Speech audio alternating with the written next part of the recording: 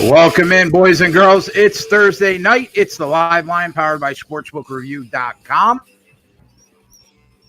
I had surgery today, and I'm playing. I'm still in the game. I'm here. Let's go. Good weekend ahead, obviously. UFC 246, the NFC Championship weekend. Full night tonight of basketball, NBA, and college basketball. The boys got you handled there. Quickly, go to the sbrvideo.com/live line link right now. Open a window. You guys have been killing it for us. I got the feedback. It's been going really well, and I need you to keep doing that so we are here after the Super Bowl. So with that said, I got the boys with me. Spread, Maxwell, Tyler, Ant. How are we today, boys? Doing excellent. Cold. I'm good. I'm ready to make some money. What about you guys? All right, let's make some money. All right, first game up, Knicks and the Suns. What do you got? I like the Suns first quarter. I took a -1 at even money. Spread, what do you like in that game? So I was surprised that so much money came in towards the Knicks. What did you think about that? I think it has to do with Oubre being out. But and I don't think he's worth that much. I mean, it's the Knicks. I mean, they always screw us. No, I think like a point, not 2 points. The Knicks always. Yeah, I mean,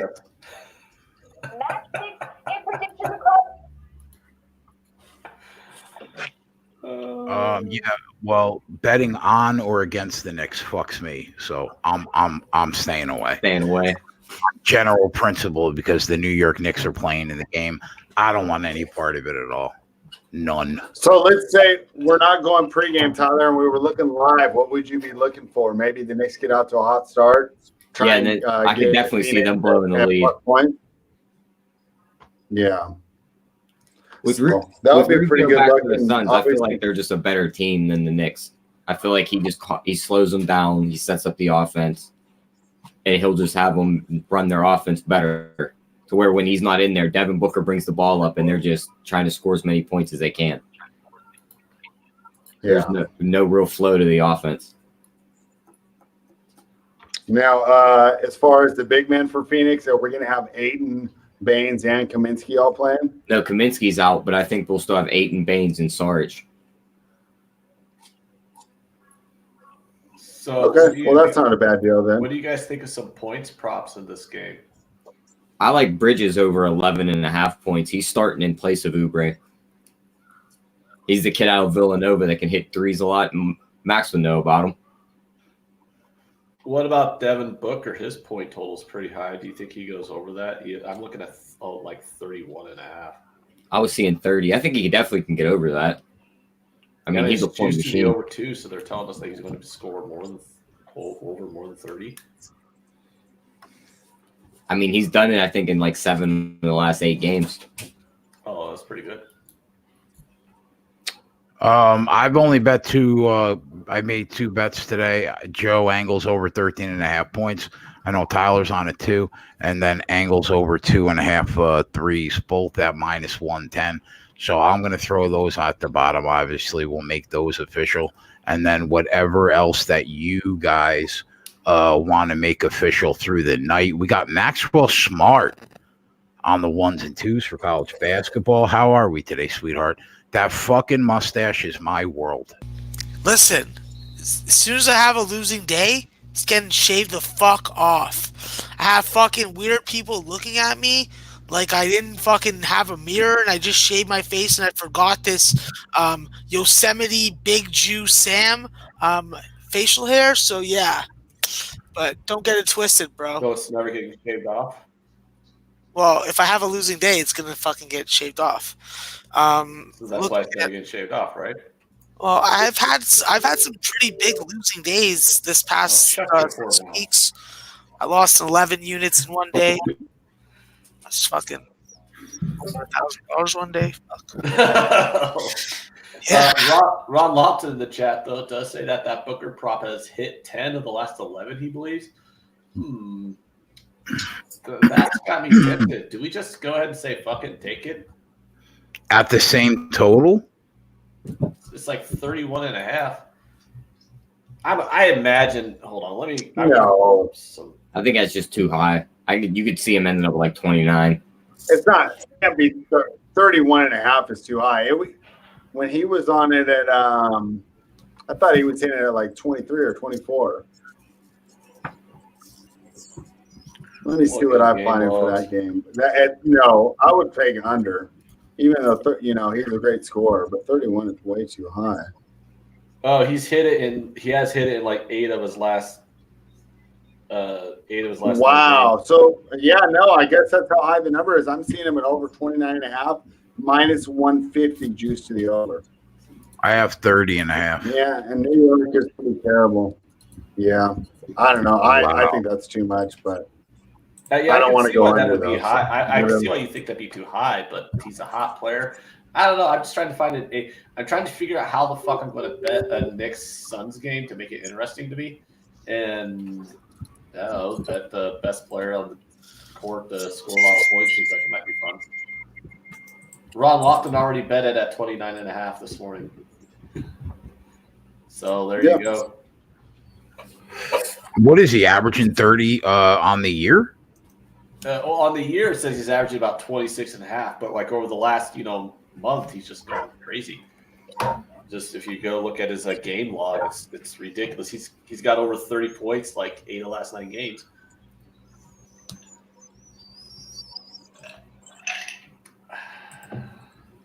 So. So, any plays you want to make official for the You can NBA? put Bridges points at the bottom for me, over 11.5. Bridges over 11.5. All right. And what number can you get on that, Booker? Yeah, so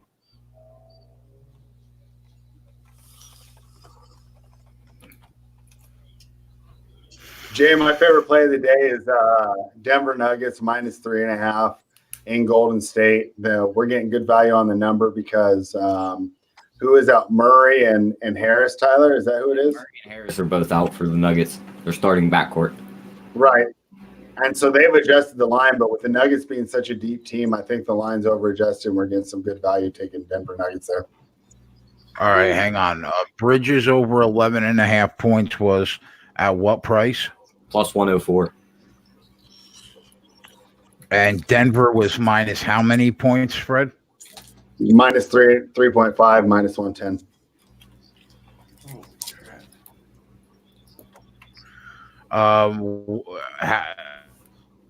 A stat that said Utah Jazz have won 16 in a row. The hottest team in the league that's true, right? Yep. Yeah, that's true. So what do you think about the short number on the road? Is 5 too much? I think it's actually a pretty good number. The Pelicans have been playing really well lately. They've improved almost as much as Utah has over the same time period. Derek Favors back, and Lonzo and Brandon Ingram are starting to play well. I think that number's about right. What do you think, Tyler? Yeah, I would say it's right around there. I also think it could be a trap game where everyone just gets on the Jazz because that number's so low, and this could be the game they lose. I think. I mean, I wouldn't be surprised if they lost straight up, but I just think it depends on who all 5 plays points for the seems about Pelicans. right. I've seen Brandon Ingram was probable, Redick was questionable, Favors was probable. It's like who's all going to play? If they all play, I mean, I think they got a good chance at winning that game.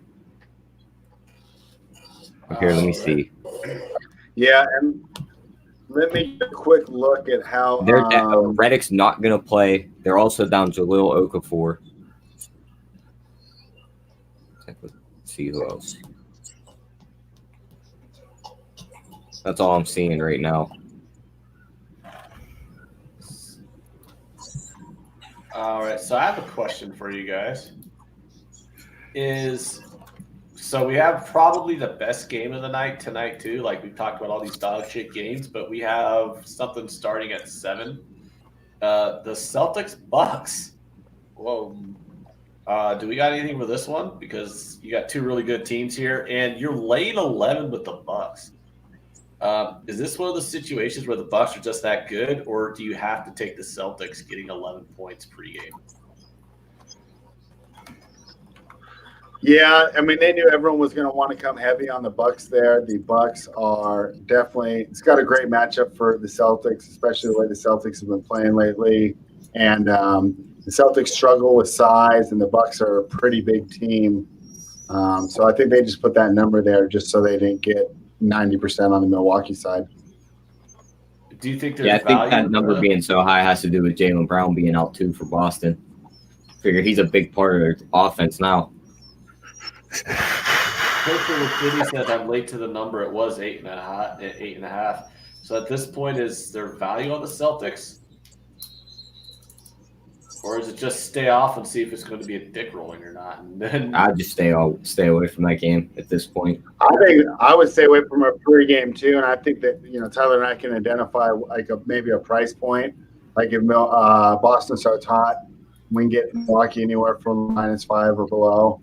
We can jump in on it. That would probably be the way I would approach it, is try to wait for a hot Boston run and not have to pay so much. Because I still like Milwaukee there, and then our risk is obviously that Milwaukee jumps up to a 10-point lead and we never get that opportunity. But the good part about that is that we wouldn't we're not losing any money there either. We'll just wait. Hope that Boston goes for just kind of hits a run early or somewhere in the second quarter. It's still kind of close to get a better number then. Yeah. Yep, exactly. All right, there's a game starting about 10 minutes, Jay. I tailed our buddy Eric on that. It's a hockey game, Vegas Knights versus Ottawa Senators. I have over 6.5 at +100. That is the only hockey bet I made today. All right. Max.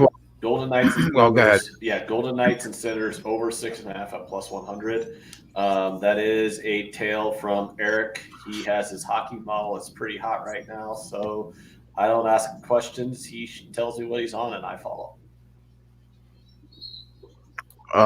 Max, what are you looking out for tonight in the world of college basketball, my friend?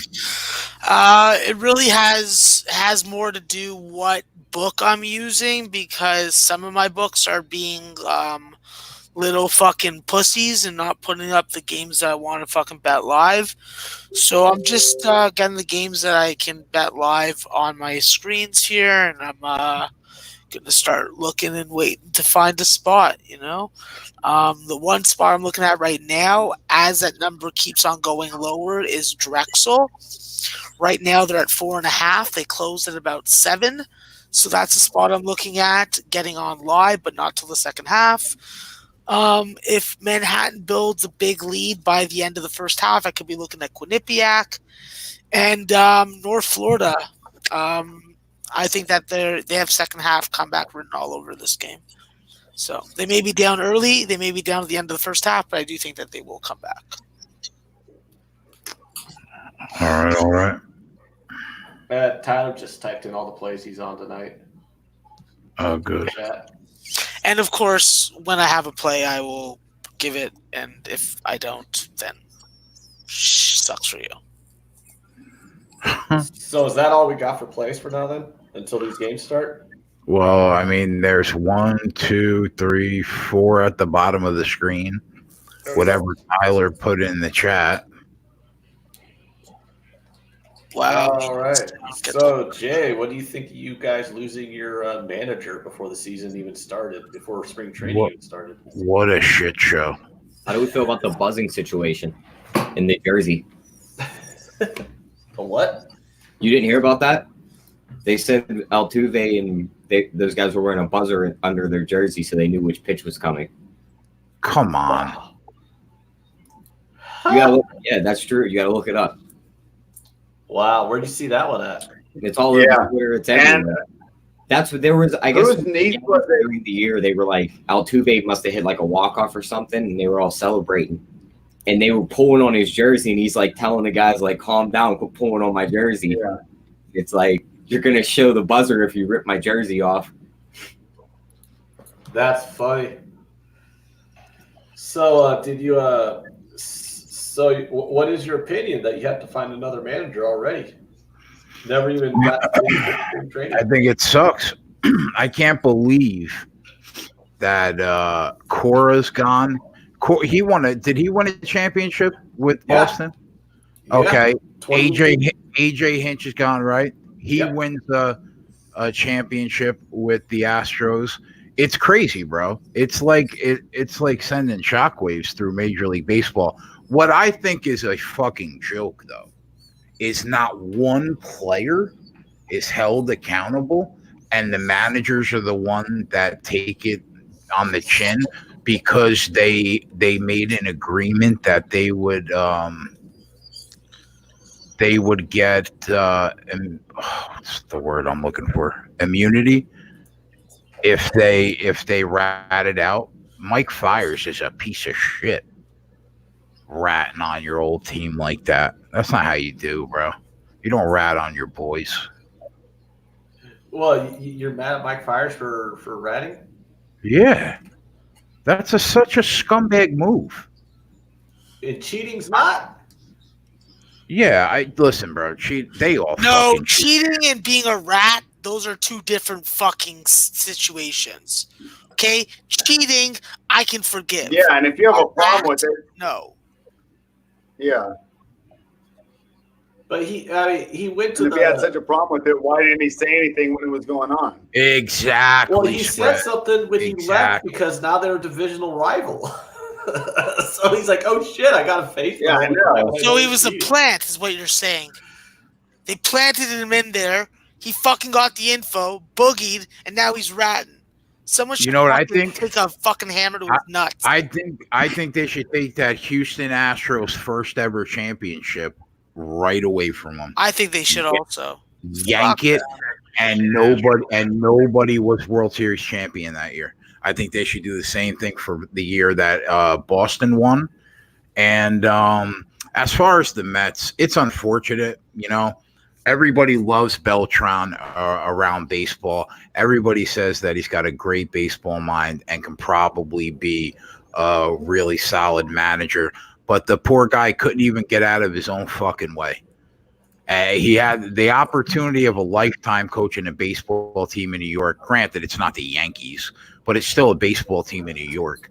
And he fucked it all up. And supposedly he was the architect of the whole thing.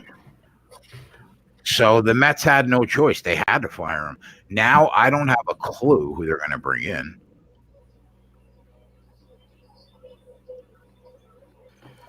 Yeah, I saw some names dangled out there, and I mean, one of them was, that's just the same names. Buck Showalter's being thrown out there right now. But I mean, who the fuck wants Buck Showalter again? I mean, the guy's been around the block a long time. I mean, yeah, I heard David Wright. I don't know. Ryan Cape says Mets didn't fire him. He left. Well, he left because they said, either walk away or we're going to have to humiliate you and fire you. I mean, same thing. Yeah, it's one of those things where, when they mutually decided to part ways, it was, we'll let you say you're resigning. Right. Yeah. Oh, man. So, and it sucks, too, because the Mets are in win now mode. They got a team that's got a lot of potential. They got a great starting rotation. They got a couple pieces in their bullpen. And they got a decent enough lineup. The Mets are a team that are potential to win 90 games, probably compete for a playoff spot. I don't know. I don't think they'll compete for the division, but they'll definitely compete for one of those wild card spots. Well, my answer to that is always going to be the same answer every year. I have to see it first. They find a way to magnificently blow shit all the time. Well, they didn't magnificently blow up for me last year when on the last day of the year on a walk-off home run and extra innings, I got that season win total over. What the fuck is going on? Which was what? like 84.5, I think. So they basically were a couple games over 500 and didn't sniff the playoffs, right? Jay, can you fit one more play at the bottom of the screen? I could try. Let me see how much I have. It's a fucking joke. Maybe. What is it? Baines over 5.5 rebounds. Baynes. Fucking snap. Right, Cape says you can't take away championships. I mean, they attempt to do it all the time in NCAA, but we all know those Final Fours and championships actually happened.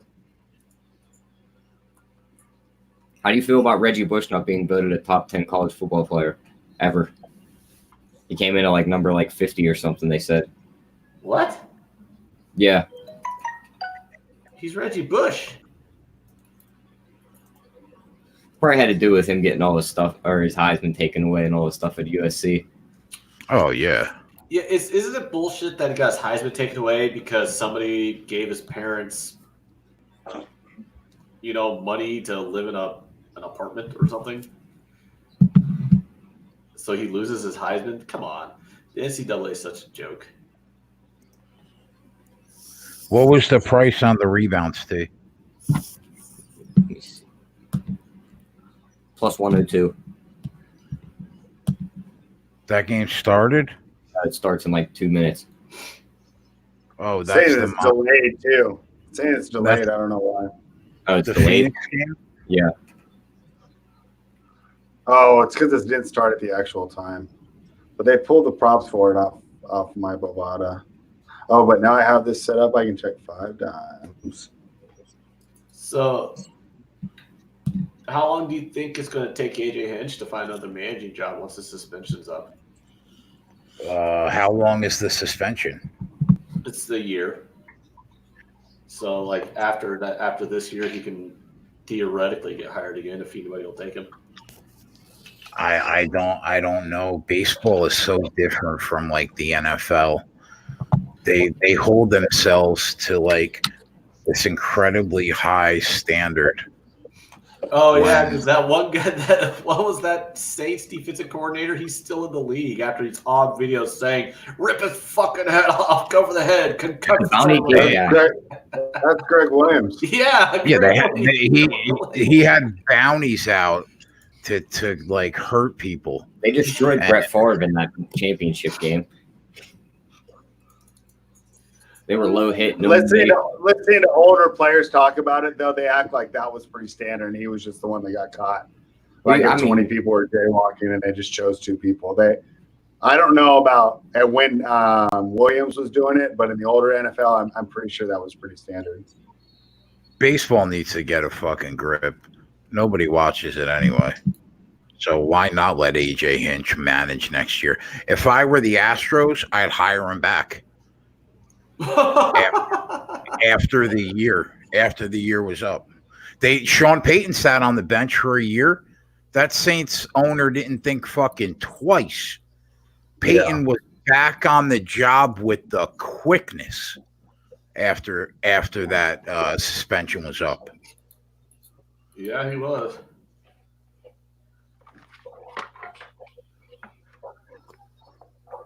So who's going to be the manager of the Astros and the Red Sox now? Oh, I'm not sure. Hold on. Let me see if they've. I don't think they've hired anybody, have they? I haven't seen that, but let me check. I mean, they fired their GM too, so the GM's got they need the Astros need a GM to hire. They need to hire a GM to hire a manager. Buck Showalter to Houston, Rycave says. Vegas scored 34 seconds in the game, guys. There we go. Nice. Let's get that. I mean, that's a nice way to get started if you have an over in a hockey match. Is to. You know what? I agree with that Showalter move because that team is ready. I mean, they lost the pitcher, right? But I'm sure that they'll be able to fill the spot. Maybe not as good as Cole, but somebody. And that team is a win. 2 championships in the next 5 years type of team. I think Showalter is the perfect manager, a veteran manager to go just walk right in there and get the ship straight, and then they'll probably off they go again. Yeah, I think that's a good hire too. I think the Showalter's a pretty good manager. He did pretty well with the Orioles a couple years ago, right? And that's a terrible franchise. So if you can succeed there, I think that speaks to your abilities. Yeah.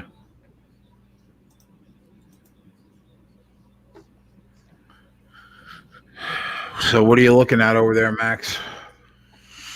Just watching my bets. Let's see. Are there a lot of games on the 8 p.m. slate? Yeah, there's a good amount of games on the 8 p.m. slate. Oh yeah, fuck! I forgot to be a prick and lock up. I forgot to be a prick and lock up my fucking Twitter. Damn. Fucking. I'm just gonna fuck with people now. Huh. By locking. I heard somebody was upset that you blocked them for no reason. Oh yeah, Mohammed Joma.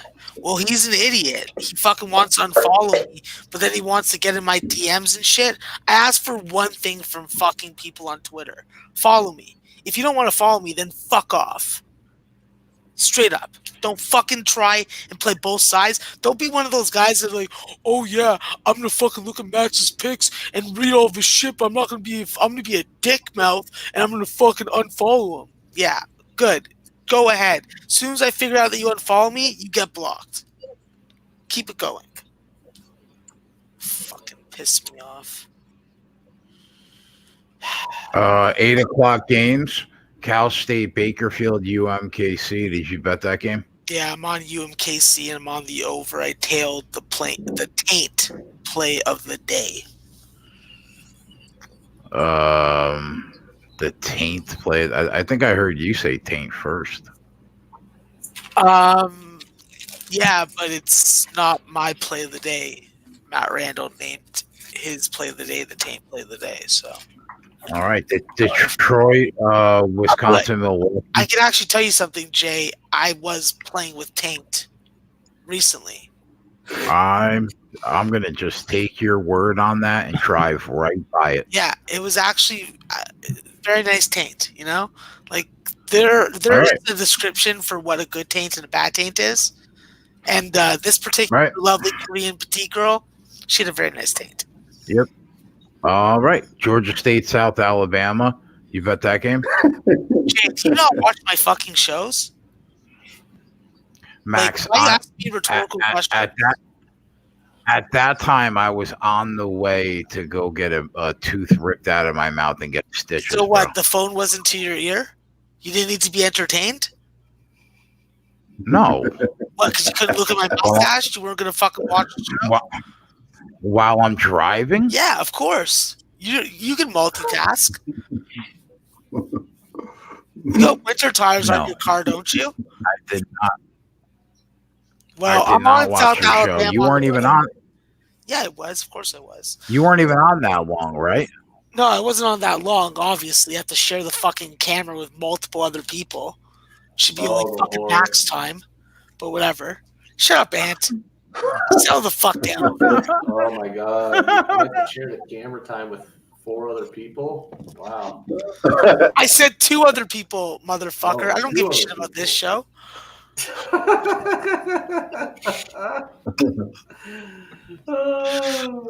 So Max is on South Alabama money line. Illinois State, Drake.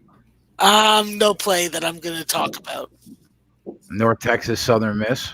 I'm on the under, but the lines move 6.5 points in my favor. East. Oakland, Wisconsin, Green Bay.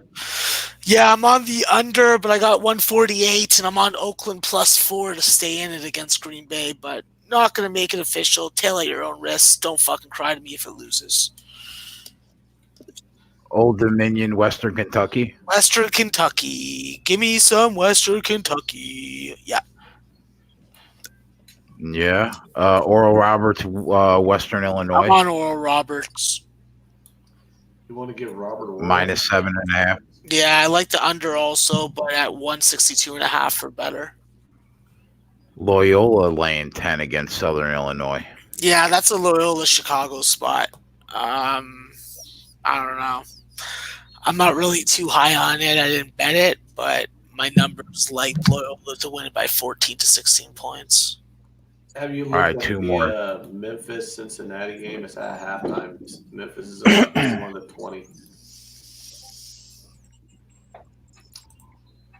I'm looking at a second half line of Memphis plus 1.5 on the second half spread.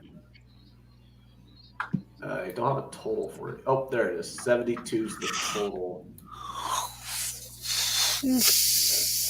The pregame line was like 141, but obviously 51 points in the first half. There's not getting close to that number. Unless there's an overtime. Did you bet that game pre-game, Max? No, I didn't touch the game at all. I had no interest in it. Okay. Two more games at 8 o'clock. Texas State, UL Monroe. Yeah, I took the home dog in ULM. I do like Texas State at the number, but I do think that ULM played significantly different and coming off multiple 20-point routes on the road. I think that they could be undervalued. They could backdoor cover that 5.5.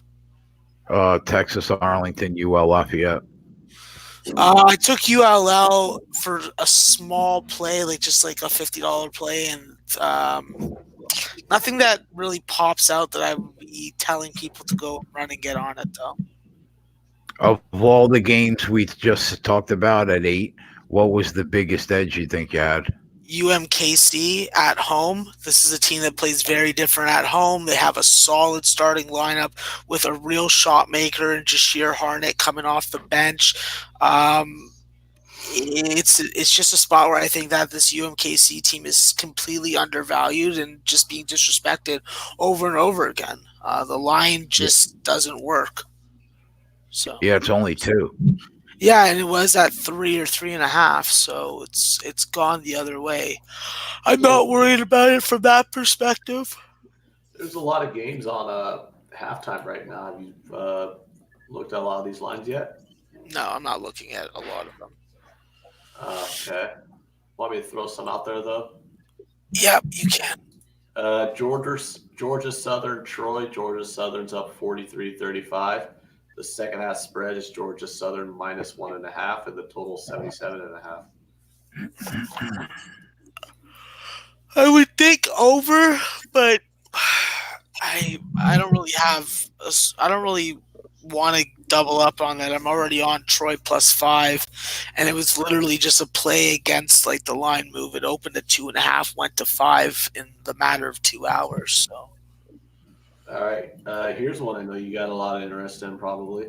Monmouth Marist. Monmouth is up 39-24 at the half. The second half spread is Monmouth minus 4, and the total 68.5. And Marist appears to be a dog shit team this year. Marist is not that bad, I think, in this matchup with the way that Monmouth plays defense, the way that Monmouth rebounds the basketball, and the way that they swing the ball on offense. I'd be looking at Monmouth to continue routing Marist. So basically, just take Monmouth minus the 4 on the second half. They close at like a 12-point as like a 12-point dog, I think. So you're getting a lot. You're laying a lot more than the pregame line, then. Yeah, when you're already double digits, if you're itching for a play, then yeah, I think that's a solid fucking spot. I think Monmouth ends up winning this game by close to 20. Before we go back to the NBA and let Tyler and Spread do their thing, what do you think about the Oregon State-Washington game, Max? I'm not interested in it. It's a bad situational spot for Oregon State to be playing Washington. You got question marks with Washington, how they're going to get guard play, how they're going to make plays at the end of the game. It's a complete stay away from me. I couldn't even be bothered to look at the game. All right. What about, let's see, Hofstra and Wilmington. Oh, what's the score there? 32 to 28 at the half. The second half spread is Hofstra -7.5. They're down 4. So it's basically they're saying Hofstra beats NC Wilmington by 4. That's a spot. That's a spot that I would be taking Hofstra or passing.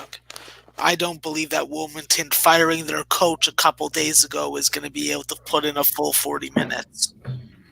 Oh wow! So you think Hofstra comes back, wins the game, and covers the -3.5? Essentially, is what the live line would be. Yeah, because they close as an 8-point favorite. Oh, all right. Well, I'm going to go ahead and just pop that one in there then. Oh, Better fuck. team at a discount. I'm getting a better team at a discounted line. I just lost my first half total on Wright State. That's just perfect. Fucking hell. The first year I can't bet on fucking Seton Hall. Of course, they're one of the best teams in the country. Shitting all over everybody. They got one of the best players in the. They got probably the best player in college basketball. That's how the Big East rolls, Jay. It's just next team up, you know. Every year, one of them teams comes in and just shits all over everybody. Best conference in the country. Big East. Most competitive conference. And I saw the chat, Farshad said Yankees win it all this year, and I cannot disagree. I think the Yankees will be I honestly think, as of right now, I think the Yankees should be the favorite to win the World Series. All right, spread. Tyler, if you guys want to start breaking down these games individually just to give the people watching a look, go ahead, man, do your thing. All right, you want to go through these, Tyler? Which one did you want to start with? Where you want I to don't start? really see any live spots. I got the Knicks game on right now. So let's just go down the rest of the card. We had briefly touched on the New Orleans game, but let's go into that a little deeper. I thought that line was a little heavy, but I just don't want to go against Utah right now.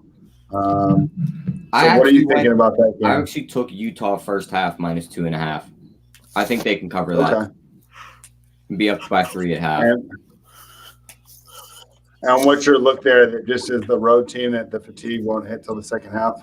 That, and let me pull it up real quick. They're a very good away team in the first half compared to the Pelicans at home in the first half. And actually, different than how they've been traditionally for their, lifetime as a franchise. They're a better road team this year than usual. So it's funny how sometimes we can get these ideas in our head and the trends kind of switch. I almost kind of liken them to Seattle Seahawks for an NFL comparison that we traditionally think of them as way better at home, but this year they've been doing so well on the road too. Yeah, at home this year, the Pelicans are 6-13 against the first half spread. And in the last 10, the Jazz are 7-3. What's the Pelicans' last 10 though? Because since Derek Favors came back, they're basically a different team with getting some rim protection there, and then they're not just basically getting even alive with their weaker perimeter 5-5. 5-5 the last 10. Okay. Yeah. So then I think you might have a nice little edge there.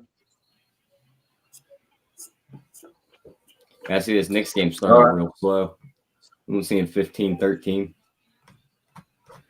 So, you don't like the Utah Jazz full game? I mean, I think they could definitely win the game, but I like the first half better than the full game.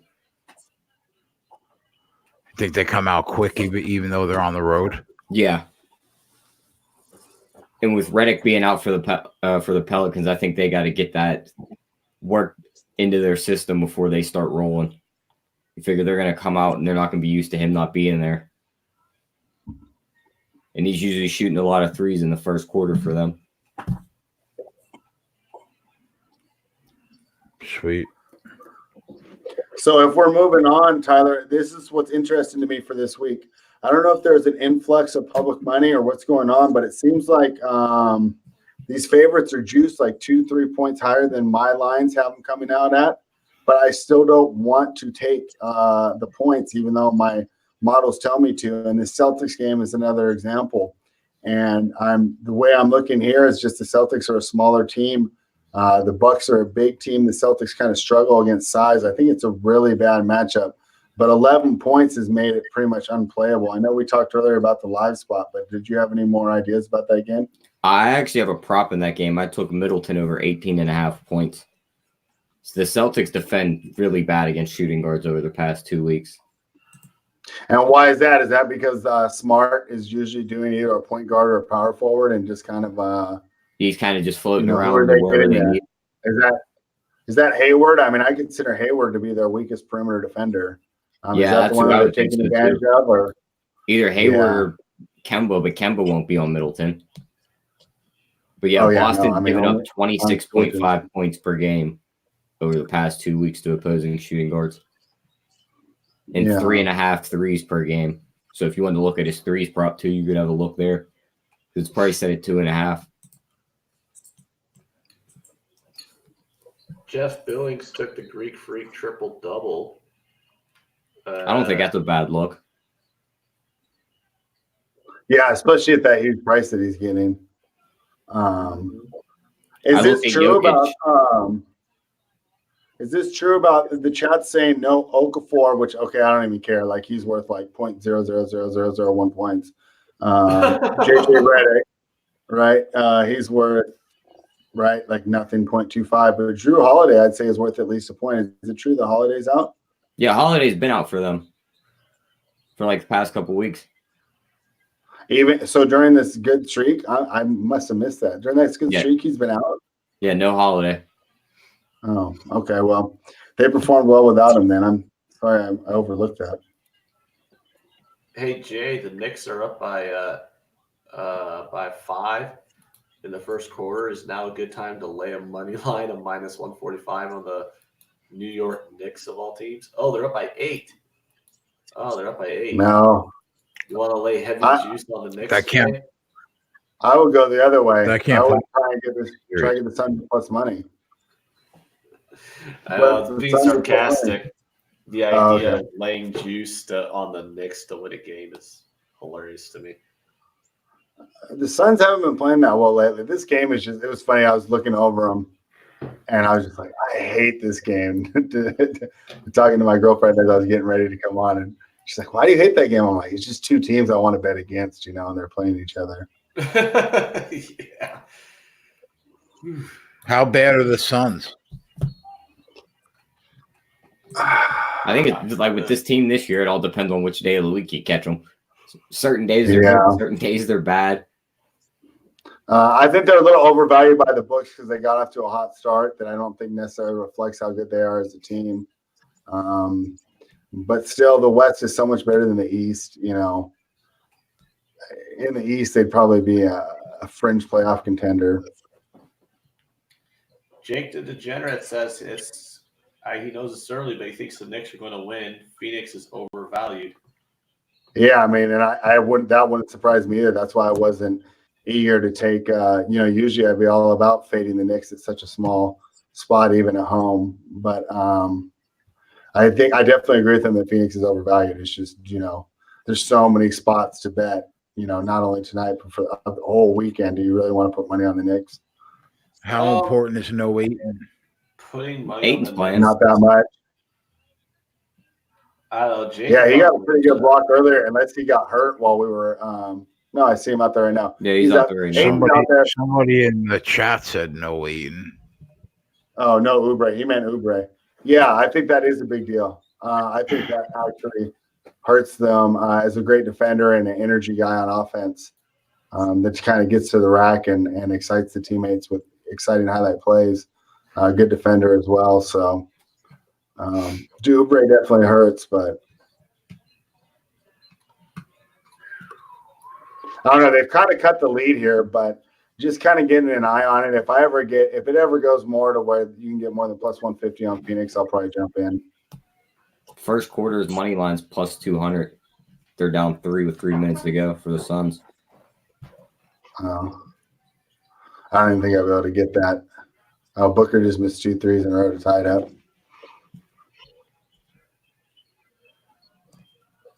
So, hey, Jay, I'm looking at some interesting props for the NFL playoffs. Can I interest you in a ticket of the Titans beating the Packers at 25-1? No. You don't think that could happen? The Titans are on a roll. I would be really surprised if both the Chiefs and the 49ers lost. Yeah, so would I. What do you think? Who do you want to be in the Super? Is there like a team you actually want in there, or are you just completely? I think everybody wants to see San Fran against the Chiefs, right? I do. Yeah, I wouldn't mind that. What about Packers versus the Chiefs, though? Aaron Rodgers. I'd rather see that. Aaron Rodgers is a legend. Him going at it probably his one last opportunity. I mean, he's not getting any younger. Versus Patrick Mahomes, that up and coming fucking superstar. You don't think that Rodgers has like at least 5 years left? How old is he? Oh, he's on the wrong side of 35, isn't he? I think he's right around 35. He was only like 20. He was like 26, 27 when he first started in the league, when he first started getting his starts. Because Brett Favre kept him down a while, didn't he? Jay, I'm going to take a shot with the Suns plus 205 in the first quarter. They're down 3. They just all right, time out. All right. I can't fit it on the bottom. You want to throw it in the chat? Yeah, he's 36. Yes, plus 205 in the first. Where are you getting that, T? DraftKings. This late in the quarter, they should.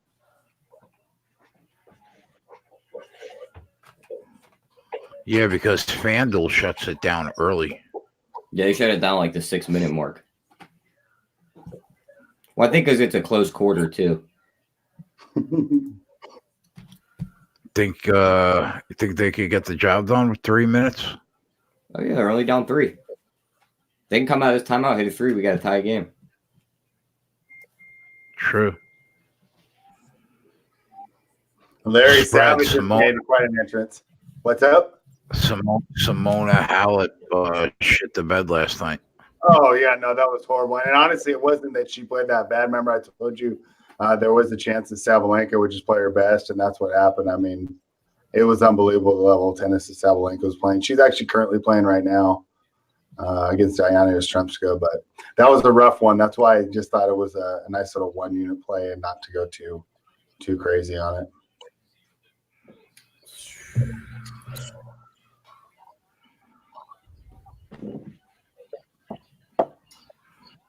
Texas Twin says Titans Packers Super Bowl. Mark my words.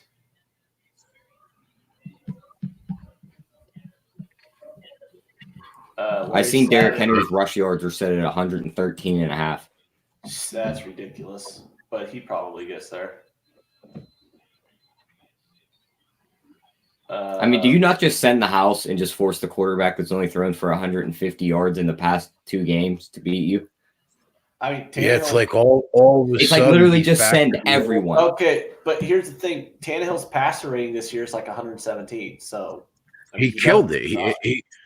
The 9 or 10 weeks that he had in the regular season were unbelievable, but he threw for like 72 yards in the wild card round, 82 in the here's what I'd say. Did he throw for those yards because he was being all bad and shitty, or was it because Henry just took the game over so goddamn much? They're like, why are we going to throw it? Just keep giving it to Henry, because every fucking play they're handing it off to Henry and he's running for 80 yards. Like, why would you when you got Henry just beast moding in the playoffs? Why throw it? No, I agree with defense, right? What was that? Don't you think the Chiefs' defense was? What have you guys go? Go ahead, Jay. I was just going to say, don't you think the Chiefs' defense was impressive against the Texans? The run defense? Yeah. Yeah, I thought the Chiefs' defense was kind of impressive. I mean, the Chiefs' defense has been better than what people make it out to be. I just don't think the yardage that Tannehill threw for in those previous 2 games really amounts to like a knock on him. When I think the reason why he threw for that few yardage was because it's like, why were they going to go away from Henry when Henry was just not being stopped? Like Henry went fucking wild against both those games. So. Yeah, so I would be things I was going to say about that. Chicken. Yeah. Swiss I'd say the Chiefs defense did look better, but I think the Tennessee definitely has a better offensive line, especially on the left side than Houston. So that'll be a tougher matchup for him. And I do agree with Ant on Tannehill, because if you go back and you rewatch those games, it's not like he's leaving throws on the field, or missing open receivers. It was just if you could just line up and hand off the ball and get 10 yards, why would you not do that? Yeah, and Scott says NFL would never allow it. Who would watch the Titans in the Super Bowl? I mean, apparently the NFL allowed everyone watch people no matter what. Yeah, apparently the NFL allowed the Titans to beat the Patriots. Apparently the NFL allowed the Titans to beat the team that's been the best team in football all year with one of the most dynamic quarterbacks in the Ravens. I mean, come on. I mean, the Super Bowl is the most watched event on television every single year. I mean, it could be the Jacksonville Jaguars versus the Arizona Cardinals, and it's going to get 150 million people watching that. It's the fucking Super Bowl. Yep. I mean, they let Buffalo make it 4 straight years. Come on. Like 13 people live in Green Bay. They let the Packers in.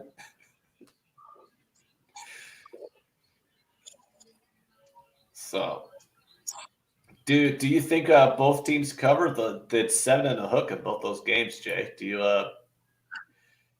I don't. I wouldn't bet 7.5 in the probably in either game. Really, I think it would have to be a touchdown.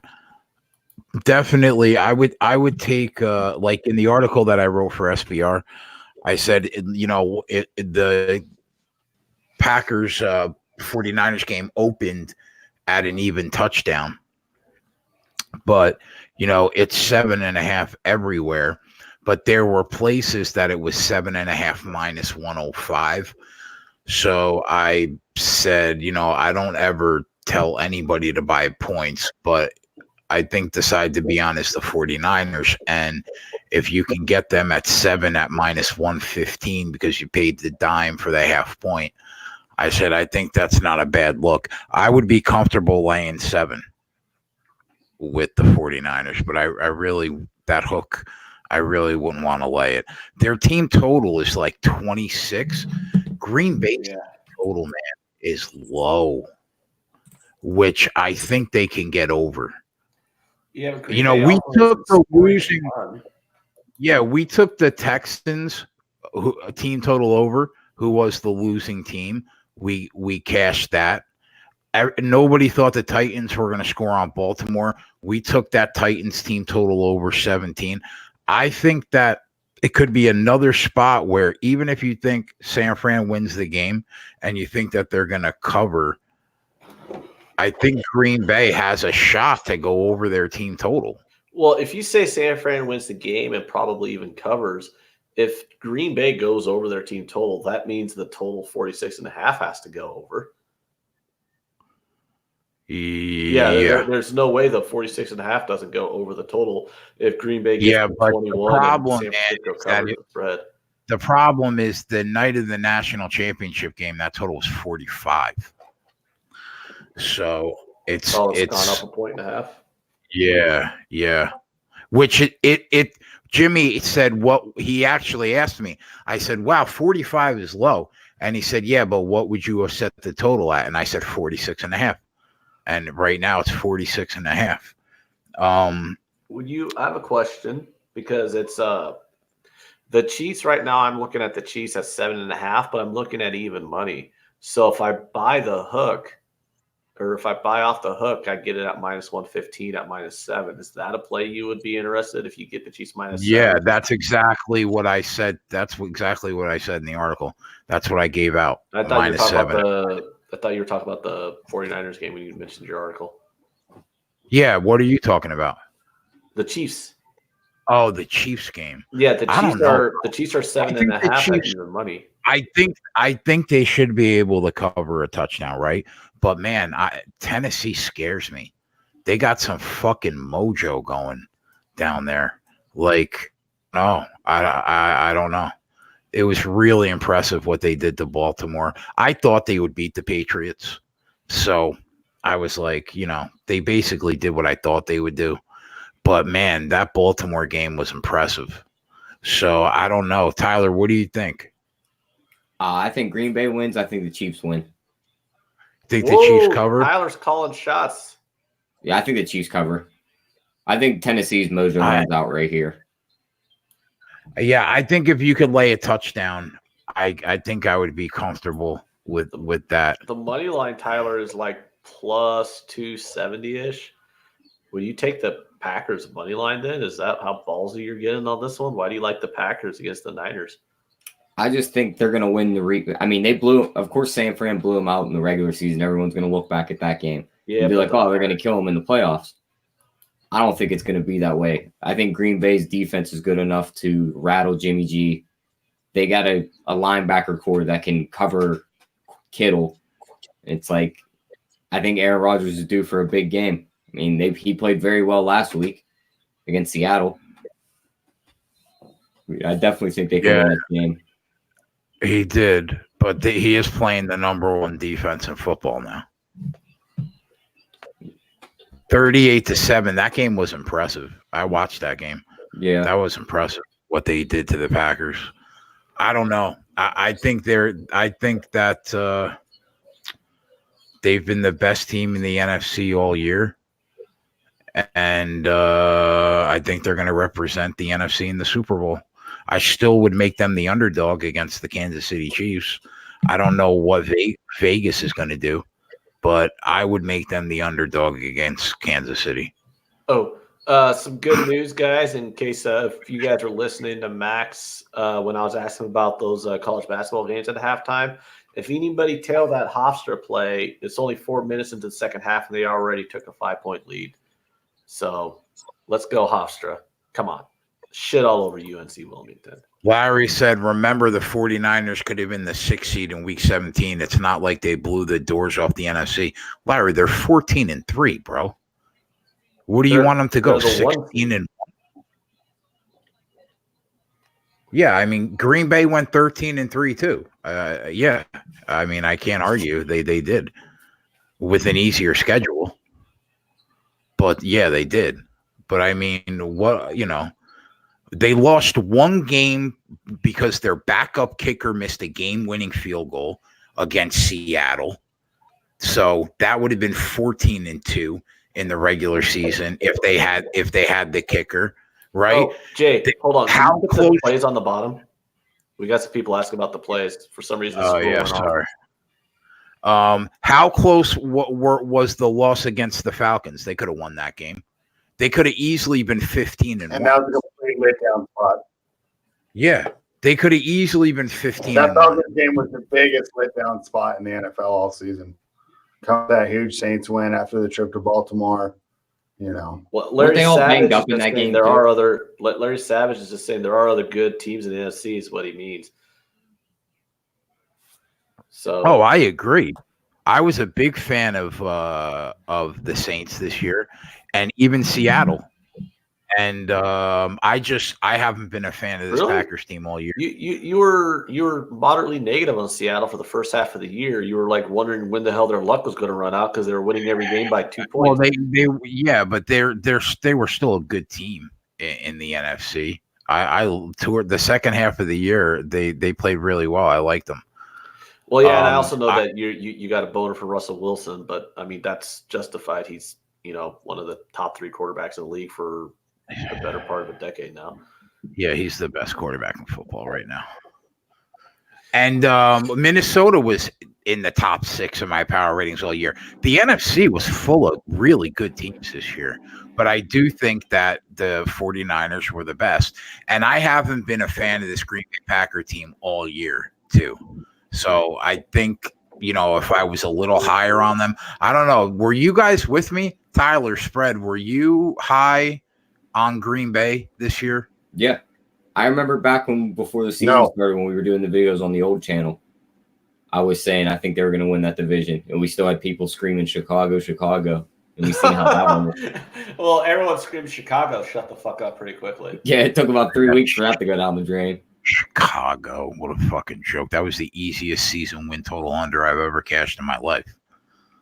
The thing that worries me about this game, Jay, is Green Bay's defense is good enough to get in the backfield and rattle Jimmy G, and Aaron Rodgers is good enough to beat any defense. Are they? Zadarius Smith and the best team in the trenches in the league is the 49ers, D. You have to agree with that. Well, I'm not saying that they aren't, but I'm saying Green Bay's defense is good enough to rattle Jimmy G. I'm not saying San Fran's defense isn't good. No, I'm just talking about the lines, like the accumulative play of the offensive and defensive line. They're the best in football, I think, in the box, in the trenches. What do you think, Spread? Yeah, and any pressure that Green Bay is able to get, I think the offensive coordinator Shanahan has a great weapon in juice check to be able to slide around to pick up blitzes.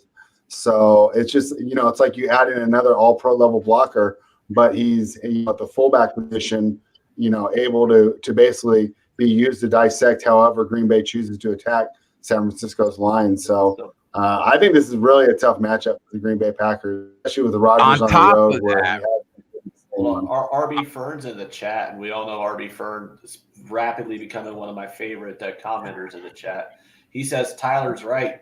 49ers are overvalued here. Garoppolo had 18 turnovers this year to Rodgers 8. Green Bay has a better running back. Garoppolo has 27 career starts. If 49ers can't run, it's going to be a problem. But they look running like comes down to the offensive line. Yeah. Running back doesn't matter how much you're going to run. Your offensive line matters, right? Most of these guys in the NFL are so good. You give them a hole, they're going to hit it. And I think that the San Francisco offensive line has a better chance to open up holes for the San Francisco running backs than vice versa with Green Bay. Yeah, they ran for 170 yards last week against Minnesota, who has a legitimate top 10 defense. They ran for 170. Yeah. And when the 49ers played the Packers this year, they were embarrassed. They were blown off the field. So I don't know. I think the spread is warranted. It's exactly what my power rating had it at 7. So it's moved now. It got bet up. Yeah, I mean, I saw how they blew them off the field in the last game, but I also tend not to think that's necessarily going to be relevant in the following game, because I mean, how many times have we seen a team get completely blown out in one game and then in the rematch win or make it a very close, one score game? I mean, it happens all the time in the NFL. So.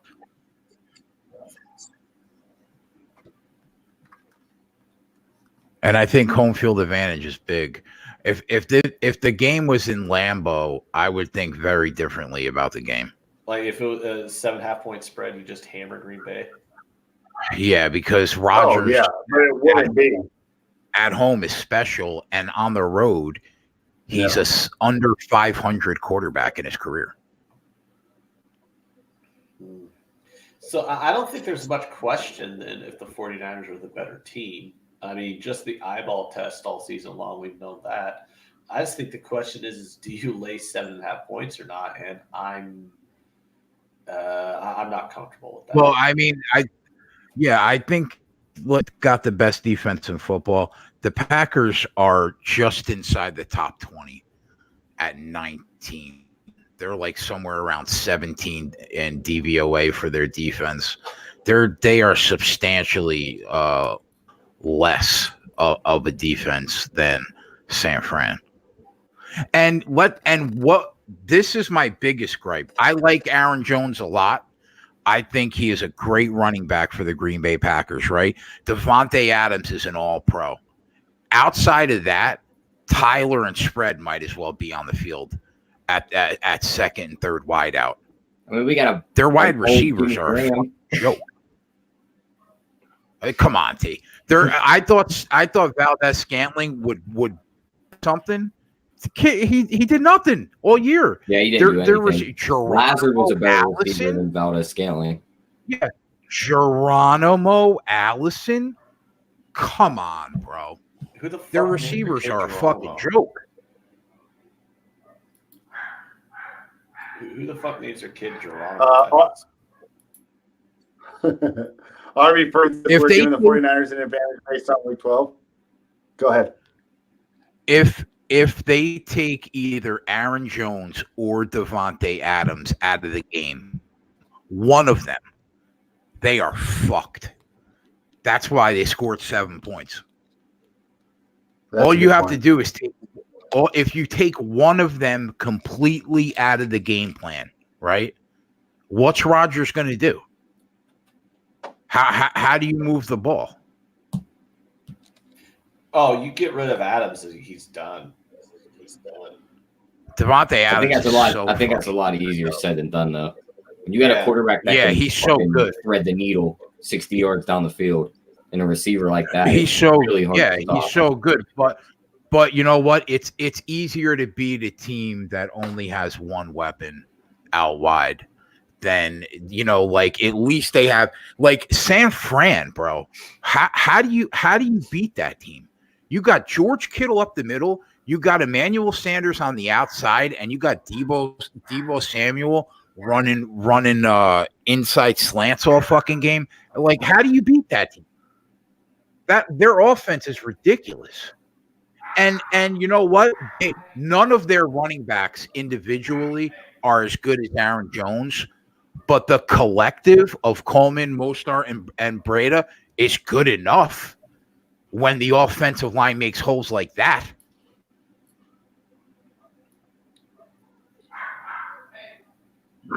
I don't know. I just don't think they're as good a team. But we'll see. And do you The have a breakdown Titans got on what you think is going to happen in the Chiefs-Titans game? Yeah, I mean, I think I agree with Tyler. I think the magic runs out, but they got me. Those Titans, man, they got me thinking. Man, Would I be surprised if Derrick Henry just ran right through them and they walked to the Super Bowl? No. Would I bet on it? No. What would you say the percentages that he goes out there and has another 140-yard day, and they just control the time of possession all game? Could they possibly do that 3 games in a row? I'd say like 35%. At this point, Well, they have to be like, all right, we're sending the house. We're letting them know, like, you're not running the ball. You have to throw it.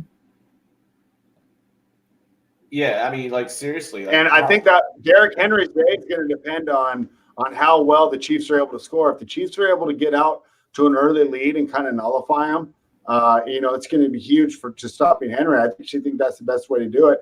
And I think this is tough because I don't think these games that we saw last weekend are necessarily predictive of what we're going to see this weekend. On the Tennessee side, stopping Baltimore, although we have to give them credit and that's a fantastic game plan and no one's able to do it. Most football players were grown up. They're taught to stop the run first. Getting football players to stop a running game, I think, is going to be a lot easier than trying to scheme to stop this high-powered, super quick defense that you can't. I mean, you can't gang tackle Tyreek Hill. You can't put that many people on him. So it's a completely different offensive attack. But on the other side, for the Chiefs to the Texans, Tennessee has way better corners than what the Texans are out there. So if we're just going to assume that these guys are going to run one wild like they did last week, well, Adoree Jackson and Logan Ryan are much better than anybody that the Texans have fielded, in the last couple of years. So it's definitely an interesting game, and I don't know how much we can take out of last week's results to try and predict this game. Well, even though the Chiefs lost in the last game against them, the Chiefs still scored over 30 points. So I don't see the Titans, stopping the Chiefs from scoring. I don't see anybody being able to contain the Chiefs for too long from scoring. I mean, they just have way too many weapons on that offense, and Patrick Mahomes is just way too phenomenal of a playmaker. Eventually, he's going to run around and, oh, look at that. Somehow Tyreek Hill got open, and there's a 50-yard bomb. I mean, it's just crazy. There's no secondary in the league that's deep enough to cover them weapons on that offense. Yeah, I mean, Between would I be 4 or shocked? 5 if the Titans receivers, won? Kelsey, No, the they already 3 did. running backs. I mean, where do you want the ball to go to? Yeah, there's a comment in the chat that said, the Titans' game plan would be control the clock, time of possession. And I think time of possession's a stat that really gets played up a lot, but it doesn't really matter. I mean, there was games where the Colts lost the time of possession battle by like 20 minutes and they won blowouts, I mean, Yeah. the Chiefs, oh, wow, look at that. The Titans controlled the clock. They had a 5 minute, 70 play drive that ended in the field goal. Meanwhile, the Chiefs turned around 3 plays, 13 seconds, and they got a touchdown. I mean, look what happened in the last game. We literally blinked, and they scored 28 fucking points. I mean, the Texans had a great time of possession against the Chiefs in that game. The Chiefs scored 28 points in like 5 minutes of game time. When you're getting big plays like that, I don't think time of possession is really that important. Yeah, I mean, they can hold the ball all they want if they're going to score that fast. Yeah, I mean, maybe if it's like a blowout and you're just running, you're grinding it down, it might mean something at the end of the game if you're already up by 14 and you're just trying to run out the clock and the defense is tired because they've been on the field the whole time. But in the case of like a team like the Chiefs, they're designed to have a quick strike offense. I mean, I don't think they win the time possession battle very often at all. Yeah, Larry was saying you beat the 49ers like the Falcons did. Man, every team in the NFL every year just lays an egg, just shits the bed one game. Even those Patriot teams still went 14-2, right?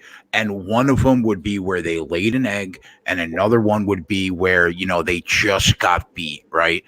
The Falcons, like Spread said, that was the biggest letdown spot of the year, probably.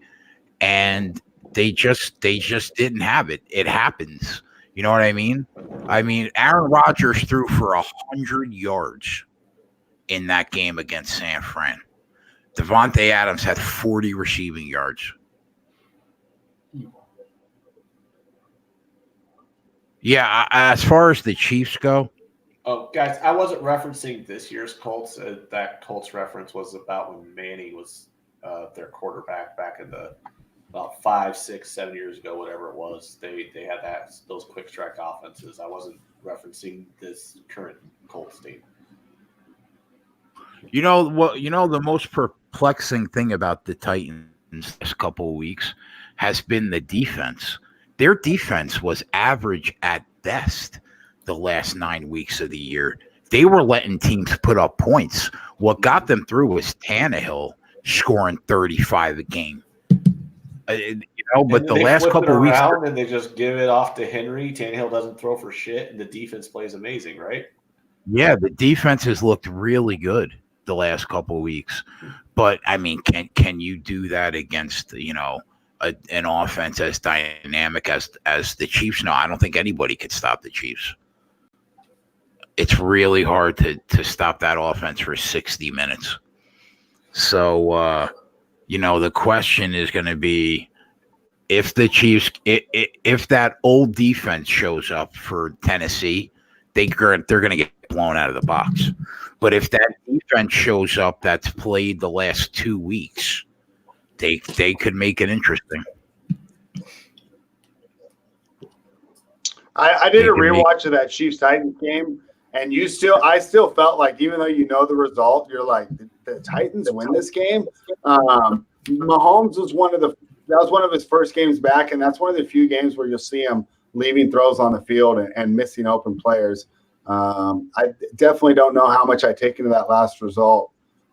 So I know we talked about the last result in the Packers-Niners game. And this is another case where we might not want to read too much into the earlier result of the season.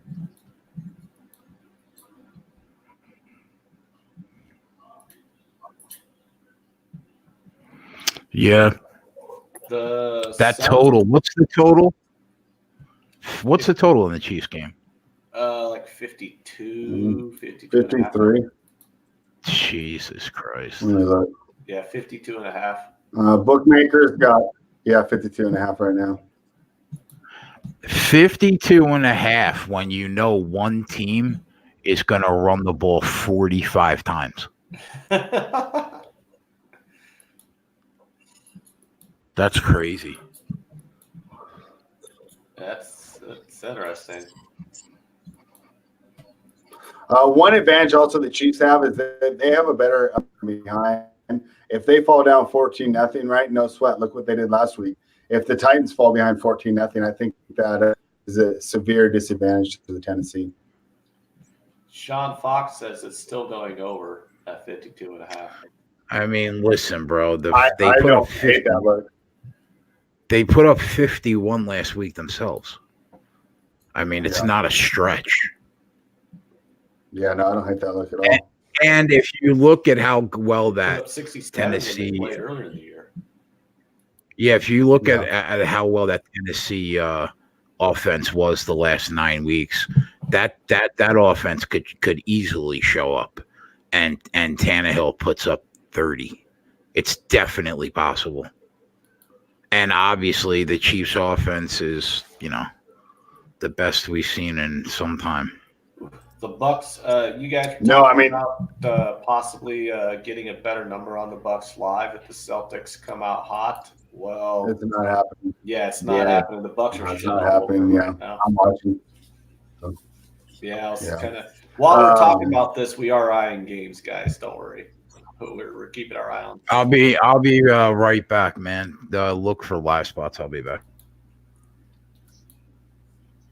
Yeah, it's like 22-13 in this game. The spread's already moved to 13.5. That's not really inviting for that play, is it? No, and it's kind of just like we talked about. The Celtics look smaller at every position, and the Bucks are just getting inside and shooting over people. And for being the bigger team, they're not necessarily slower. This is just really a tough matchup for a Boston team who, boy, as good as Danny Ainge, as much credit he gets, I don't know how he overlooked the center position this year, and it's quite obvious tonight. Look who's back. What's up, Mr. Smart? You're muted, Max. You're muted.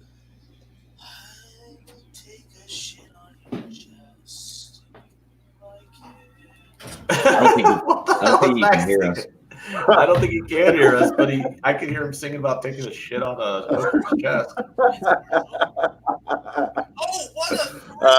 RB Fern always got great comments. Can we all admit one thing? The narrative on this 49ers Packers matchup is sounded eerily similar to that of the Saints, Vikings, and Titans, Ravens. Packers have no chance. Just be careful. Yeah, we're always careful with all the bets. We always advocate responsible unit-based gambling here on this show, right? So that even if we misdiagnose or misread this game, you just chalk it up and then you start to handicap the next one. Yeah, and the thing with the game too is like, I don't want to lay it with the Niners.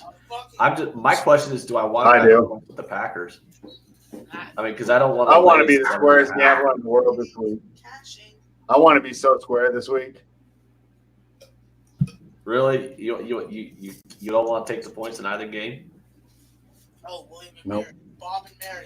I don't know if I'm going to lay him yet. Like, I haven't placed any bets yet because I don't think that the number gets away from me. And if it does, it's not like a huge edge that I'll really regret myself that I missed. And we had talked about it in the chat. The safe play might just be just because I do like the home teams. Go ahead and tease down and just lay like the 1.5 or whatever. And then get the -120 rather than, what did we say? It was a -175 if you did the money line parlay. So might risk, the 1 point victories there. Interesting. I get -110 on 6-point teasers. I wouldn't mind the teaser. The problem is the total's too high in the Chiefs game for me to tease it. No, don't worry about this. Oh, because you do those weird rolls. Yeah. Weird rules? No, it's not a weird rule. It's a very strict rules that I never break. I never. Yeah, I know. I think if you know the rules, you can know when to break them. So the past 5 years, right? Which is never spread. I never break them. Okay. Well, I always break rules all the time, right? But last 5 years, right? Home teams have won 8 out of the last 10 divisional games straight up, or championship games straight up. But last year, both road teams won. Get that fucking shot. What? Max, can you hear us? I want to play basketball. Don't fucking act like you don't. He just watches basketball Max, like all day. I wonder if he even realized he got put back in the StreamYard. I don't think he does. Nice burrito. We'll know if he starts picking his nose. We'll know if something comes out. If he just starts picking his nose on camera or I don't know, then we'll know that he's doesn't know he's on camera. It's just not even good to look at. Farshad says the Titans have a better defense than the Texans. I don't think they would be blown out. That's a good point, and that's why I haven't laid it yet. It's what's great about the NFL is we have so much time to really think about our plays. I did take some time to rewatch that game, and definitely it was weird. It's like rewatching, even though it's going to win. You're like, really? The Titans end up winning this. The Chiefs had a lot of opportunities in that game that they didn't take advantage of that they usually do. That's my new insult. I hope you get herpes. Rich G says Ant had his headphones now and sounds worse or sick. All right, I like points. I don't know. My throat's pretty sore. Points, you fucking wankers. It's mid-January. Melee Pele just joined us. Especially when I have the over Drexlay's with us. 21. What up, Jesse? Fucking Deerslayer's been in the chat. He's watched this Islanders game. Where's the foul there? Where's the foul? There's Yeah. the foul. I'm kind of annoyed Fucking got it. by this Golden Knights game. They scored a goal 38 seconds into the game, and now you got 16 minutes left in the second period. It's still 1-0. But, I mean, I've bet enough hockey where I've had this happen to me on numerous occasions where, you get like a quick goal and then bang, nothing happens. So, I mean, it is par for the course for hockey. But we are at a halftime game spread, so I wanted to know. We have the Suns 58, Knicks 52. The second half spreads, the Suns +1, Knicks -1. The totals 116.5, and the team totals are 57.5 for the Suns and 58.5 for the Knicks. Back to Akron. Do we trust the Knicks enough to keep this a tight game, or do we think the Suns pull away here? All the fouls, I don't really want to bet this game at all. No, I mean, You're basically saying fuck off with that shit. right? This show's all about finding edges. I think this is really a tough game to handicap. Is Tyler still with us? Did he laugh too, or you might have a better opinion here? I just think these are two really bad teams that are. I want to bet against them both if I can. Points. All these people. Oh shit!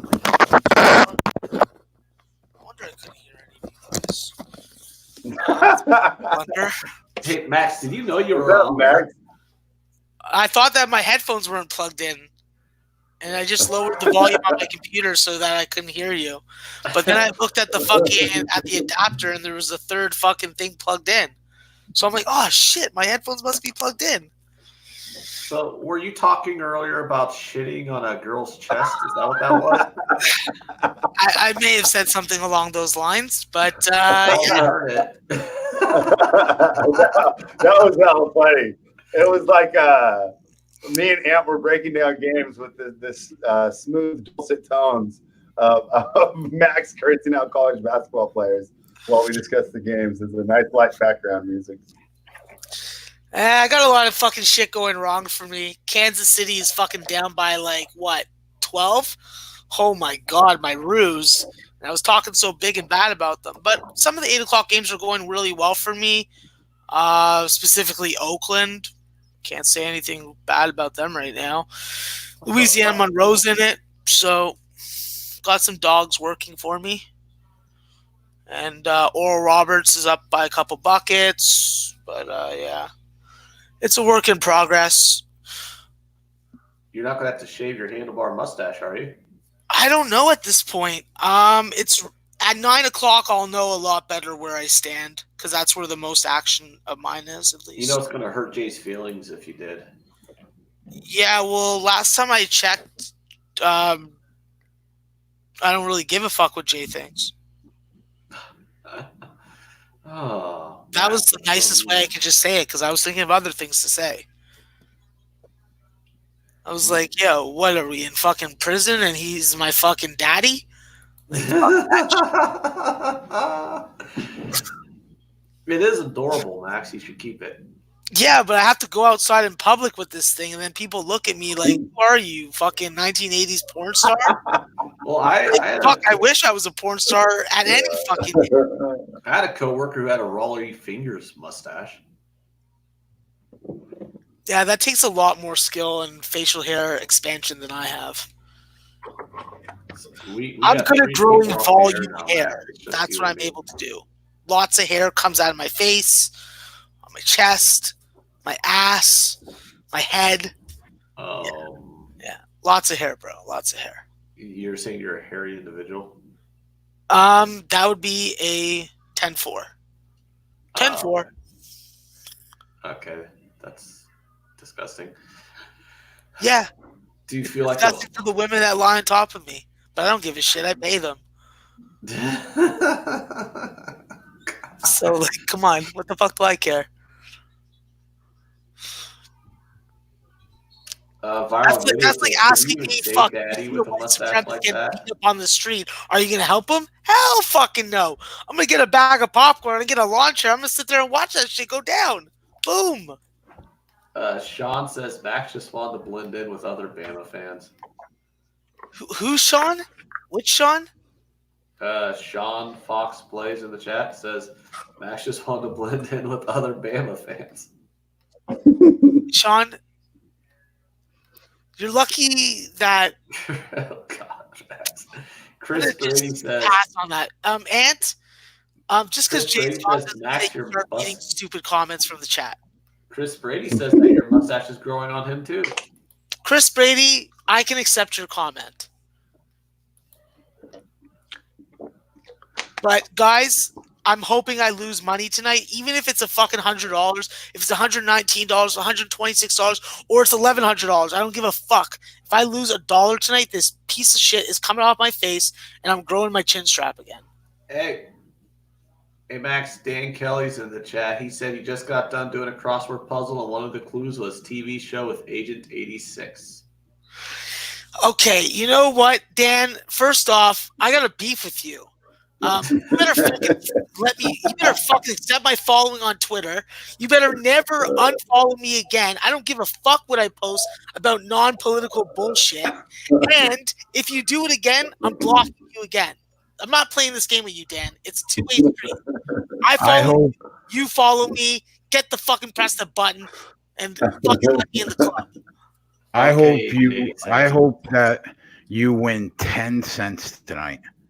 So you have to keep that fucking thing on your face for another day. Bro, day. I fucking hate it. Every time I look at myself in the mirror, which is very often throughout the day, I literally just want to rip it off my face. Dude, why'd you grow it? Because I did it as a fucking favor to Jay. He did, and he looks tremendous. He looks like he's got a pair of bell bottoms on, and he's walking the Saturday Night Fever down the street with a paint can in the 70s. And so what? I'm like the Warriors? I'm in one of the gangs on the Warriors? No, and at nighttime he has sex with women for money. He looks like a male prostitute in the 70s. But I don't like the BBWs, and they're the ones that like to pay for it. I think it looks phenomenal. I don't want to get lost in the vagina. I guarantee you, everybody Dan Kelly says it's fantastic. It's about 50-50, it seems. Dan Kelly says, I never unfollowed you, all caps. Okay, Dan Kelly, you know what? That is a bloody lie because I fucking know who unfollows me and who doesn't, all right? Okay, I got a system now. I know who's doing it. Ask Mohammed Joma how it feels. I'm not fucking blocked because of it. Yeah, could we go back to I look at myself in the mirror many times a day? What, you vain motherfucker. Well, there's like fucking 12 mirrors in my fucking condo, so I look at myself a lot.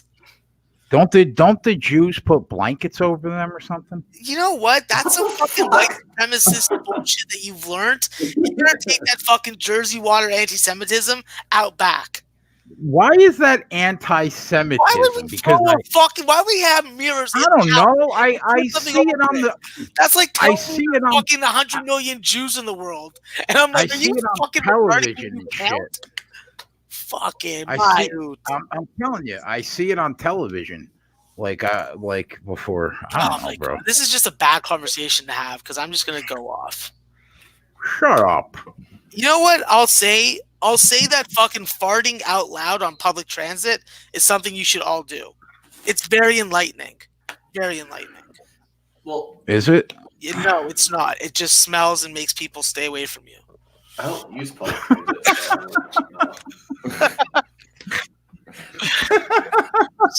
Just go fart in public, fucking on public transit, guys. Listen, oh fuck, it's a dirty place, and you try and fucking not have a big carbon footprint, and that's the sacrifices you got to make in life. You see, there you go. Failed at life said the blankets on the mirrors are after a death in the family. Thank you. Well, So I guess I must it's a have been bad watching. fucking Jew, and there hasn't been a death in my family in a long time, so I don't know what the fuck that is. Come on, I'm a man child. I don't fucking roll like that. All right, Max, you got any winners? Let's make some money. I don't really feel like it. I got a lot of pregame situation. Something comes along, then it comes along. This If it top doesn't, game it doesn't. is going to come down to the wire, probably. I told people to What get on game? Elon.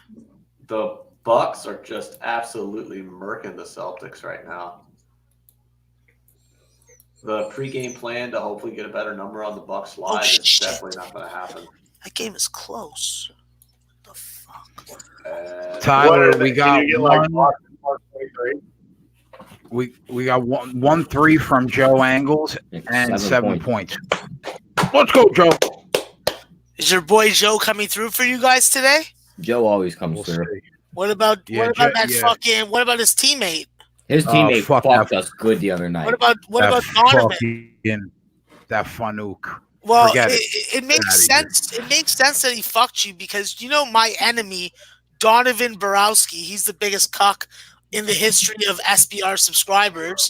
I just think that people named Donovan are just fucking retards. Look at Ray Donovan. He's a retard. Got molested by a priest, and now he's just completely fucked up. That's probably what happened to Donovan Borowski, or whatever his stupid Croatian name is. That would Probably probably not Trig. My guy. Oh, there we go. Trig. Trig. Give the boys an NBA. Trig, play for all time. you get married, and that's it. You Oh, fall off the he face could of have the been earth. at Peter's show. We don't know that. Hurt my We don't feelings. know who's the traitor in the chats. Maybe I should watch both chats and see who's double dipping. Dear Slayer, Rich G, viral video. Which one? Who else am I gonna call out? Fucking guys, you guys better have 2 fucking YouTube fucking streams open, one on fucking each screen. You better fucking tap that. Dude, I'm not. I see how it is. I'm not enough for you guys anymore. Like, all right. what, Jay doesn't fucking put enough units in your pocket. All right. You know what? I'm gonna fucking put out an intentional loser in half an hour, and you guys are gonna forget that I just said that. So watch and see.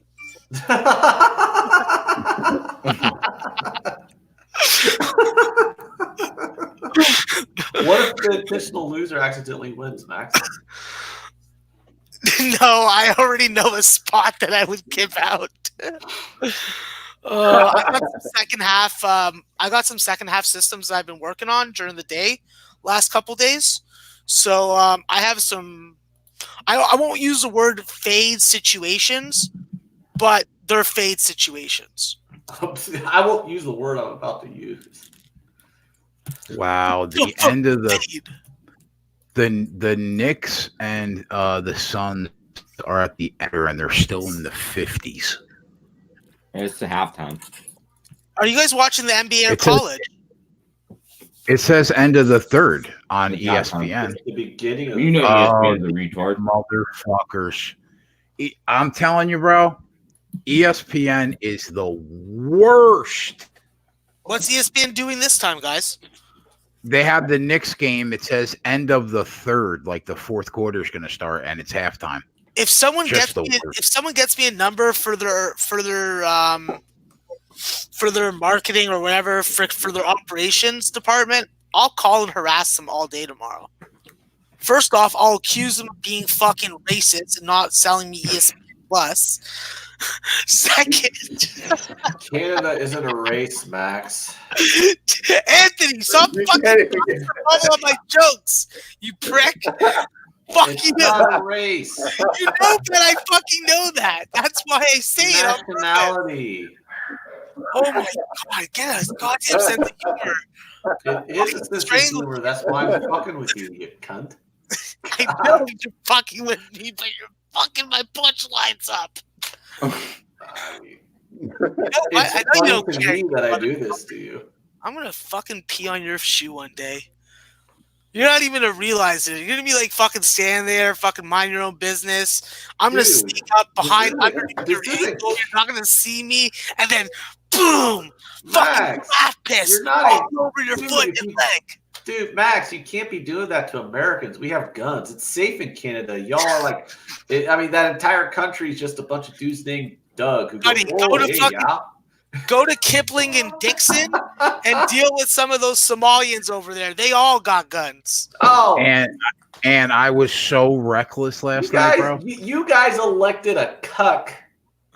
As your I didn't prime vote for him. minister, I voted for the conservatives. You elected a cuck as your prime minister. I think your nation. I only had one vote, Ant. I didn't have 17 votes. Otherwise, that all it takes to become the prime minister in Canada? That's how many people there are? Is 17 votes? Yeah, there's only 17, bro. There's only 17 people that exist in Canada. I'm one of 17. Jimmy the Bad's 2, Ian Cameron's 3, Al Max 4, and the rest of the Canadians, I just don't know who they are. You know, we're so spread out amongst this huge country that we really never even run into each other. Captain Tap says, no way Ant has a gun. Well, I don't have a gun. He has multiple guns. Yeah. He has multiple guns. Dan Kelly says, did you guys see the New Jersey Gambling Commission? You just go ahead. Keep going. No, I'm just saying, like, I live in the Midwest. It's like the law. Like, they don't let you not have a gun in this part of the country. It's like literally, you're walking down the street. They're like, hey, wait, you don't have a gun? Hold on, let me get one for you. It's like everyone owns a gun around here. It's like, it is what it is. What were you saying, Jay?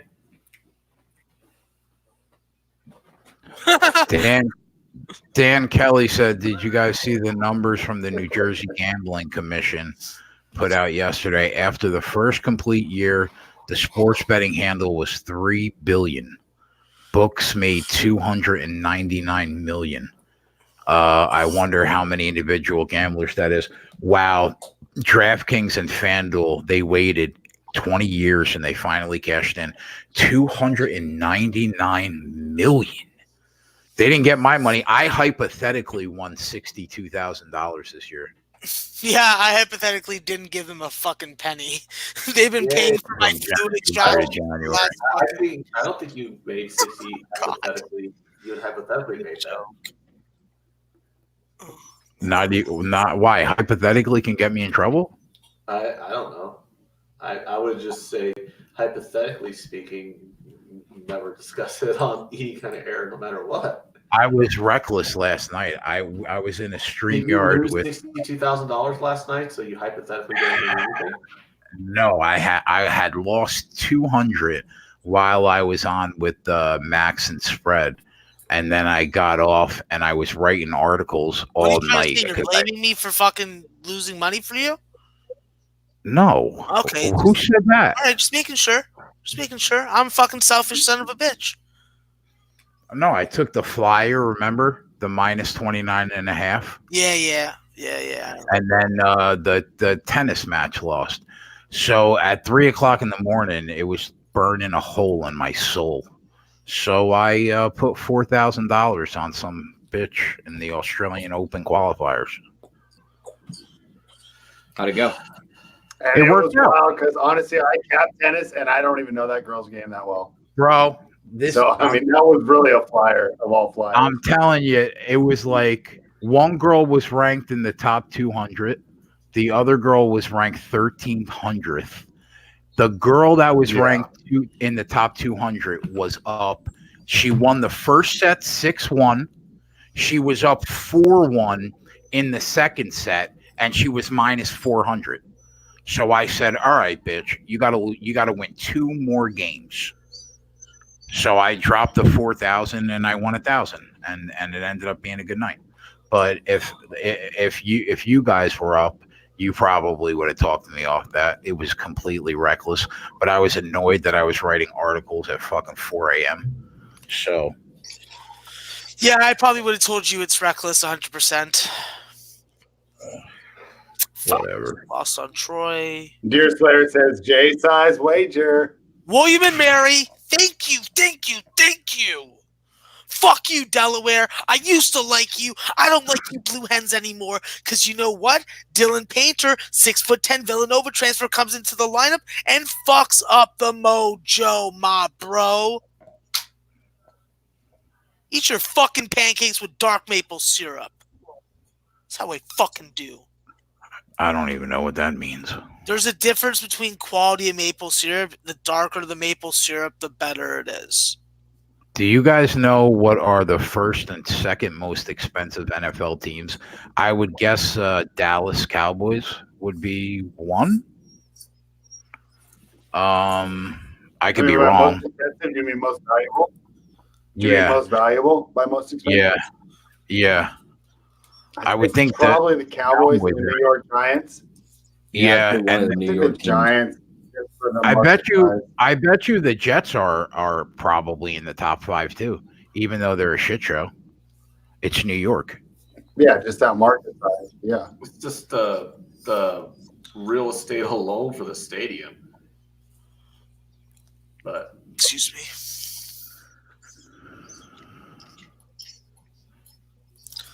Bucket and the Deer foul. Slayer and Michael Madden think the Pats are number 2, and that actually wouldn't surprise me.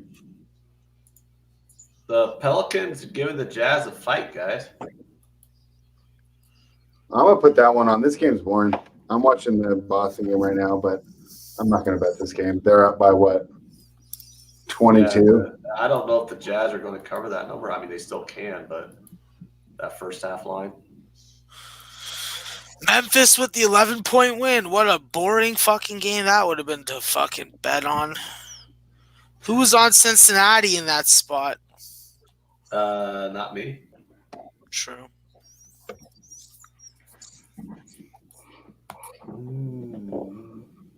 Ken Peacock says LA Rams Stadium alone is worth more than any NFL team.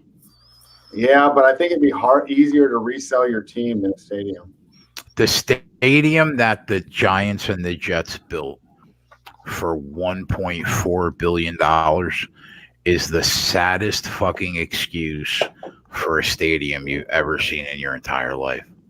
It's disgusting. It looks like a gigantic air conditioner. Yeah, That's it's what it not looks like. impressive from TV. No. And Jerry built that in Dallas for only $1 billion, and it's like And the it's most impressive and it's stadium. incredible. Yeah, and it's incredible. Yeah, they really shit the bed, the Giants and the Jets. Well, it's like, Yeah, it's I mean, the they could real start estate's fees just in fucking New York. absurd over there. I mean, in order for them to build something like, have you seen the Falcons Stadium or the Cardinals Stadium? For fuck's sake, is amazing.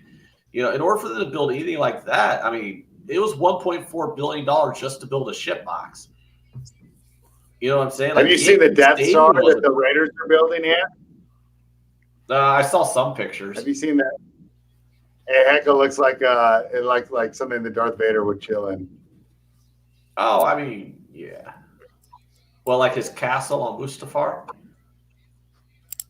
Yeah. He had a castle on Mustafar. It was in Rogue One.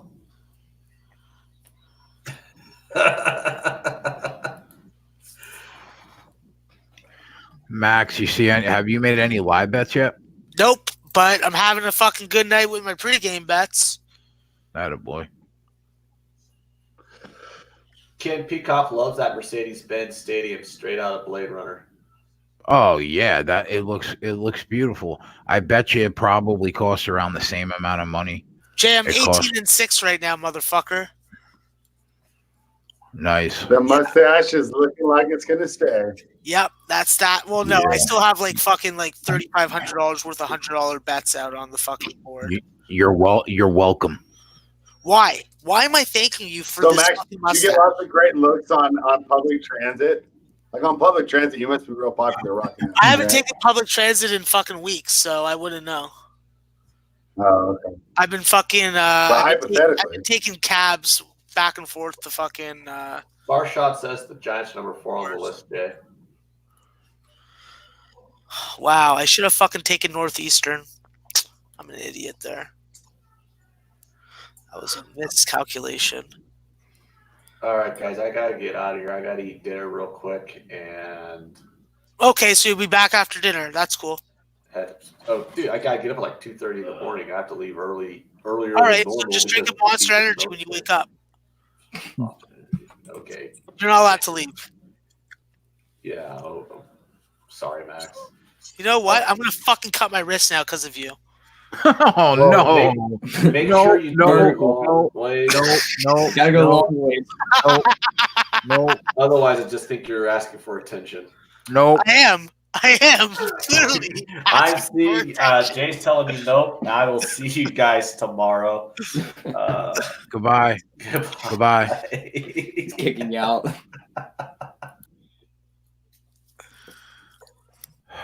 Christ. Stop fucking taking the Lord's name in vain, even though he's not my Lord. He's just a fucking another one of my people.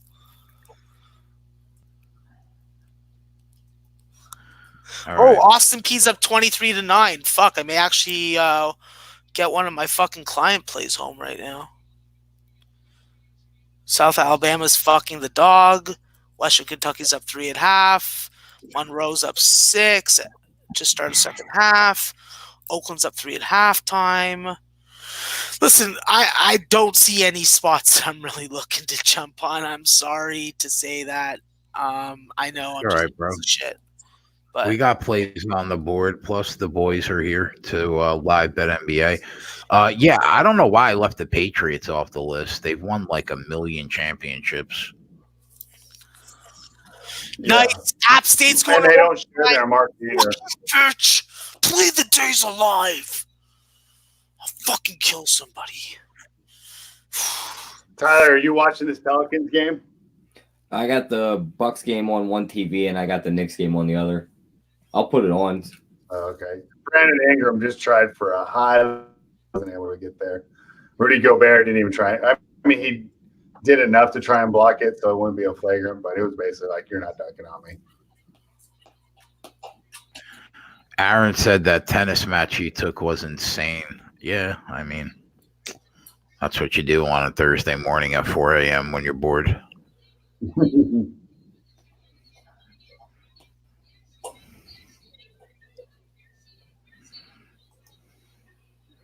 I'm going to have a lot of money on the fucking table on this show on Saturday, boy.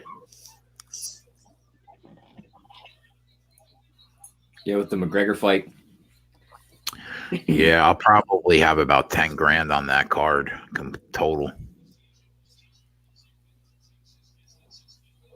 How you think it ends? Knockout? Oh God. It's yeah, my head says that McGregor gets it done. But if he doesn't, and that goes to the 4th or the 5th, I don't know. He could be in trouble, but I just don't see it because Cowboy wants to stand and bang with him, and I just think that's a losing proposition.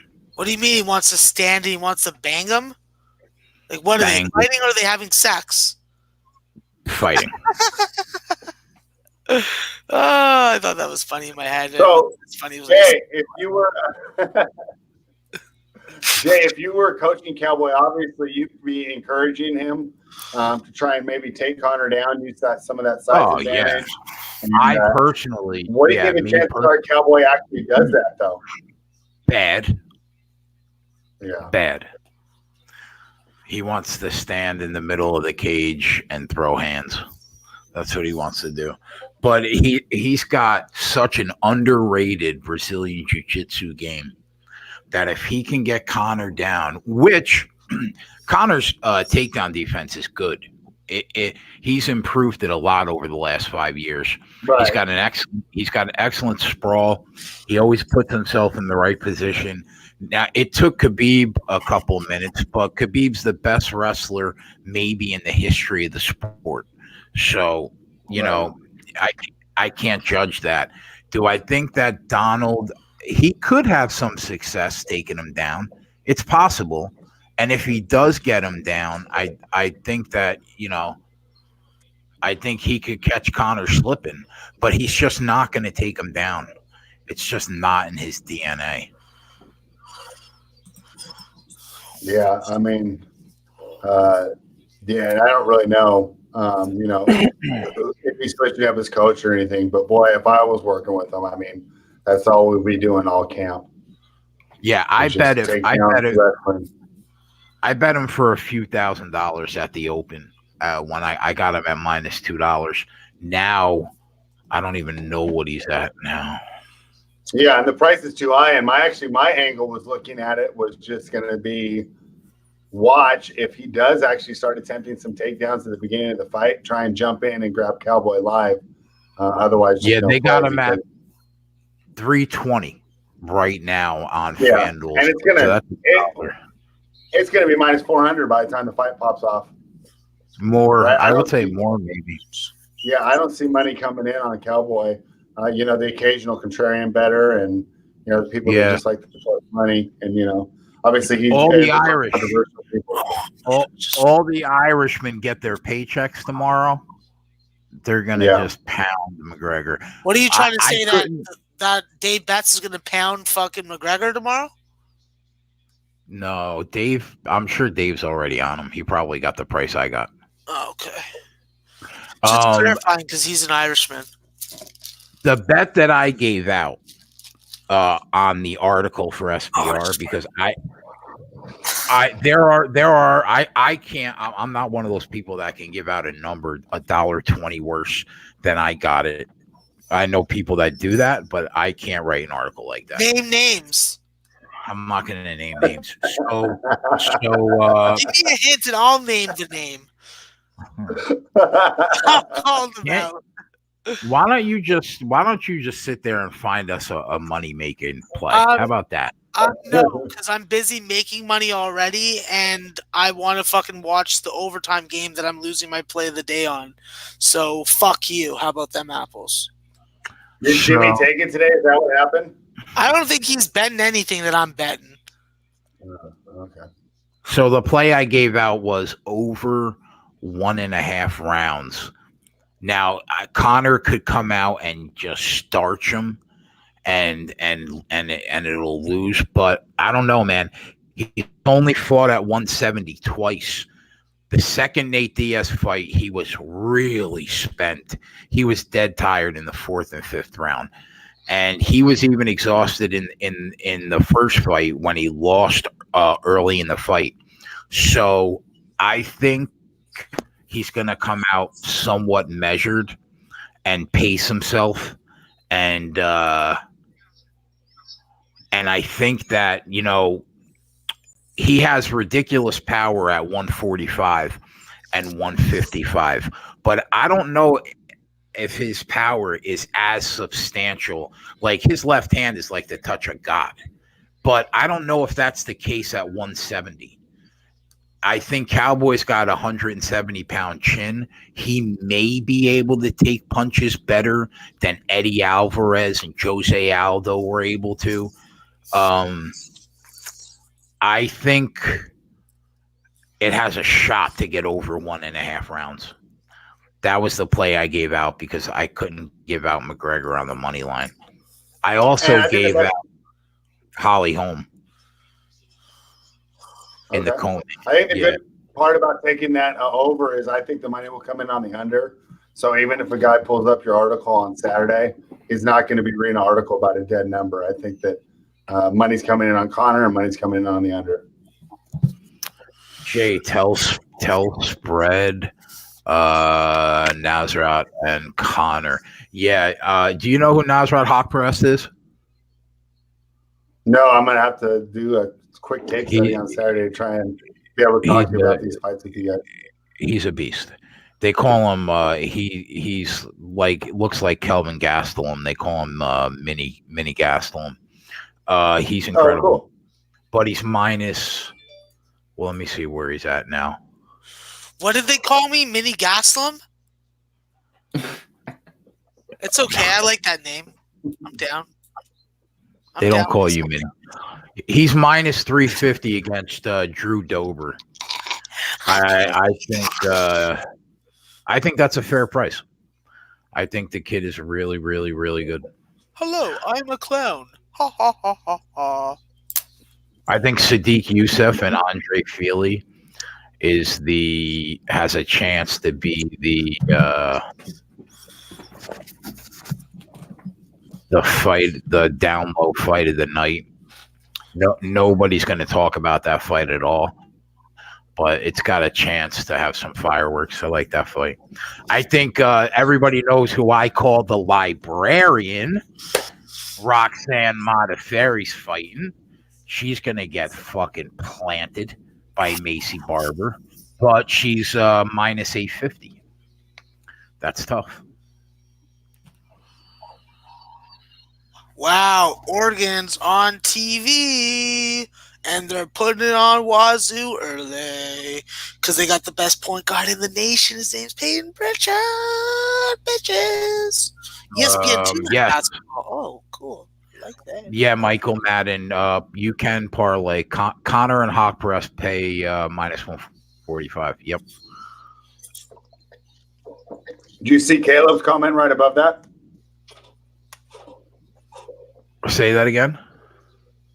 Did you read Caleb's comment right above the parlay? True, but it's 170 pound. We're against a guy who's one of the best chins we've ever seen. He hit him with some shots. Yeah, that's true. That's a fair point.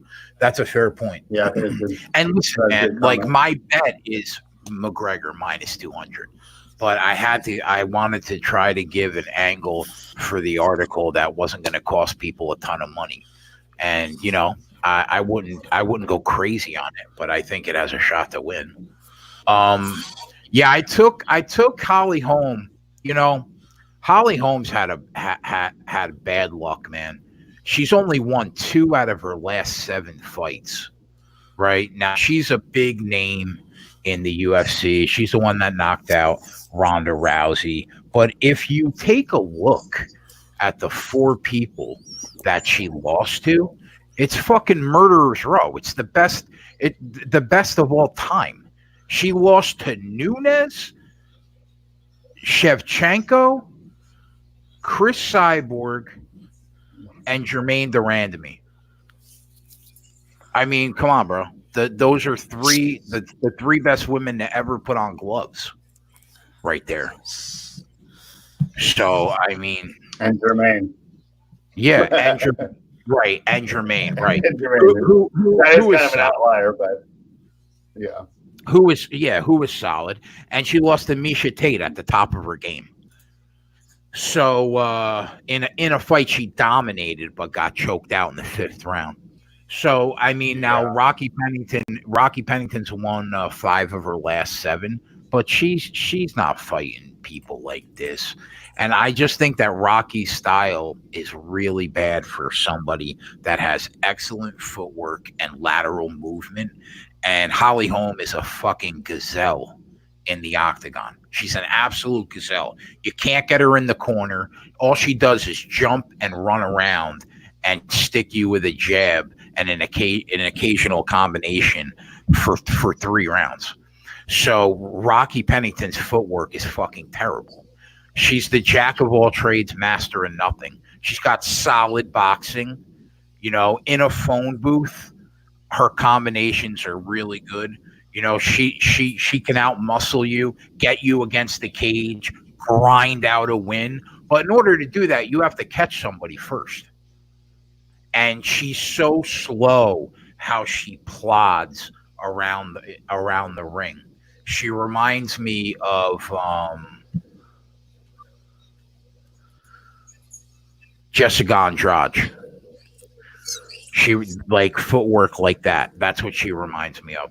So I just don't. I think she's going to get outpointed for 3 rounds. I think Holly Holm finally gets back on track.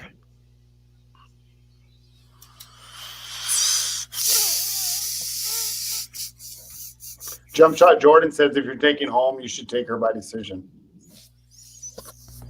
Yeah, I can't argue that.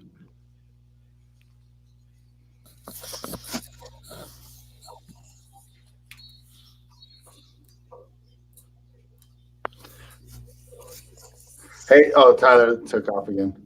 They're asking about the second half plays. This is kind of the game I was worried about in this Pelicans game. This is a good team going against the Jazz team on the road. And although the Jazz are the better team overall, do think this is a great spot for the Pelicans. But since they're off to the early lead, we can't be taking them. If you want to jump back into the Jazz, I don't blame you there. But I don't really think there's a lot of value in it.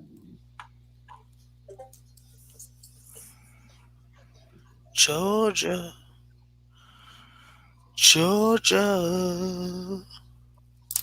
RB Fern says lots of stake for McGregor credibility-wise. He can't take an L here. He needs to win. We're going on 3+ years since he's won in the Octagon, and I think he does. I mean, I'd agree with that. I think that they chose Cerrone for the pure fact that it's a beautiful matchup for Connor to not only win but to look good. I agree with everything that he wrote. The only thing I will say is that Donald Cerrone is not a warm-up fight. That guy holds so many UFC records, it's ridiculous. And over the last 18 months, with the exception of him getting knocked out by Gaethje, which everybody does. I mean, the kid's power is insane. And then his eye blew up against Tony in the second round. Other than that, Cowboy's been phenomenal the last 2 years. So I think it's a harder fight than people realize. But at the same time, I do think that Conor is on a different level. And I do think that Conor's going to win. But, I mean, people are talking about, like, he's just going to step all over Donald Cerrone. Cerrone's a warrior. And you know what? Donald Cerrone's only got a few fights left in him, probably. He deserves this multi-million-dollar payday on his way out the door because he's got the most wins in UFC history, the most finishes in UFC history, the most head kick knockouts in UFC history. I mean, the guy is he is the epitome of why I love the sport. So I'm really happy for him. He needs to get a razor and shave that beard off his face.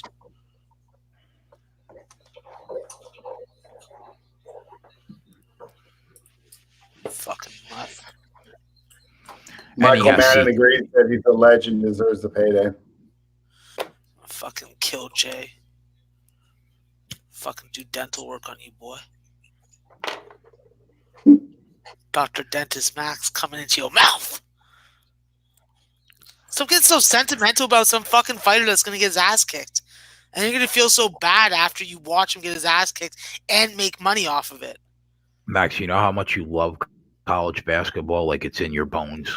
It's not in my bones. I actually chose it to be in my bones. It's not in my bones. That's what I'm saying. You chose it to be in your bones. Now it's in your fucking bones, right? Yeah, but I'll get it out of my bones if I don't want it in my bones. Well, that's how much I love MMA and football. No, I'm talking about Donald Cerrone. This is a setup for the wet up. Yeah. This is a bad fight for him. It's just a paycheck. What would you're talking about a sport you don't have a fucking clue about. You know what? I sit here and listen to you talk for fucking 12 months. I got enough of a clue to fucking say what I just That's said. Like me sitting down and breaking the Duke-Syracuse game down for you. Anybody could break down Duke and Syracuse. That's a fucking noob game. I couldn't. Yes, How about that? Yes, you How could. about that? Settle down before I fucking whip out a dildo, slap you in the face with it, and tell it's your fucking boy. Okay? How about that? Good question from Caleb. If Connor prevails, who do you think he fights next, Jay? fucking App State just lost the play of the day. Fuck you, App State. Who do I think he fights next? The biggest payday would be Jorge Masvidal. That would probably smash every pay-per-view record in the history of the promotion. It would do better than Conor Khabib. But if I'm Conor, I don't want to fight Jorge Masvidal. Not the way he's been fighting the last 2 years. What if he fights the tame one? The who? What if he fights the tame Jorge Masvidal, the guy who was a fucking cautious fighter when he first came into the UFC? I think, unfortunately, he's not that man anymore. Oh. Is that because of the haircut that he has now? No. It's because he evolved as a fighter, and he's a beast. Oh, so he didn't start fucking reading my posts on Twitter and fucking using it as motivation to fight and beat people up? Correct. I don't believe you. I just don't believe that. Well, I'm an inspirational individual, okay? I inspire the masses. Listen, the Pope, he tried to recruit me. I said, no, bro. There's too many pedos in your fucking flock. I would put that on your headstone. I'm an inspirational individual. This kid. Man, they broke the mold, bro, when they made you. Yeah, they did. Well, listen, guys, at least I come here and I entertain you with it. All right? I could have just been a fucking prick and fucking just gone on my Twitch channel. Okay? We're very happy you're here with us. Yeah. That's fucking right. No, I want to hear that at All right, you settle the fuck down. I don't all right? settle down. I tell you to settle down on this show. I'm happy. I'm happy you're here. Now get over it. That's and right. Give me a winner. Okay, give me some fucking apple cake also. I like that.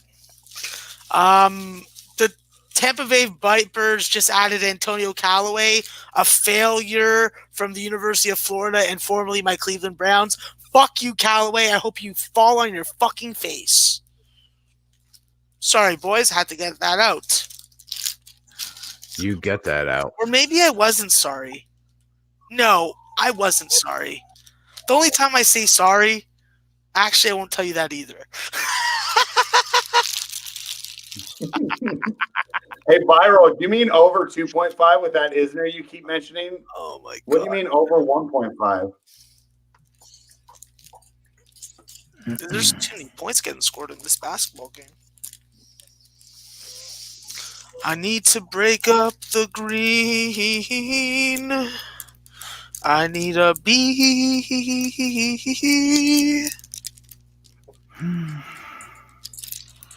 So, what kind of drugs did they give you, Jay? They give you Oxy? Oh no, I can't take any of that stuff. They gave me Tylenol. Tylenol 3? No, regular Tylenol. Oh, that's soft. They asked me if I wanted like Percocet or something. I said no. Just give me Tylenol. I would have sold them on the street and then taken Tylenol. I don't doubt it. Or I would have fucking yeah, actually I shouldn't say that online. Never mind.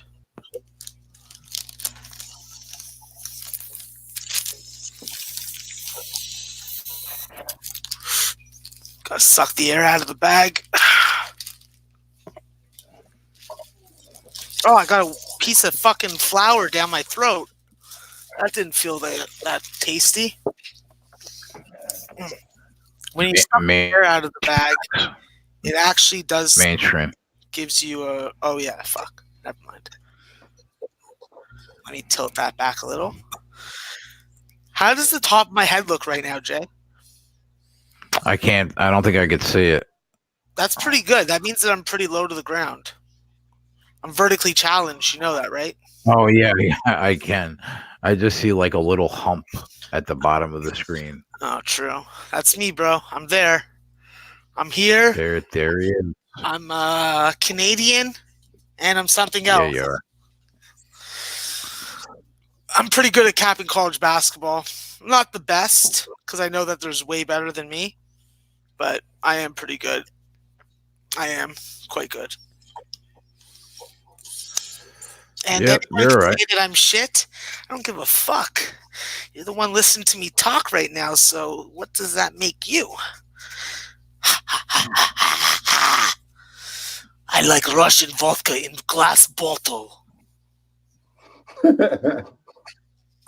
See, Russell Wilson, Max got me crying over here. How do you do it? How do I deal with it every day? He just said, It's- "How do you do it?" He's and you know, I ask for this. yeah. Triggerman says, my wife says hi, Jay.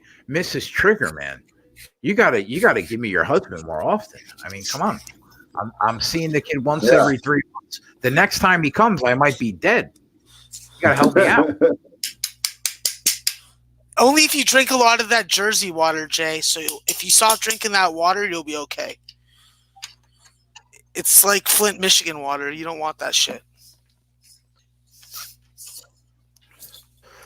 No argument here.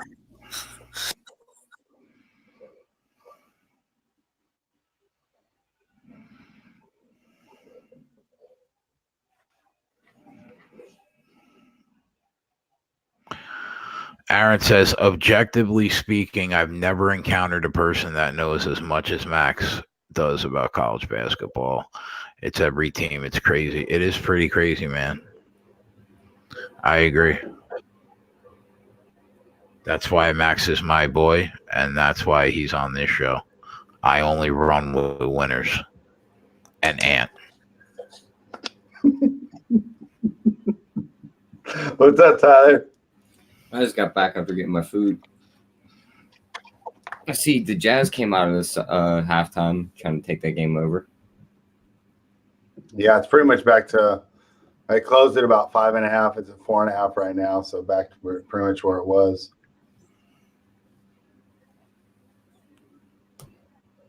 What was it, 76-58 in the other game? So there's nothing there. Triggerman hit the Jazz live.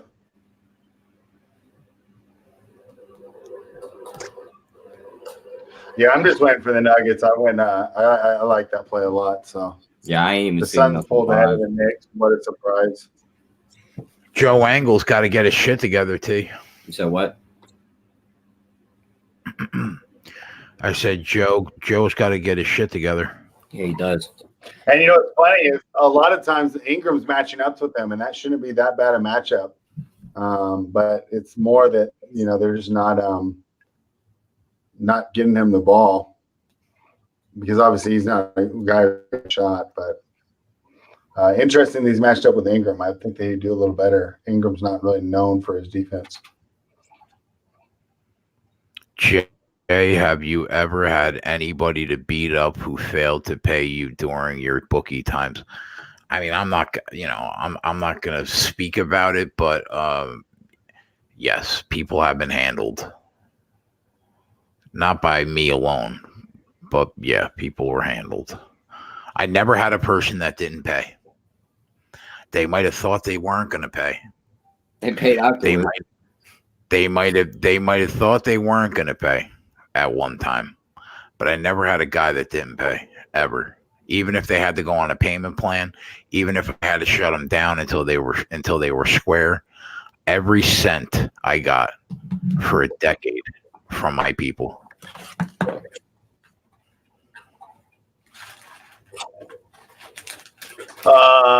Kenny wants to know about odds of Medvedev making a run at the Australian Open. Yeah, I think he's got a great chance. It's really interesting this year with the air pollution and how it will affect Djokovic and Nadal. They already look to be running pretty heavy. So if there's ever a time for one of the big three to get knocked off, this would be it. And I think Medvedev will be the man to do it. Hustle Wilson was here before SBR. Much respect to Jay and the Keg Cast Mafia.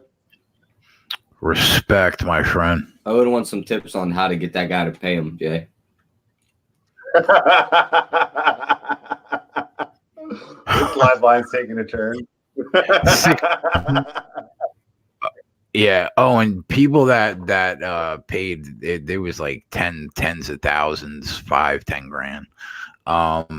People couldn't get away because the way that you were able to bet was like we had a copy of like your driver's license. We knew where your fucking kids went to school if we had to. Like you just had no choice. You had to pay. I had a guy run up to New Hampshire. Me and 3 people got in a car and went and found them at a bed and breakfast in fucking New Hampshire. You just don't get away. Not when you owe that much money. I could just wonder the facial expression on that guy when you see him. He's probably like, shit. Yeah.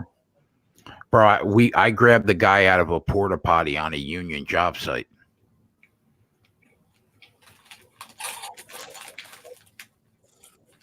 Michael Madden wants to know how you found him in New Hampshire. His cousin gave him. I told this cousin I'd give him $5 grand of the money he owed me if he told me where he was. He's like, oh, he's right here.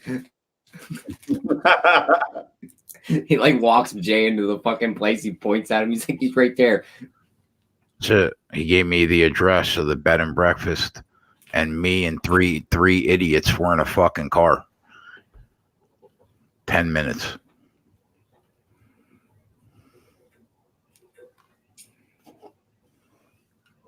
Yeah, Dave and Cal says with Bitcoin now, it's super easy to get and collect time shot. There's still local bookies. I think locals are always going to be around. Number one, the credit aspect obviously is enticing to many. A lot of people talk to their bookies. You know, I know Max has a great relationship with his bookie. You know, and some people just want to have someone to talk to and be able to call and talk about things like that. So and plus a lot of people. Define a great relationship. We'll let Max do it. Are you listening right now, Max? You want to talk about your great relationship with Gus? I can't hear you, Max, if you're talking. Oh, yeah. What about Gus? Yeah. Well, I was just saying that one of the reasons you still use the local is because you guys just have such a great relationship. Yeah.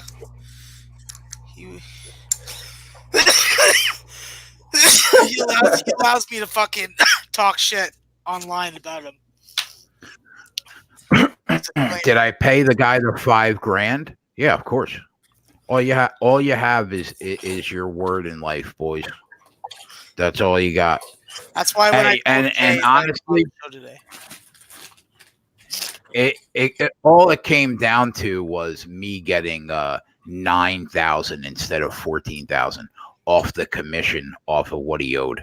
So my boss got everything he was owed, and instead of me making 14,000, I made 9,000, and I gave the guy the 5,000. But it was worth it.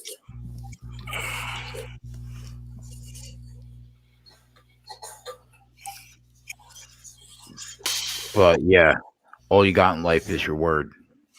That's why I tell people, if I fucking tell you I'm going to do something, that means I'm going to do it. If I fucking tell you I'm not going to do it, then I'm not going to do it. It's pretty fucking simple fucking way of operating in this world. You either fucking tell it how it is or you don't tell it how it is. And I think that by listening to me for fucking 20 minutes, you can tell I tell it how it is. David Cal says he's going to stick with Bovada and $5.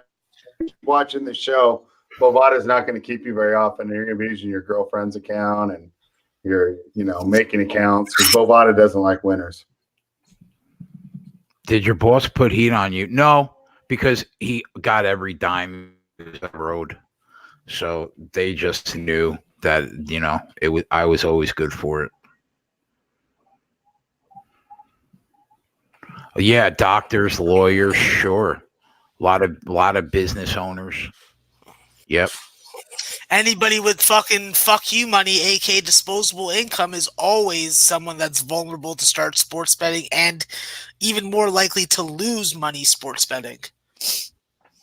Yep. There's a reason why guys that have their own models, create their own lines, are the ones that play a game before everybody else. Those are the reason why guys are successful. I would say 10% of my guys were guys that bet 100 a game. 15% of my guys were guys that bet a nickel a game. And then the majority of the people that I dealt with bet thousands per game, had $150,000 limits in a week.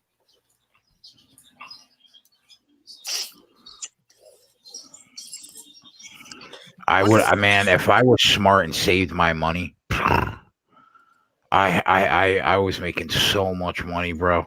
But when you're that young, you're fucking dumb, and I was pissing it all away.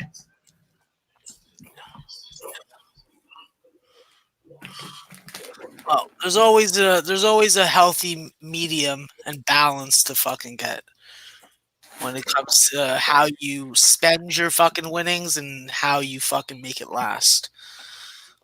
I always like to create. I'll tell you what, though, I love this side of the counter, Max, a lot more, bro. Well, that's just because you're fucking like a genuine human being.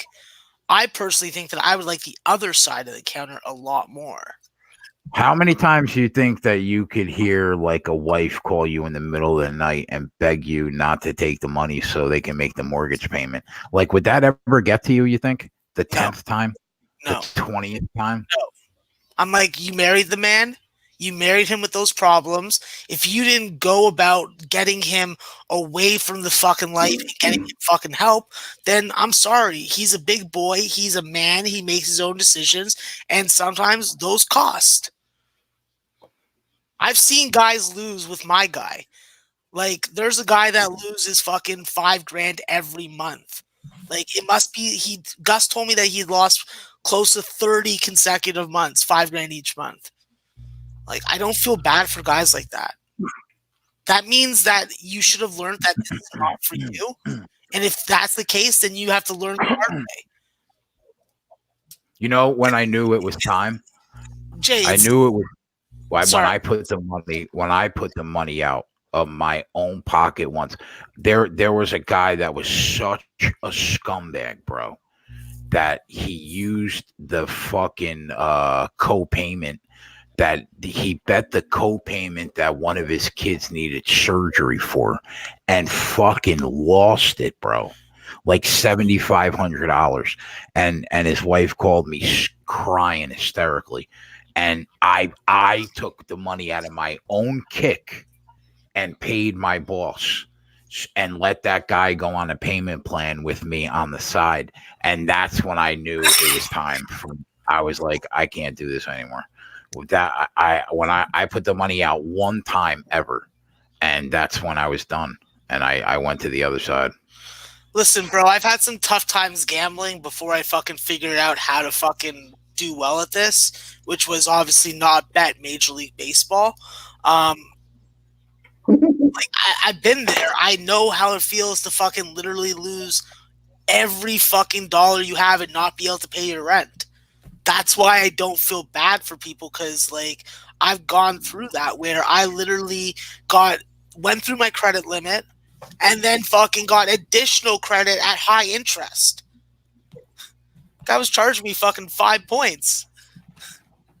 It was ridiculous. So you learn. Yeah, people care much more.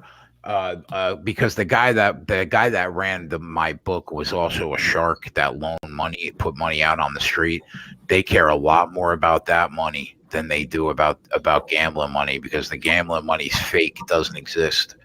But when somebody comes out of their pocket for fucking $20,000, that's when shit gets real. Yeah, no, I feel and see that also. But that's why I learned quick after that first ball drop. I call it the ball drop or the blackout. And I learned that fucking you don't play with credit. You play with what you can afford to lose. That's what I was doing. Yeah. Most people do. If you play on credit, you're first off never going to get ahead. Second off, you're going to fucking literally be stressed out by the fact that you owe. It's going to impact the way that you view games and the way that you cap games. People will say that's bullshit. I will highly disagree. There are fucking parts of the brain that will be directly related to that. So I don't want to pull out my brain book, but I would if I have to. North Texas, they put up 78 points in the first half, and let me tell you, they put up 46 or 48 in the full game. The game stays under 134 and 128 the closing line. So anybody that tailed me from Jimmy the Bag show, there you go. College basketball totals and unders sometimes can be fucking beautiful.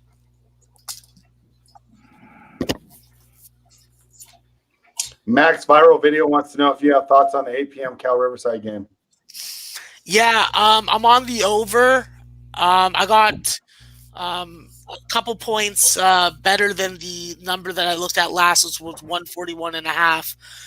And I think that Cal Sun's going to win this game. I'm impressed with how Riverside's been playing so far, especially at home. They are a tough team to beat at home. But I think that if you get Lamine Dion on the floor and he doesn't get into foul trouble, he's just a different quality of player, and he can give you a big game. I love when Cal State Northridge is in this underdog situation, and I'm drawn to that 3.5 or that 3.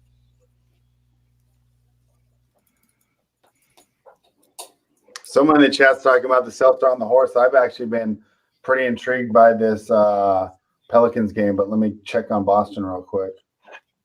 What was my other question? Oh, are you keeping track of the Colorado game right now, Max?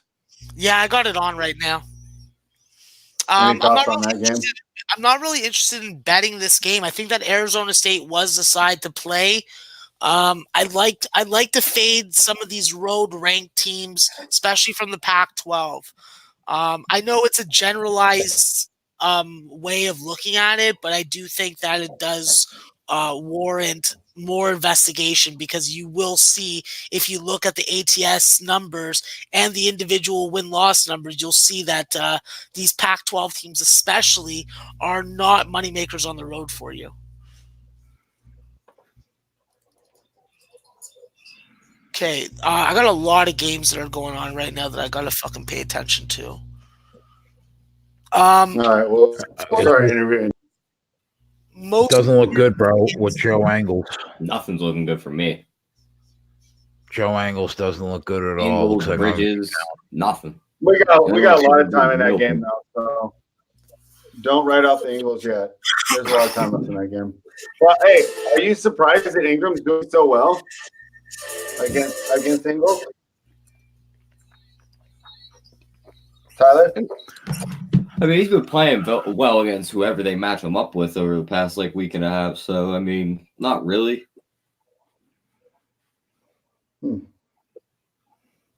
It's like sometimes I just get things in my head, and then, obviously players can improve, and I might be missing it with Ingram, that he might be getting better on defense before my eyes, and I'm just not seeing it. So keep an eye out for that. I kind of like the Pelicans here. I wish I would have taken them pregame after watching what I'm writing right now. If it ever gets back to 5.5, I'd probably jump in. It's Max, off the board for me right now 5 times. That's all good. Max, does Loyola Chicago score 10 points in the last 5 minutes and 30 seconds of this game?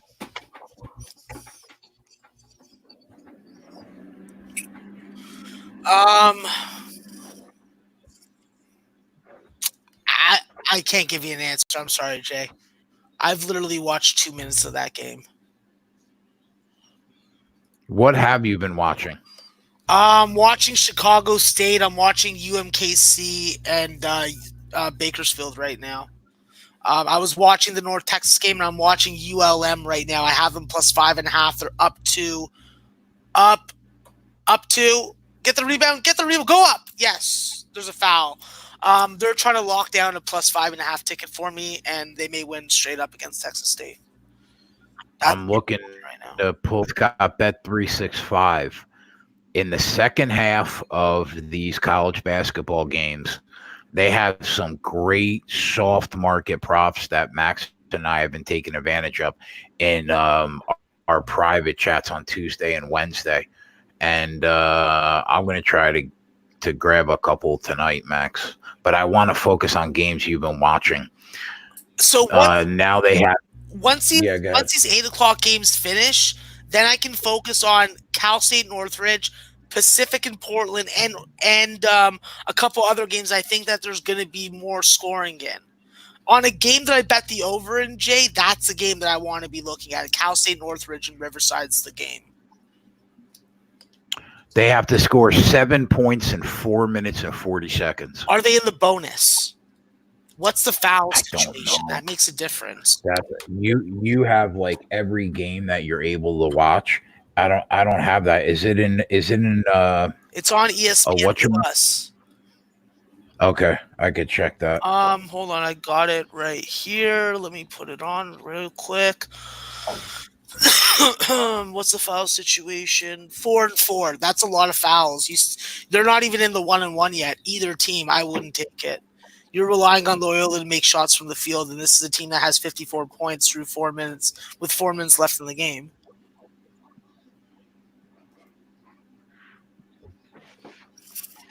And Southern Illinois seems to be using a lot of the shot clock. 25, 5 points.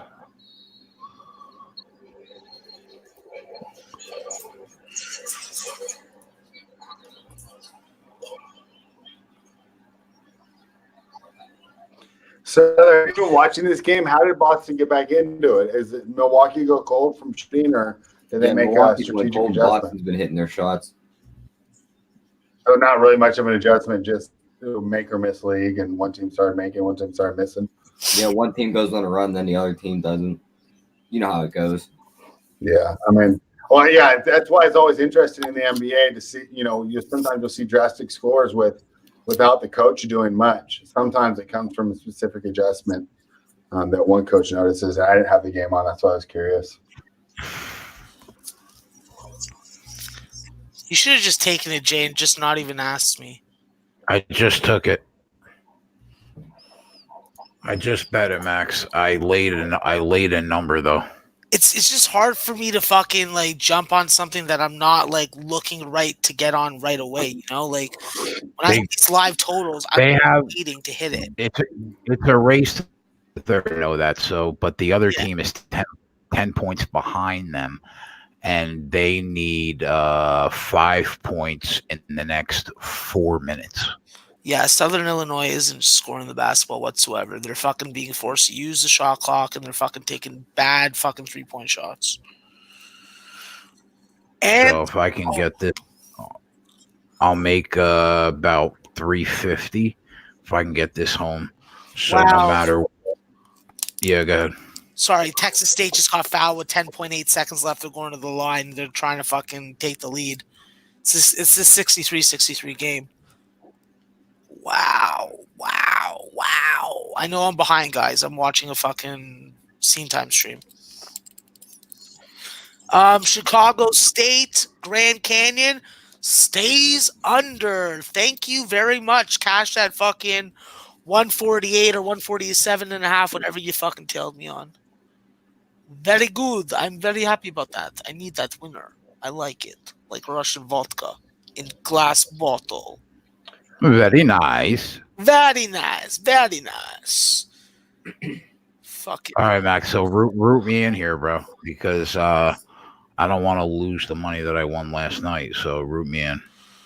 All right. Fuck.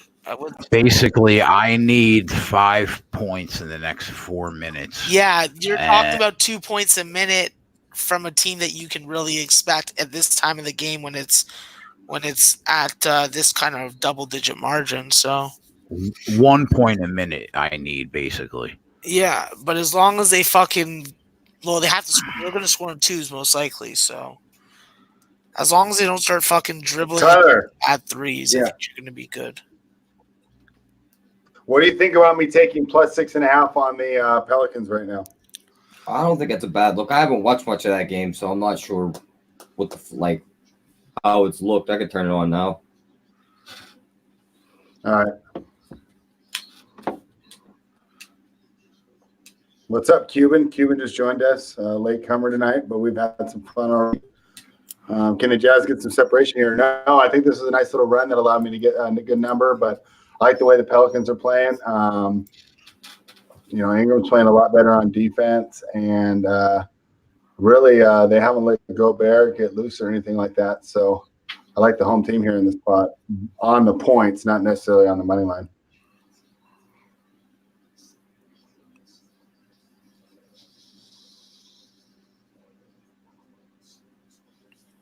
And also, if we're speaking of live spots, so I like the Pelicans at +6.5.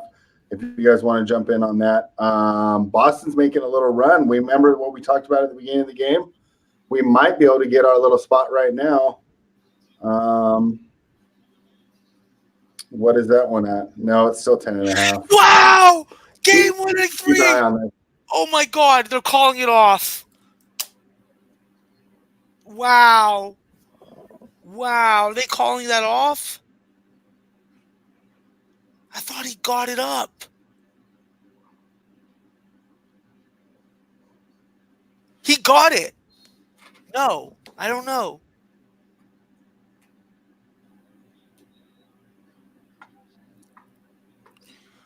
I think that ULM just hit a fucking buzzer-winning shot. They're reviewing it right now. They're trying to see if it was out of his hands. It was literally 0.2 seconds. Yeah, it's in his hands. It's not going to count. Texas State's going to win the game by 1, and ULM's going to cover on the spread +5.5. Oh, man, that is so gut-wrenching. Literally 0.2 of a second is going to fucking determine whether or not he hits the shot or not. No, game over. Texas State wins. Wow, that was a real fucking interesting last 10 seconds. Holy cannoli. Wow. I had a quick question about Ryby Keenan tonight. So I was all set to take Ryby Keenan, and one of the sharpest guys that I talked to was on Watson, so I left it alone. Watson's been playing really well lately. Traditionally does well in Hobart. Ryby Keenan's had awesome form. I like Ryby Keenan there. I might let it ride, but I'd be wary because I know some real sharp guys are on the opposite side.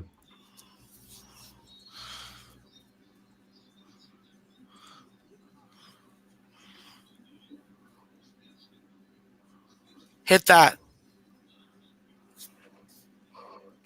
Oh, that was the other team. Never mind. It was a boring night with only 4 games on. Where we got 5. And I didn't really like the games. Like, I felt pretty chalky except for the Pelicans game. But like Jay talked about us beforehand, for me to take that underdog, I was going to have to fade, one of the hottest teams in the NBA right now in the Utah Jazz.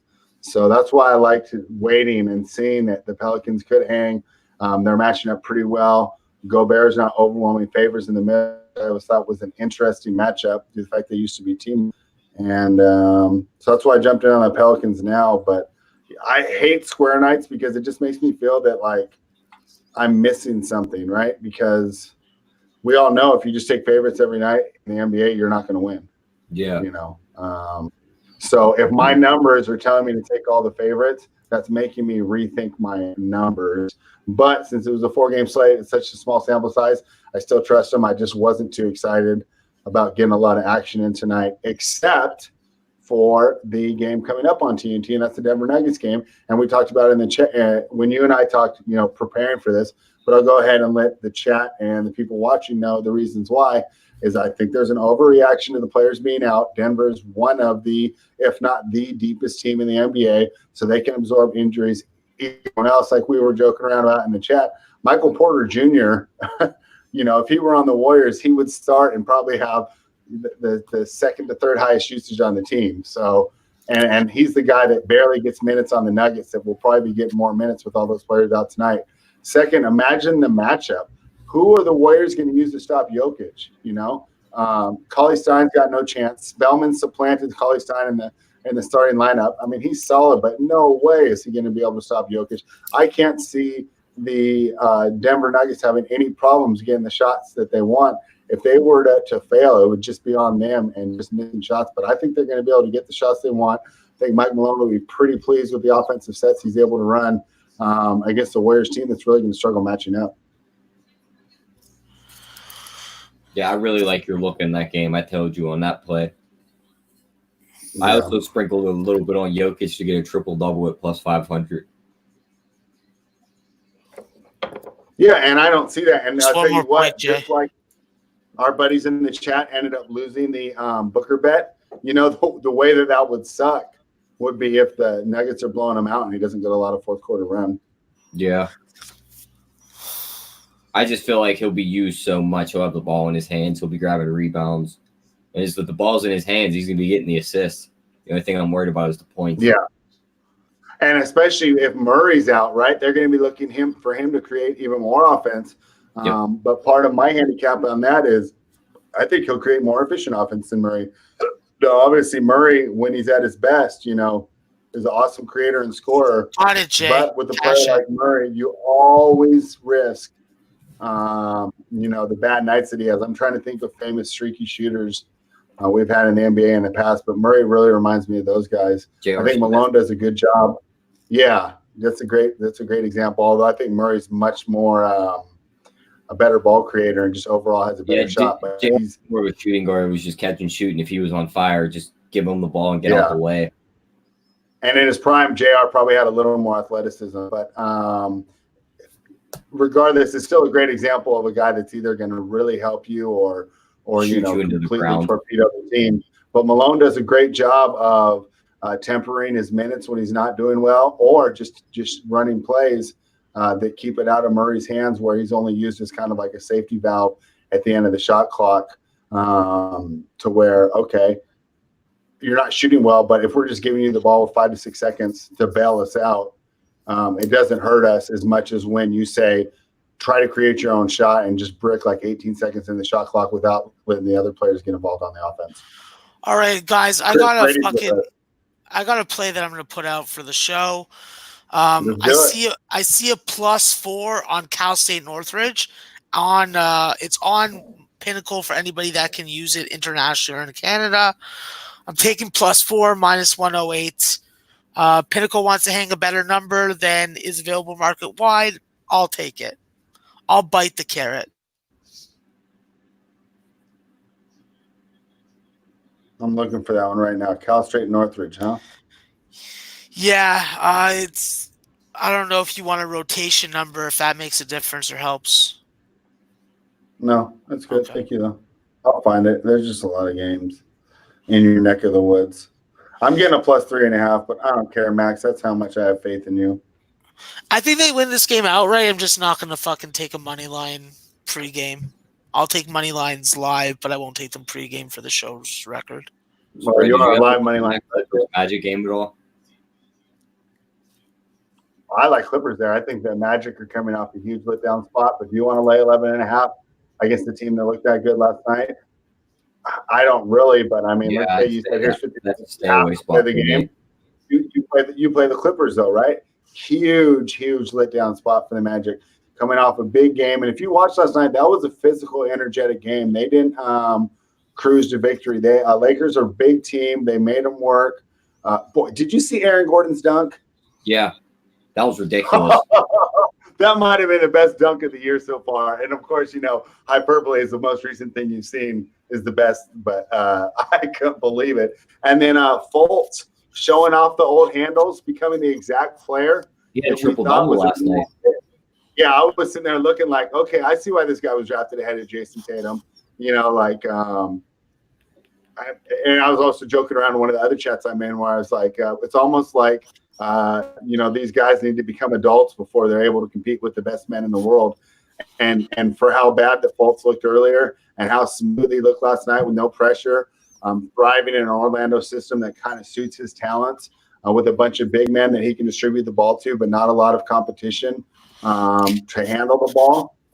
Boy, wouldn't it be a lot of fun if he became the star that we expected when he was drafted? Max, did it win? Yeah, bro. I fucking saying it multiple times. There. I was waiting outside for my fucking food. Like sometimes, like when I look at the thing on DoorDash, it shows the car moving towards your house, and sometimes they're nowhere fucking near where they say the car is. So I was standing outside in the cold for 3 minutes. But wow, That's Yeah, awesome they because they didn't stop fucking trying to dunk it and wow the crowd. There was like a couple pretty emphatic dunks. They went over like I think they got 33 or 35 points. So I laid minus 250, to a make thousand to pick 350 up though, yeah. 1,000 to pick up 4 actually because it changed right before. That's cool. So I'll make money regardless of what happens with angles, right? That's a loser, guys. Who Ingles? The game's still going Yeah. on, but it's all losers. No, this game's still going on. It's not a loser yet. I mean, could he? Max could he? gave out an official. Yeah, Go I ahead. gave out an Yeah. official play for the show. Oh, what is it? What is it? Cal State Northridge +4 -108, but a lot of people are only going to be able to get -3.5 because I got it at Pinnacle. No, Unless- +3.5. Yeah, +3.5, unless So they. it's +1. Yeah. Yeah, you sloot, you little sloot. Yeah, you got to take advantage of the number when you can get it. You know what I mean? So I'm gonna take it. I'm gonna bend that number over right now. That's how I'm gonna take advantage of it. I will say this for like disclaimer purposes. My stronger edge was the over. That's why I bet it on the overnight lines. But this is the Cal State team. I don't want to offend anybody that lives in the area and call them Cal Sun because apparently I'm not allowed to call them that. Cal State Northridge definitely is a team with talent. They have the best player in the Big West Conference. As long as he stays on the floor, they have a shot. That's how I look at it. That's how you look at it. That's how I look at it. And Oakland is down 2 with 5.7 seconds left. I may be able to push on this 4. Well, let me ask you a question. What do you think the odds are that Cal State Northridge is a live option on Bet365? They are. They're on the main board, and we can do races to 25, 30, and 35. All right. So then what I'll do is I'll hold off, try to get your number because I want every half point I can get. I'm greedy. Especially in college So I'm basketball. going to hold off. Yeah. I'll try Okay. to get that 4. Jay, let's look at it right now. First half race to 20, 25, and 30 are all plus numbers in favor of Cal State Northridge. And that's the team that you like here. Yeah. Do you think they win outright? I think that they win. I think they have a good shot to win outright, but you have to be aware that Riverside's going to try and slow them down. Riverside can score the basketball, but they play better in games that are in the 130 to 135 range more than the 145 to 150 range. I mean, honestly, We're gonna Max, know. We're gonna know it's your early. call. We're gonna know early how Northridge is doing against Riverside's defense. You can put the game on.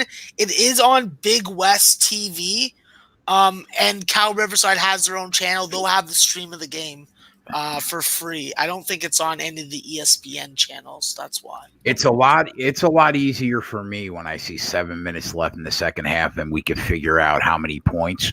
But right from Jump Street at the beginning of the game, that's all you. Yeah. You know. Yeah, I look at it the same situation how I looked at that New Orleans game against Houston Baptist.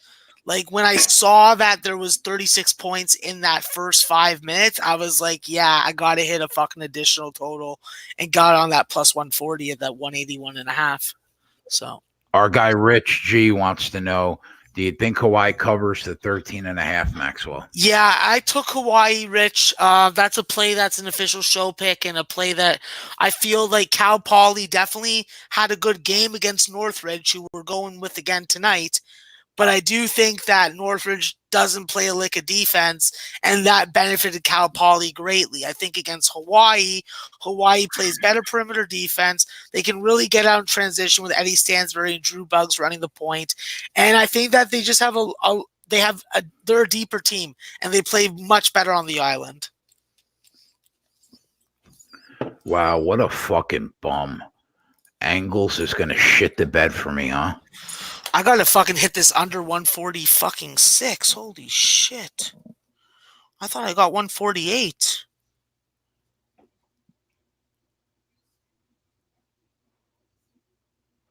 And Game the over. Ingles, Boom. and Push and a win. it's been pretty much emblematic of the Pelicans' turnaround. Once they started playing defense and defending the way they should, and it all came from the return of Derek Favors. And it's funny watching him play Gobert and how not necessarily even, but pretty close to even they look. It's just amazing they ever played next to each other. Favors looks a lot better when he has the space to work. EJV just joined. What's up, man? Unbelievable. Wow. Western Kentucky, 1 point game, 11.8 seconds left. I'm watching the slow stream, so the game's probably over. Jump ball. Wow. Western Kentucky just got a jump ball, 9.6 seconds left. Oh my God. Oh my God. Oh my God. Northridge, 2 points. There we go. They started it off. Fuck. I gotta get this game on. Damn it.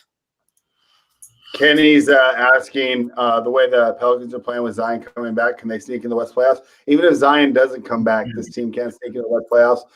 The bottom part of the West hasn't played nearly as well as we expected, with the Warriors essentially dropping out and the Blazers dropping out. That leaves some spots open, and none of these teams really seem to be ready to take it. And the Pelicans have depth, so they can absorb injuries. Ingram's been playing fantastic. Lonzo's finally starting to put it together these last couple of weeks. They really just need to stay healthy. But, yeah, I like them to make the playoffs right now. And EJV asked about the last 2 NBA games. Lean Clippers, but the official show play is Denver -3.5. Don Corleone doesn't think they're going to make the playoffs. Who do you like to finish in the bottom of the West there, Don?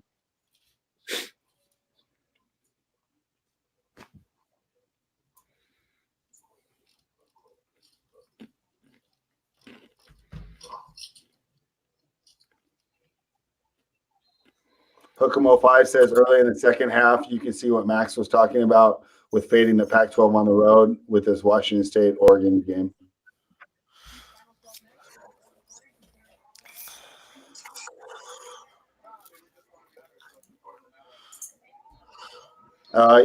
Portland could make a run, right? When they get Zach Collins back and Yusuf Nurkic back, that's going to be a lot different looking team. But, boy, they're still lacking depth at the wing position, which is so important in today's NBA.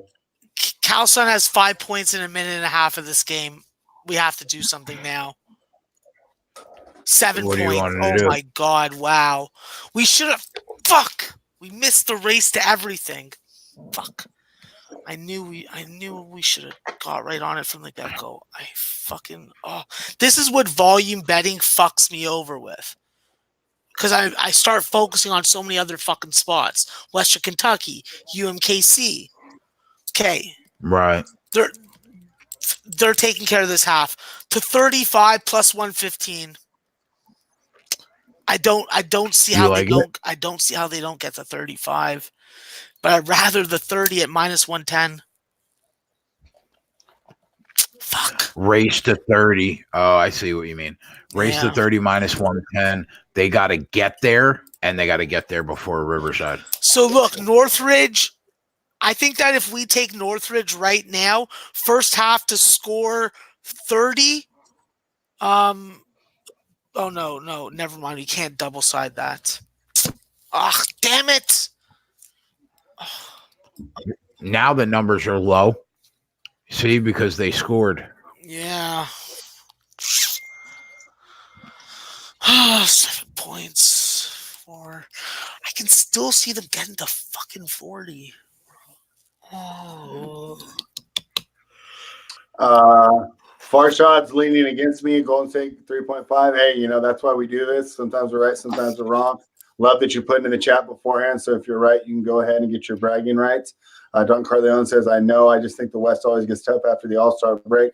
Yeah, that's true. I was on Portland preseason to go over 47.5 games. Our win total, that looks dead. Part of my handicap was just the emergence of Zach Collins, and he's been out for most of the season. When he comes back, this could be a completely different team because he obviously addresses every single weakness that the team has right now. Viper asked me if I like Jokic over 22.5. Yeah, I think that it's a great matchup for him tonight, and I really don't see why he wouldn't go crazy. I would even look at points, rebounds, assists, even because I think he fills up all the statistical categories. kind of going against a Warriors team that lacks size.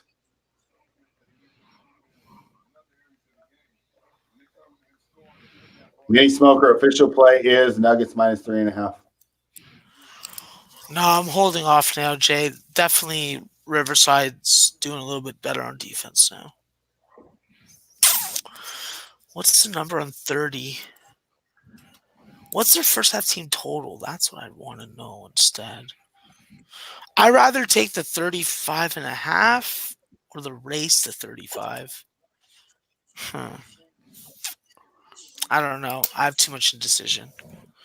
It's probably not a good play for me to get on.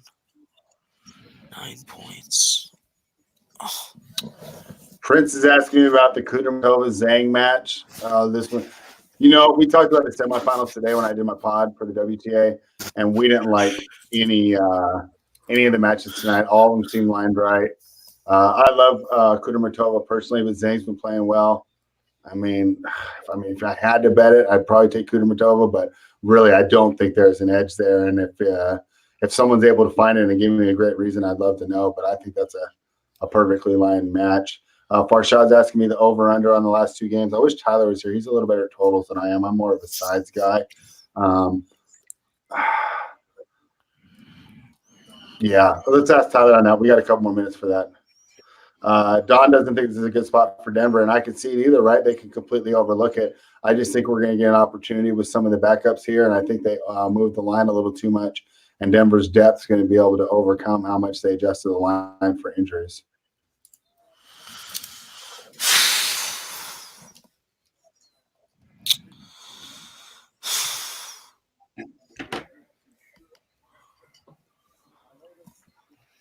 Really disappointing, man. Fucking Angles. Did you go over 14 or did it over 3-pointers?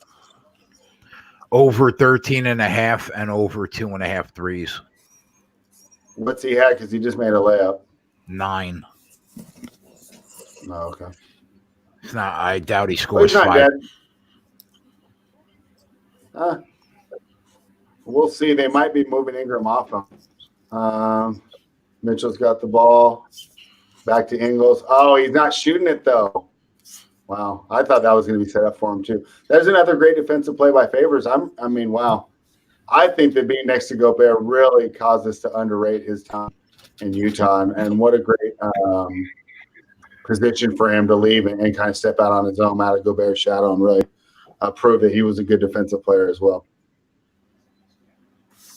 When you're sitting next to the defensive player of the year every year, right, it's kind of hard for you to get credit for the defense on your own. And now he's out here looking great. Oh, damn it, this mustache is staying on my face for longer. Fuck. Hey, he says, I get your take on it, and it's sound. I just think it makes too much sense. The obvious ones be the most dangerous ones, right? And that's why it's a long season. We win some, we lose some. Giving out some plays, and they've gone exactly as I capped the game, and then sometimes I've completely missed. So, it's a long season. We're gunning for between 55 and 60%. Hopefully we'll be able to put this one in the win column. Well, you could be gunning for 53.6 or something %, right? Yeah, but we're overachievers on this show, Max. I like that you fucking said that because you're absolutely correct. I may be low in vertical stature, but when it comes to college basketball and making derogatory comments about independent pipe fitters, I'm a fucking pro. Mm-hmm. And just so everybody knows, I am the best Popeyes chicken tender eater supporter, and I am the best supporter of local strippers all over the world. Just to let you guys know. Okay? Thank you. Kenny's asking me how good is David Griffin as GM picking up some of these guys he brought into New Orleans with getting Zion over/under on 3.5 years before they were favoring the NBA. Yeah, David Griffin's one of the best GMs in the league, and the Lakers trade was kind of like, we kind of knew that was coming, but look at the additions of Favors showing it right now, and then Redick, who's not on the floor but is a great locker room presence. I mean, even last couple of days was talking about how he talks to the guys on the Pelicans about, some of these other guys in the league, they're a little too worried about their pregame fits and not the wins and losses, and telling them, hey, if you guys want to get credit in this league and you want to make a name for yourself in the league, at the end of the day, you're going to have to win. I think that's an underrated pickup there. It was JJ Redick, defensive deficiencies aside, great in the locker room. I even see him out here right now yelling at all his teammates, urging him on. So I really think David Griffin's going to put together a good team here in New Orleans. And boy, after losing, I need 1-3, bro. I need 1-3. He's got 11. A 3-ball puts him at 14, and I will finish even, and then pick up the money. You don't think it's dead? Yeah, think you get it 1-3? Yeah, I mean that's going to be a shot that you're looking for. How's it on the offense here? They're going to have Mitchell drive to the rack. If everyone collapses on him, he's going to try and he's looking for Bogdanovic or Angles. They go to opposite sides. So, whatever side he cheats to is where he's going to go. It's definitely not dead. It'll be him or no. I wouldn't mind match. I wouldn't mind overtime. Yeah, and that's also another possibility here too. The way this game is going, and I think from spectator standpoint, this has been the game of the night so far. Boston's creeping back into covering that closing spread. They're down by 10. Game closed at 11. So, Tyler, it would be it would be an absolute gift for us to get out of those angles props at a push. Yeah. Well, you can't get out of the 3-1 at a push. Or you mean? Yeah, but I mean, if he gets 14, we'll go 1-on-1, right?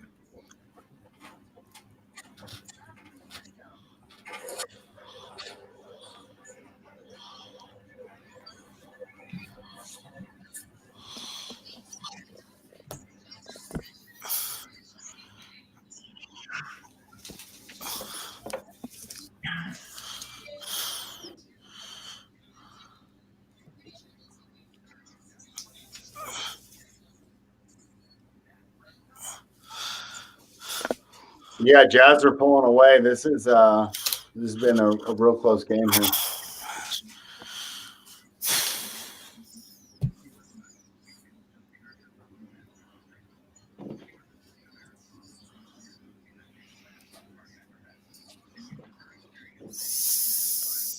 Yep. So here we got it. Actually, Gobert is running the pick and roll. Engel went down to the post. Engel fires up a 3. No, didn't miss it, but. Yeah, he's going to have a couple more opportunities here. Come on, Joe. I like the way that play was designed. Use Gobert in the roll, then you got Ingles in the post coming out. But he can also roll to the rim too. I'm glad you're asking Tyler about this. Lucky Lefty wants to know, Tyler, what do you think about Beverly points and assists over 14 or assists over 3.5? I'd like his assist over 3.5. You figure the moment Kawhi goes to the bench, he's going to be the guy set up the offense for them guys. I think he's went over that number like 5 of the last 6 times. Oh, and then they had questions about totals for the night games, and I told them I like the sides more than the totals. What do you think of the totals for the Golden State game and the Clippers game? Totals. I'd lean over on the Clippers game and under on the Denver game. All right, cool. Well, no, there's no edge. There's no bet. D Money says, "What's good? I'm back 100." What's up, D Money? Cheese Kingdom. D. Everybody says mouth breathing Max holding it down tonight. Yeah. Fuck you.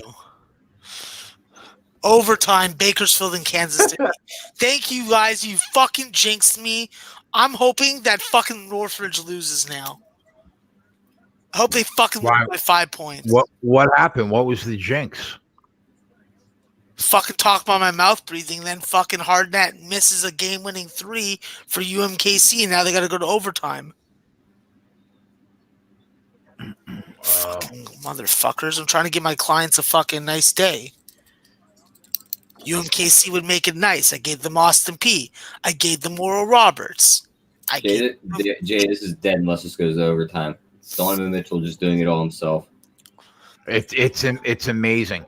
He did it 9 times in a row the other night, and he just missed threes, and he couldn't fucking he wouldn't pass the ball to get the assist. He's such a fucking mutt. He ain't missed him tonight. He's got 41. Yeah, he's still a mutt. Yeah, to go a whole half and not get us 1 assist, that was bad. Fucking unbelievable.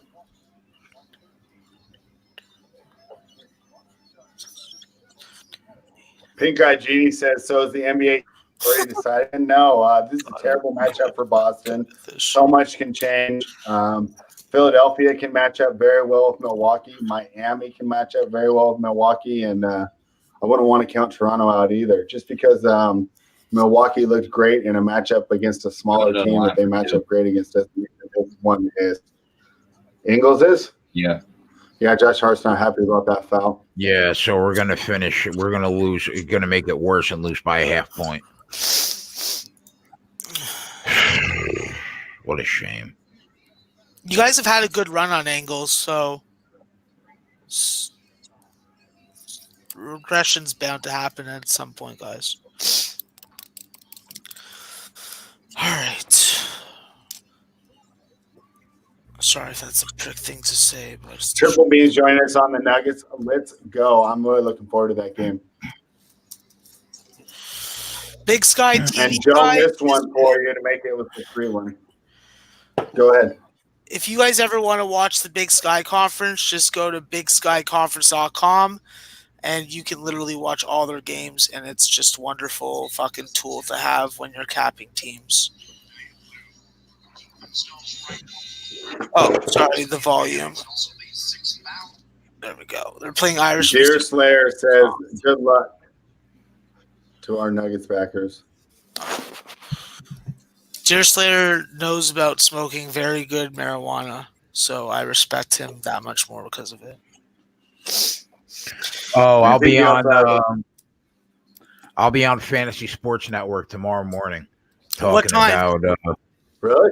You talking about UFC 246. I'm always on there. What time? 10 after 8. Oh, so you're fucking after me. I'm on at 8 a.m. Yeah. So there you go. Yeah, you'll be on, and then I'll be on. I know Dane's not there, so I assume I'll be on with him till the end of the show. I don't fucking know, but he asked me to come on. So talk some UFC 246, talk some championship weekend in the NFL. Max will be on there talking college basketball for the weekend.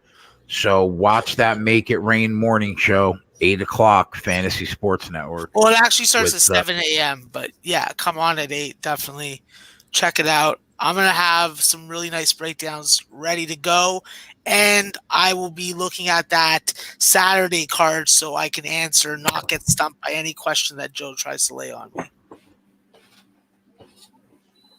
Because they tried to pull the blanket under my foot the last time, asking me about UC Irvine versus University of Illinois Chicago, with Chicago as like a 5.5 point dog. What did I tell them? Take the dog. Bad travel spot for UC Irvine. A lot of games, a lot of miles in succession. Excuse me. And what happened? UIC fucking won outright. I am big Jew. I need the over in this Northern Colorado. Hey. There we go. Drop a 3 in his fucking mouth. Yeah, baby kid, baby kid. Hey, Tyler, Mini Smoker wants to know if you like Kawhi Leonard over 25 for the Magic game. I definitely think he can get over 25. I didn't really have a look on any of his props for tonight. The Orlando defends pretty well against small forwards, but he is their whole team right now. And just in general, right? So I could definitely see him Just getting in general, but yeah. Boy, I really think that the ascension of Fultz really throw. I had written the Magic off as kind of like a first round loser, but I think with the ascension of Fultz, they could really cause some problems there. Yeah, it could definitely be a playoff team in the East again for this year. They made it last year. Yeah, and but the thing was, they won the division last year, and Miami's improved so much. I kind of, gave Miami their spot when I was doing the preseason breakdowns. But I thought Fultz might be good, but to the level that we saw last night, if he's able to keep this up, I mean, look at the guys that are kind of coming to the forefront this year, right? Brandon Ingram, a great story, good for the league. Lonzo Ball, great story, good for the league. Markelle Fultz, good for the league. A lot of times I think we're writing these 19-year-old kids off too soon. I want to wait till a guy's 23 or 24 before I really start down him. These young guys really have the potential to really make big leaps in their ability. Yeah, totally. Viper says Rutgers is going dancing this year. What do you think, Max? Rutgers going to the big dance? Come on. If Rutgers is going to the dance, the only way they're going to the dance is if all their games are at home. If all their games are at home, then they're going to the dance. Because when you play Rutgers at the Rack, you are playing a different animal. This is a team with depth. This is a team with fucking decent decision making at most times. And seeing fucking Harper Jr. and Miles Johnson, taking care of business is fucking no problem whatsoever. I love to see tall people doing well at basketball. If they're not basketball players, I hope they fall and hurt themselves. And are constantly asked to fucking get stuff off the top shelf. All right, 6 seconds left in this Pelicans game. Can they make the game winner? Damn. What did I say about Ingram? Wow. That was a nice shot.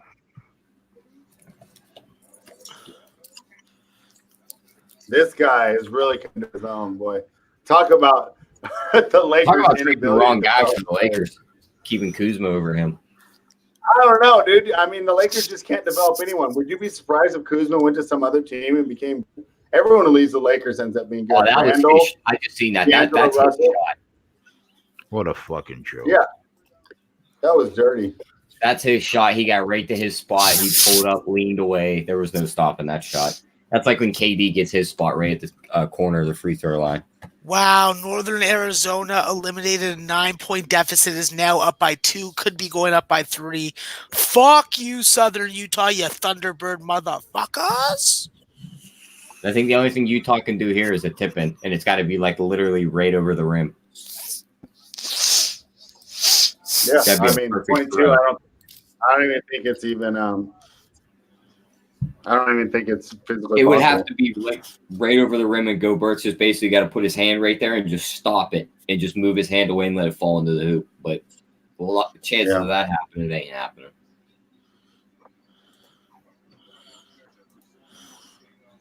They said Zion's coming back next week. They announced the date on it. Yep. I thought Zion played tonight. Nope. Oh. We're getting Zion back. They were talking about him a lot on the morning shows on ESPN. Yeah, they didn't even talk about the games. And they just talk about the big names. It's just so ridiculous. Nice. More fouls, more free throws. Go Northern Colorado. Sacramento State ain't in the beehive. Beat those Hornets down. Step on them and pull their wings off. Pull her stinger out. Damn straight. Tyler knows better than me. Fucking stab them with their stinger afterwards. Or we just watch them die. Yeah, stick them underneath a glass.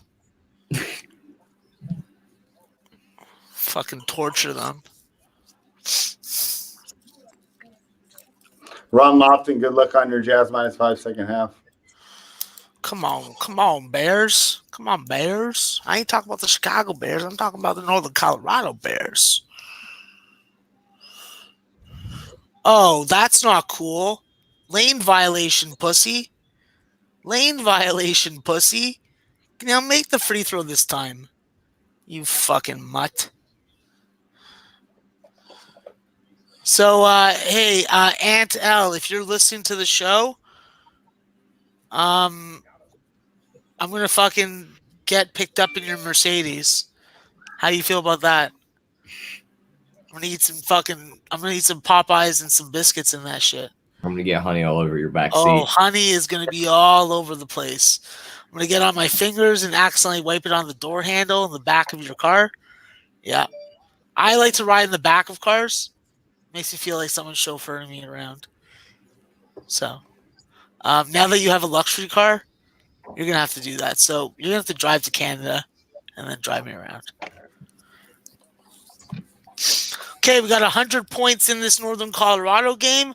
Looking to get about 23 more. Gonna get this over. And listen, guys, I locked my Twitter again.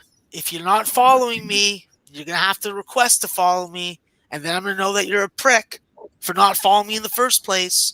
So I would hurry up, send me a fucking request. I won't chastise you on air, but I will ask you the secret question. The secret question is, what do I like to dip my chicken tenders in? If you say honey mustard or you say honey barbecue, you will be rejected. But if you say honey, you will win. If you say just barbecue sauce, you get an auto block. Don't tell them that. I'm going to just do that. We got 64 likes. We need you guys to hit that like button for us. Get us to 100. We need 100 on every video. And I'm proud of the chat. I'm proud of everybody that watches this show. You guys have been killing it for us by going to that link and clicking through the sports books. I got rave reviews today from the brass saying that the more people are going and getting us sbrvideo.com/liveline than anybody else. So you guys are awesome. Please keep doing it. We don't charge you anything. That's all we ask. Hit the like button. Go to the sbrvideo.com/liveline right now. Open a window. Do it right now. And then click through the best sportsbook pages. Go click to the different sports books. You have no idea how much it helps. And the reason why you should do that is why, Max? Because, guys, the only thing that you should be risking is your bet and absolutely under no circumstances your book. Spread, did you turn off the Pelicans game? I'm going to lose this UMKC game, but I'm going to hit the over that I tailed on play of the day. Matt Randall, if you're out in the world, I salute you. I think they fouled him on the inbound pass. Gobert's standing at the free throw line. Boom. Taint play of the day cashes. Good for that. Wait, what? I swear to God, T. He's standing there. He's about to shoot. Oh, my God, bro. If he miss one, make one. Get us to overtime.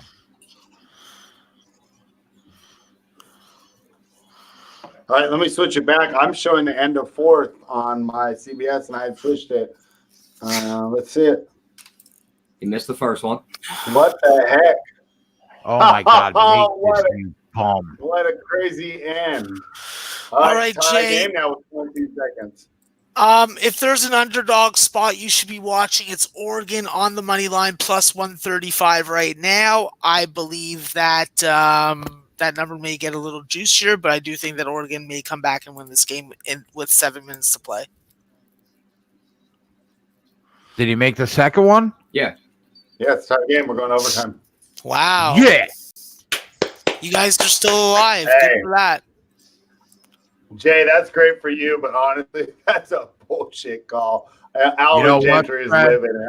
I don't think, just let us be alive, man. No, because how many times you get killed on bad calls, right? So yeah, right. I mean, it's Tyler, can you imagine if he puts up 2 threes in overtime, bro, and we cash them both? I'd love for that. Oh my God, that would be retribution for Mitchell not getting an assist the entire second half. Come on, Joe. Rich G, I love you, bro. We'll see you tomorrow. We'll see you Saturday at 5 o'clock for UFC 246. We'll see you Sunday for the NFC and AFC championship game. It's going down this weekend. I love it. Fuck football. What? Chris Brady says honey. Chris Brady, you're already a follower, aren't you? Have you guys seen all the coaching Good, staff that's left LSU? There's And only the two players people on my this year? request list, and I don't even like either of them, so I don't even give a fuck.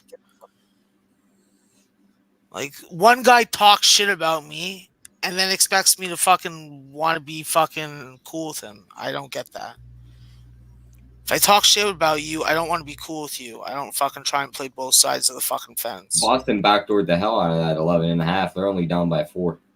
What are you trying to say? They backdoored it. What, they went in the asshole? They were getting right in the asshole. Oh my god, damn it. I hope they fucking lubed it up a little, at least first. I'm so glad we stayed off that. And during the first half, I was like, dang, I knew I should have taken the Bucks. I knew I should have taken the Bucks, but the line was too big. My line on my number said 7. But I just didn't want to take Boston. They just because let of Marcus matchup Smart issues. shoot the 3 to try and cut it to a 1-point game, and it came up about like 3 feet short. It barely touched the front of the rim and fell forward. I'm such a moron. I'm such a procrastinator and fucking delayer on these games. Jay, now I know how you feel when you fucking see money just fucking being left on the Yeah, table. bro. Yeah. I'm literally like I feel like I just want to fucking start crying right now. I don't know why. I'm not going to because I'm a man and you only cry when fucking you get hit in the balls or when someone that you love dies. 12 points in 5.5 minutes?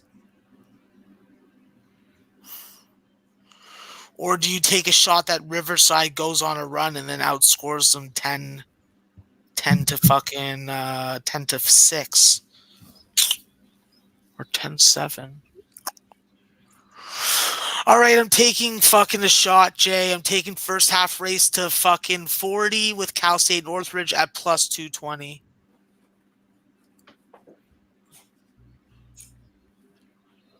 Oh, Is that an official play? It just dropped to 130. Never fucking mind. Oh, do I still take it? Yeah, I do. Yeah, plus 145 now. Okay, let me get And that's 50 race bucks on to- it. Race to First 40. half race.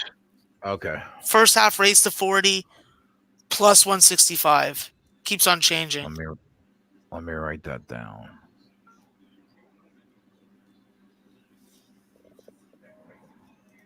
Jake says he tilt bet the Denver game because he thought the Jazz lost.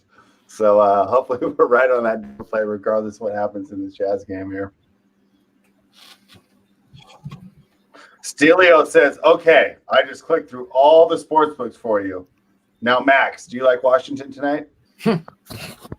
So That's my guy. it's still. I like how you just moved there, and I will tell you this: a lot of people want to get on Oregon State, but situationally, it's just a really bad time to play against Washington. You've seen the breakdowns late because of not having quality point guard play with Quade Green. And I think they come out mad and angry tonight. I think they play defensive, and I think that they win the game by at least 2 buckets. I did not give my opinion earlier about it just because Pac-12 is not my favorite conference to cap. But if you're going to help the show out and press the link that many times, there's no way I can deny you.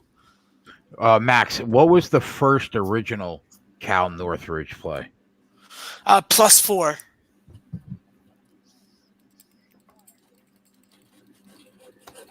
Minus 108. Jimmy wants to know why the Nuggets dropped to -3 because the Nuggets are missing a lot of players. So a lot of punters are trying to get cute and take the home dog. Taking home dogs isn't never bad in any sport. I just think it's a good situation for us. We appreciate you, bro. We seriously, if everybody took 3 minutes of every show to open a window up for us while you're watching us and go to sbrvideo.com/liveline and go click on all the sports books there. Take 3 minutes and That's it, man. And I know a lot of you guys are doing it because the feedback I've gotten from the bosses. But let's be honest, there's a ton of you that don't, right? I mean, we'll have 25, 30,000 views on a weekend, and it's like 2% of that. So I know that you guys could help us out more than you do, but we appreciate the guys, the hardcore people that really help us out.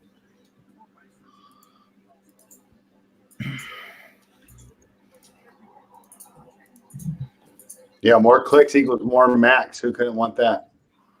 I know a lot of you don't, but too bad. Because I talked to the brass also, and the brass understand that part of the show's allure and lure is my outrageousness and my blatant fucking disregard for political correctness. So if you can't distinguish the difference between what I actually mean and what I don't, well, then I'm doing my job. Oh, Ingles has 5 personal fouls too. That sucks. Shout out to Deer Slayer Ski, definitely one of my favorite people in the fucking history of this chat. And Oregon's down by 3. Give me the money line plus 145, Jay. Give me Oregon money line plus 145. 4-minute game in the bonus. They just fouled Washington. They're going to the line, but Washington's like 1 for 9 or 1 for 8 from the line so far tonight. So, and Cal State Northridge needs 5 points, Jay. Get me that fucking number. What did you get me officially at? 160 or 165? Okay, 165. Perfect. I think we found a good way to make some money, Max, with these. Yeah, until Bet365 fucks us and limits us. Yeah, that's true. Which I'm surprised they didn't, because I just bet 1,000 before, and they didn't even blink. Yeah, I'm only betting fucking hundreds, so not even multiple single hundreds. It's hard for me to fucking put $500 or $600 on a play, especially a live play. Of course, it's out of my You got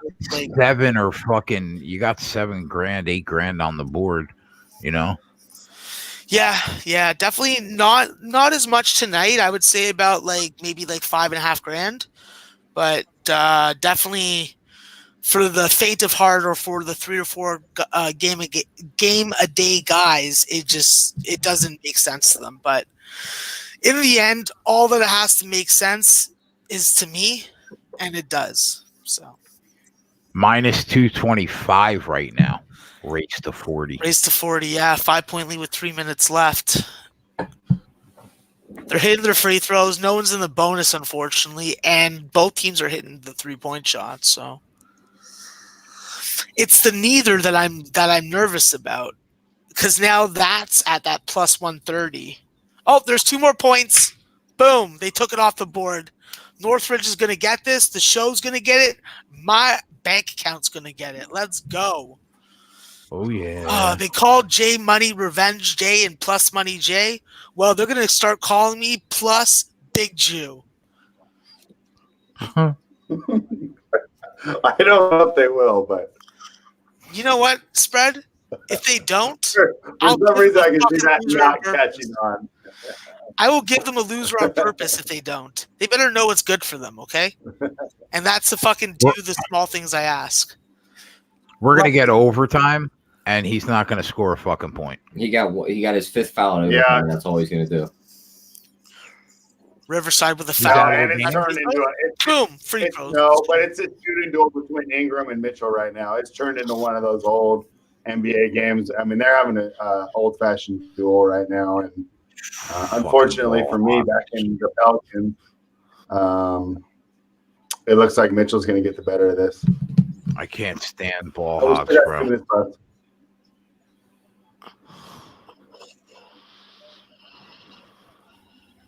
Come on, Dion. So, did you guys hit Jokic props? Because obviously he'll be the linchpin of the offense. The only one No, but I do like them. When people were asking about them, I thought they all look good. I went pretty big on my Nuggets, just straight up, so I'll keep that as my main investment tonight. But Tyler, why don't you look at the exact numbers and maybe decide if you want to do just points? I was thinking points without points assist. We're kind of okay. We're past that point. Yeah, but you can still do it on your FanDuel. You can, right? Yeah. I was to say you can still get them on FanDuel. Let me see what they are. Excuse me. I just figured he would be the main offensive cog, right? Offense is going to go through him. Yeah. Who's guarding him? Somebody solid? No, it'll be Spellman, maybe Draymond on switches, and Cauley Stein is one of the worst defenders in the league. So Spellman's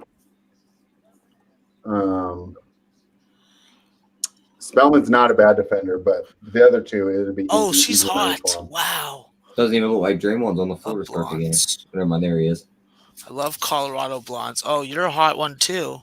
Not you, and not your girl, but you're hot in the middle. All right, 2 points. 2 points. Come on. I need 2 points. I need 2 points. Am I gonna get them? Ugh, no.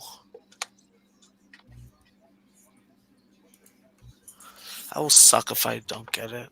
There's a good chance I don't.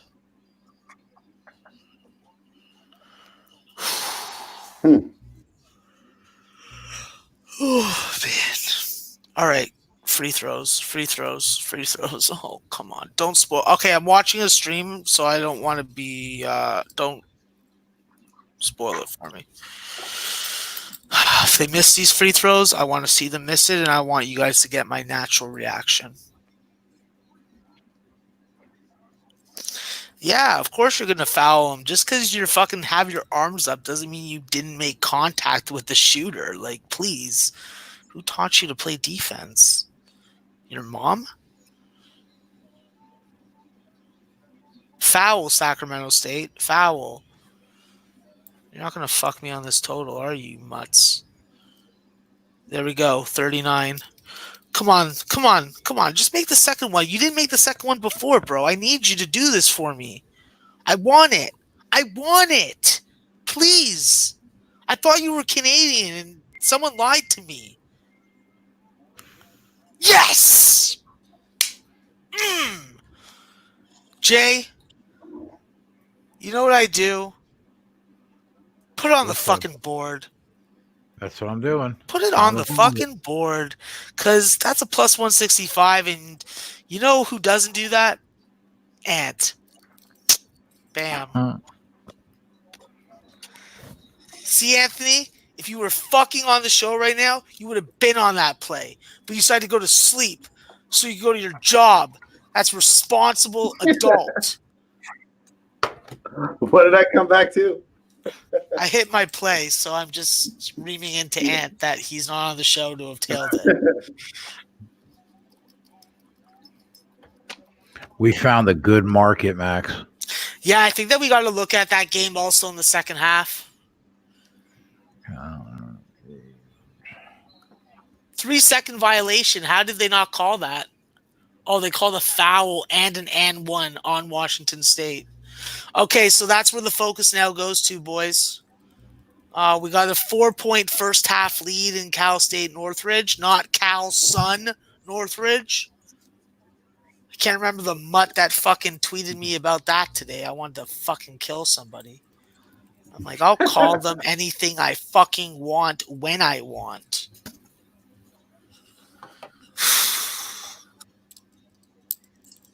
Fucking Oregon.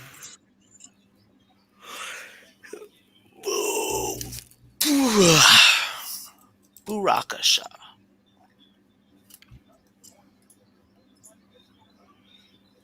You can get the Nuggets plus 2.5 right now.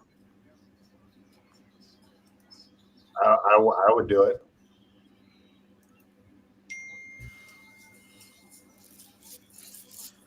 Oh my god, I need fucking like 4 points in this game. I need 2 points actually. I can't do math today. Give me 2 points, Northern Colorado. I like you guys. I like you. You got a good number. Let's fucking cash it for me.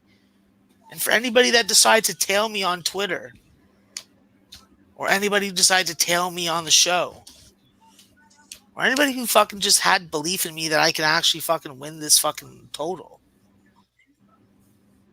Because if you had faith in me, then you deserve a cupcake with at least a half quarter of marijuana in it, and then you'd have a good shroom high without having to taste shrooms. No. No one's watching at this time, TA. Calm down. How the hell are they going to fucking siphon through fucking 5 hours of this shit to find that one fucking 30-second comment? Listen, bro. Who's clipping that? You clipping it? No. Okay, good. All right. That is 123. Sacramento State put it on the board. I have killed my fucking overnight totals. If I can get Cal State Northridge, Cal State Northridge. Don't stab me in the fucking gut. If I can get over 137.5, this night could be fucking epic again. Oh, I'm sorry. I shouldn't be fucking bragging. It's the mustache. It could be the mustache. I may have to leave this mustache on, but Saturday will be the real test because Saturday has naturally been my shittiest day because you have the least amount of time throughout the week to hit the overnight lines because they come out at 3 in the fucking afternoon. They spread. Whoever was asking about that Beverly over 3.5 assists already got a winner. He's already at 4. On Beverly? Yeah. Yeah, I mean. Yeah, he's got 3 points, 4 assists. So I'll switch over to that game when this Jazz game's over. This has just been a fantastic game. This should have been a TNT game. For all the bad Pelicans games that have been on primetime so far, this is one of the best games I've seen all year, and it's stuck on League Pass. Fucking Gerardo has over 4.5. Looking pretty good there, Gerardo. Deer Slayer says the WSU coach looks like Shane McMahon. Must be the money. That's pretty good. Kyle Smith, he's a good coach. He was the Dons coach last year. He's a good coach. It's just gonna be tough for him to recruit to fucking Pullman. Who the fuck wants to go? Max, the Dons were a powerhouse program in the 50s. True. The Dons were one of my biggest moneymakers last year with Frankie Ferrari and fucking Charles Minlin running the shit. A big fan of Max, would you suggest that I one night when we're not on live that I get out of my little hovel and head over and watch the Sac State game live? Bro, if you're watching Sac State, you better be hitting the fucking under and you better be hitting the home team. Those guys put in fucking. Well, I'd be going to see Sac State. Okay, I'm gonna go see one night, Max. I'll send you a little Periscope or something. Yo, I'd love that, bro. Joshua Patton's one of my favorite fucking big men that play on the West Coast. I'm a big Joshua Patton supporter. That is fucking guaranteed for sure. I'm a big fan of a lot of fucking players in college basketball. Let's be fucking brutally honest there. It's just a fucking fantastic. This guy, you like good players and good tenders. We can't hate you for that. Yeah, definitely. And I always got a nice off color joke to fucking make you laugh about, even though you probably shouldn't be laughing at it.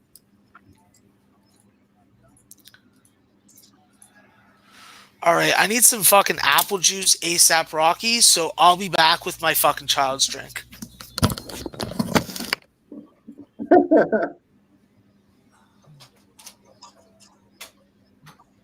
Apple juice? Yeah, apple juice.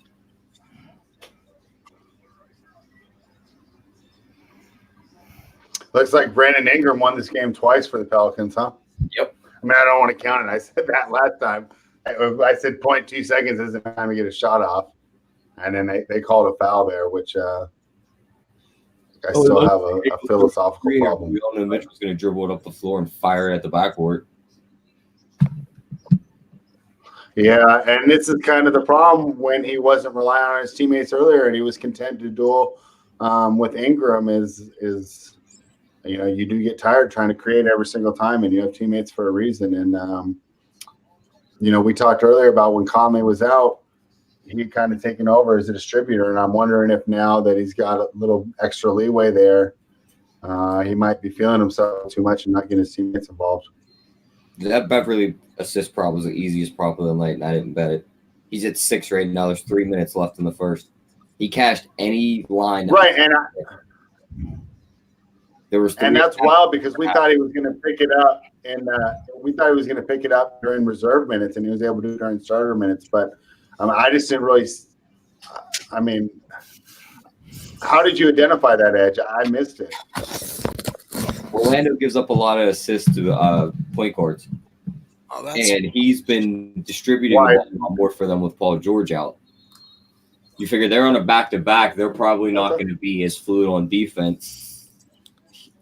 I figured he was going to be a part of setting up their offense a lot if Kawhi wasn't doing it or Lou Williams. He just did it a lot quicker than I expected. That's fair. That's good reasoning.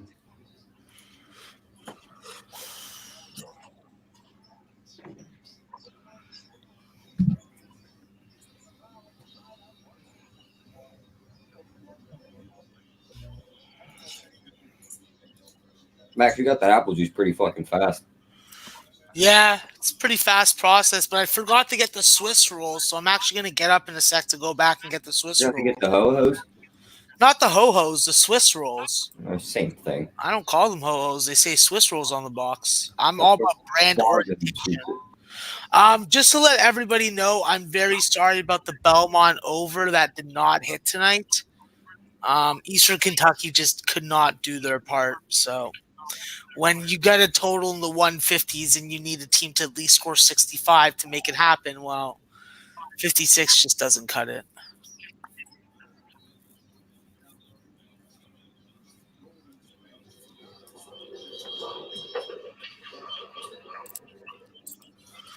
Wow. Fucking Oregon. That's a huge loss. It's a huge loss. Still up money on the show though, with season going, so I could still end up fucking. It's like what 1.5 units, a little more than that. I'll be satisfied with that. Jay, I guess you got to stay on for the entire second half of the Cal State Northridge game, bro. I don't know if I'm gonna make it, Max. I slept 2 hours last night. I don't think you're going to be sleeping that comfortably anyways tonight, so you might as well exhaust yourself to the point that you just fall asleep. I'm disgusted. Couldn't get those angles props home with overtime. Bro, I think that you guys got to stay away from the Utah Jazz for a game or two because they've been fucking sticking you with some rotten brajol. That was their first loss in like what 16 games. Yeah, but Donovan fucked you guys that was last game. Yeah, loss of this decade. Yeah, Mitchell fucked us. I'm talking about Nice, Tyler. Mitchell fucked you guys. Now Angles fucked you. Like, yo, how often you guys like to get fucked? They get rain in Australia, and Ingles just stops cashing props. They need to light them fires back up. No, let's not go that far. When the fires were lit, we were cashing props left and right. He's playing inspired for sure. For sure. He shot raindrops all of a sudden. God bless him for getting rain. Shout out to Teddy Covers, even though a lot of people give him a hard time. That BYU spot was a fucking wire-to-wire winner tonight. Shout out to fucking Teddy S. The Sev. Rant. Ski. I wonder if he's one of my people. Do you think he's part of my tribe? Who? Teddy Savransky. I don't know. I don't even know who that is. Teddy Covers. Teddy Covers? Yeah. I don't know. He could possibly be part of my tribe, or he could be part of Jay's tribe, or Jake the Degenerate says he is part of your tribe. I don't know. He's not part of my tribe. He's definitely not part of Jay's tribe. You never know. Oh, I know. Oh. I wonder if he's part of my tribe. I don't Jake know. the Degenerate saying he is part of your tribe. True. Yeah. Corey, any plays in the Washington Oregon State game? Just looking at Washington in this spot, I understand that Oregon State's a popular dog, but you have to look at it from a situational perspective. You're getting a Washington team that they could classify this game as a must-win situation for their conference season, and for their confidence. So, listen, Oregon State played really well at home. That last win was very dominant. I was on the wrong side of that. I could be on the wrong side of it here, but I'd be looking at the Huskies, and I'd be looking at the Huskies playing some good defense and keeping this game under. But nothing that I'm actually gonna bet on. Yeah, Jay, I don't know if we'll read that comment, but that was funny by Aaron. Well, you could read it.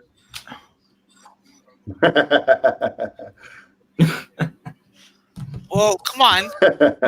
Now I'm waiting. Oh, yeah, I get it. All right, he said, I'm half Jay and half Max, also known as a pizza bagel. Hey, that's cool. Hey, that means you get the best of both worlds. I like that. Fuck, I got to marry an Italian just for that. Yeah. But I got to marry like a Calabrese, though. I need a Calabrese woman. It's very important to me. There is a very big difference in Italian women, in my opinion. All right, Northern Arizona is going to pull off the 8.5 or 9 point straight up win. God damn, those Lumberjacks were bad last year, and they ain't so bad this year. Hallelujah! Someone spank me and call me naughty. Damn. Didn't have the balls to go on the money line, but I will gladly take a fucking plus fucking 9 winner and an over 134.5. Very. If by spank me you mean somebody could hit you in the face with a fucking brick, I'd like to sign up for that. Jay, that makes me be even more What's up, suspect Chris of Lund? you now, just because you thought about it from the perspective and context that I want to be saying, and then you turned it into like something that benefited your violent fucking harbored put in the closet tendencies. So yeah. You put me in the wrong column now?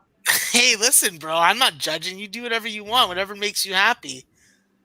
What would make me happy is a win after that Angles prop. Oh fuck. We're trying to get the win on Cal Sun. We got a 4-point lead. We got 4 points to work with.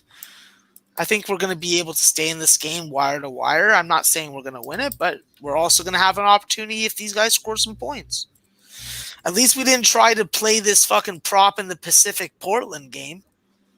That would have been a waste of time. They only scored 25 and 23 points respectively. But I'm heavily invested in this Northridge game. I still have fucking my +4 ticket. I still have my over 137.5. Like, I like it. I like it a lot. I like it like Roger Rabbit likes fucking Babs. That New Mexico State under was a dead under. I ignored it like a chuck. Not a chump, a chuck. AKA Converse. AKA the fucking worst shoes ever. Converses? Chuck Taylors? Yeah. It's like you want to fucking definitely go out on the street and play hipster or homeless. Look at people wearing Chucks.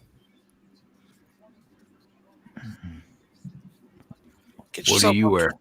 I wear Nike. I wear Under Armour. I wear fucking Adidas. Like, I like fucking the good athletic shoes.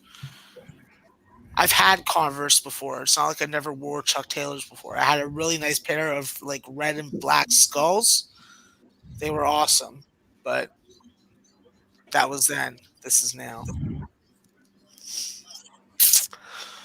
All right, so FS1 is going to be broadcasting the Oregon State-Washington game for anybody that's watching it on cable. And then I believe after that will be the Hawaii-Cal Poly game. So lots of basketball for anybody who's staying up late tonight like me. Small card on college basketball tomorrow, but some very good marquee matchups.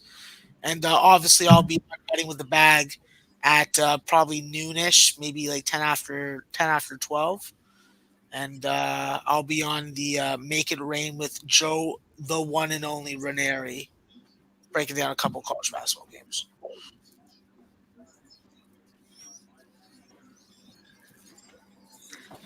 I think I'm going to be on bag with you tomorrow, Max. Sweet. But I think you'll be ahead of me on that on the roll call. Oh no, I'm always last. Oh really? Okay, cool. Yeah, you'll probably be first or second. Teddy's usually second last, and then it's like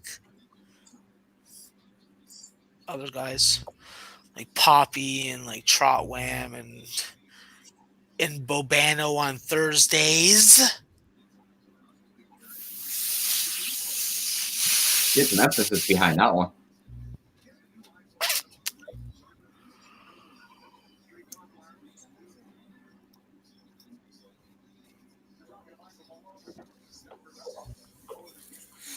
Just so everyone knows, also the Santa Clara Gonzaga game started 5 minutes ago. That's on ESPN too. So. No opinion on that game.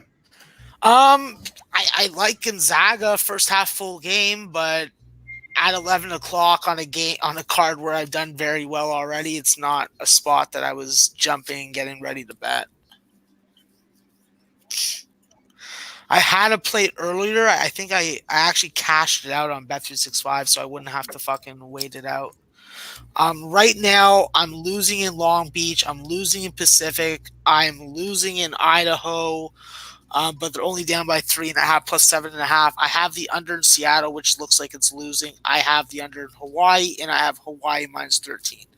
That's my action that's left over. And aside from this Cal Sun game, that's about it. That Gonzaga double result is minus 1,200. Yeah, that's just crazy.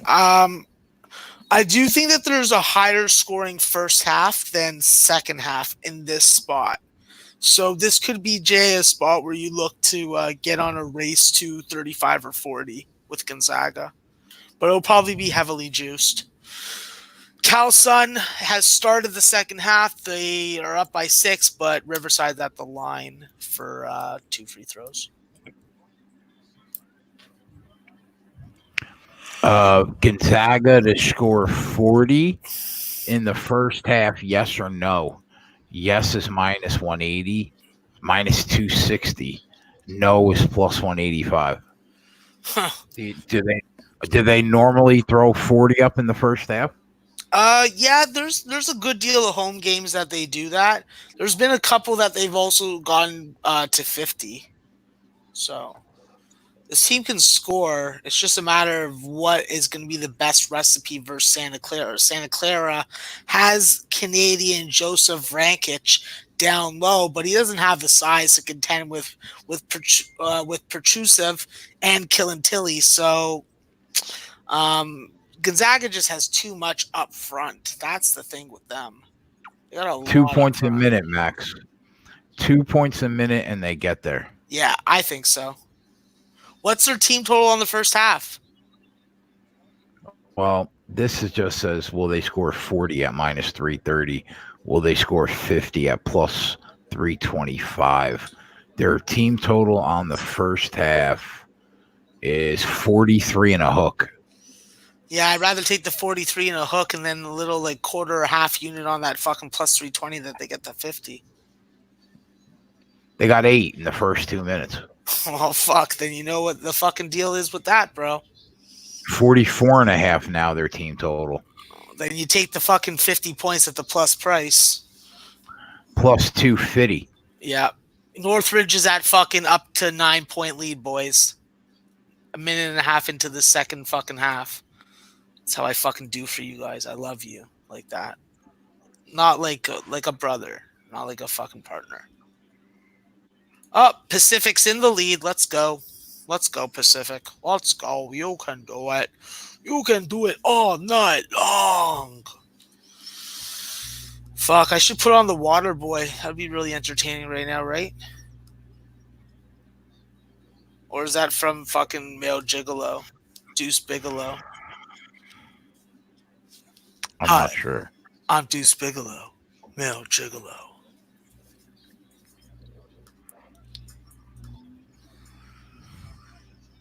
I need that Pacific game, so WCC Network. Love that. You can just watch games that you don't have to pay for. Best thing for a fucking guy from my tribe. We hate paying for things that we don't have to pay for. So First half, both teams scored 35 plus 110. Yes. I think that's a good bet because I think that Santa Clara definitely has the offensive weapons to score with Gonzaga. They have 7 with 16 and a half minutes left. So they're averaging about fucking like close to 2 points a minute. 3.75 or whatever the fuck the exact math is.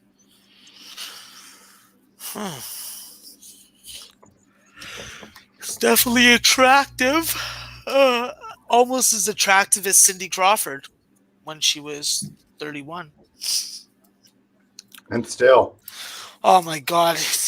Don't even get me started. She is my obsession. I would love her in ways that I could just not say online. Denver got spanked in this quarter. So, Jay, Yeah. let's focus on second half race in the Riverside game. Actually, never mind. They just gave up a 3-point play. Fuck it. Wait a couple minutes. Still too early.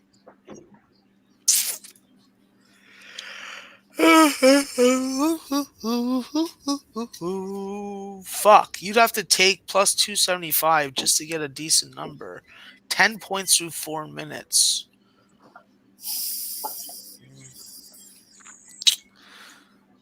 Yeah, 125 seems like the best play, even though it's juiced. What are you looking at? Gonzaga, Santa Clara. Unless you want a J size bet, and mine's 475. I was just looking at that, they're bro. gonna score 40. How do they not get to 40? I don't know because they're not trying to score threes; they're trying to take it inside. So it seems more than plausible. Could they go ape shit and get 50? I think that if they're going to, this is the opponent to do it against. Santa Clara will run and gun with you. Santa Clara will hit shots on the perimeter, and they'll give you short shot clocks to transition from defense to offense with.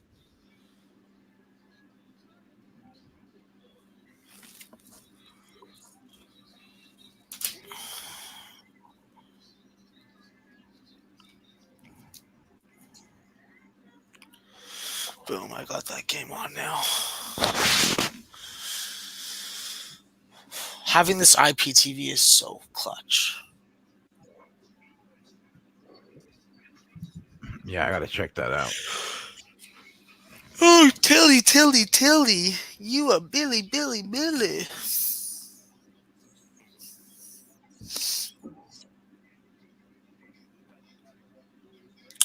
17 points through 4 minutes is okay. It's okay. Max, first half, both teams score 30, minus 320. Yeah, I think you can. I don't want to bet on Santa Clara's offense Yeah, that's what you're betting on. They need to put up because 23 points in 16 minutes. I've watched 2 possessions and I'm behind the game by 19 seconds.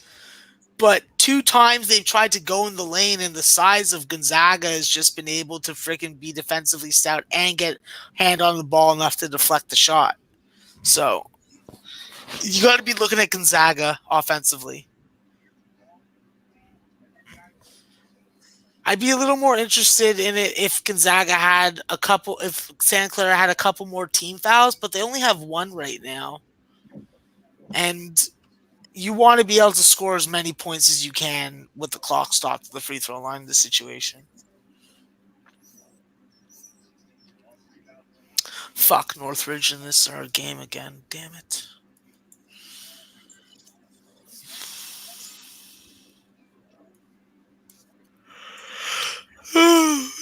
Okay.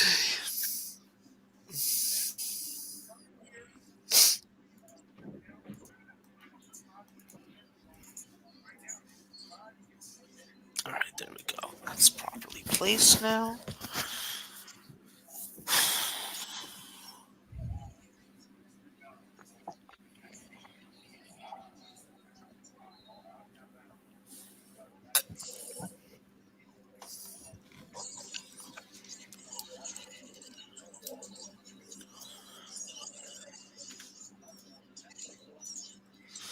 Spread, nice looking background, bro. Thanks, buddy. Yeah, I like it still. Probably need a picture of me back there, though. Okay, you'll have to send me one. Yeah, probably with me with a big bong in my hand and like a big bag of weed in my other hand. No. Listen, bro. It's fucking legal in this country. It's not a fucking drug. It's a fucking medicinal fucking use. Medicinal product, okay? I want to hear your fucking biases and your fucking war on drugs bullshit. Okay? Hey, Tyler, when did Marquise Chris come back to the Warriors? I don't know. I thought he got cut. That's what I thought too. I'm seeing him out there right now trying to cover Jokic. Are they doing charity now?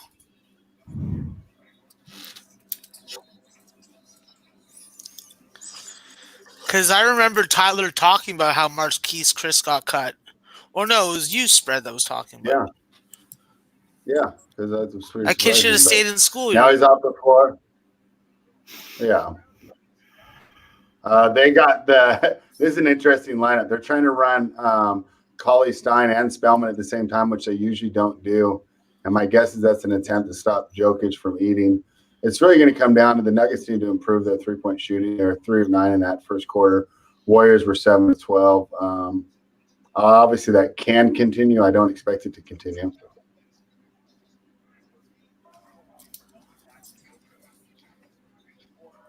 Yeah, Ken, I hit him at plus 300. I just figured I'd double back down. I still kind of like the look, and if I'm wrong, I'm wrong. But now I'm getting plus 300 on a game I liked pregame after a bad first quarter in the sport with the most runs in the world. So, yeah, I don't think that Denver Live is a bad look at all. Especially because you can go 0.33 units and get back a full unit, and you won't really be risking much, and you're taking the much better team.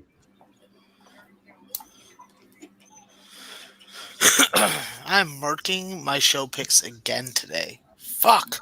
I'm gonna have to keep this goddamn fucking facial hair. This is bullshit.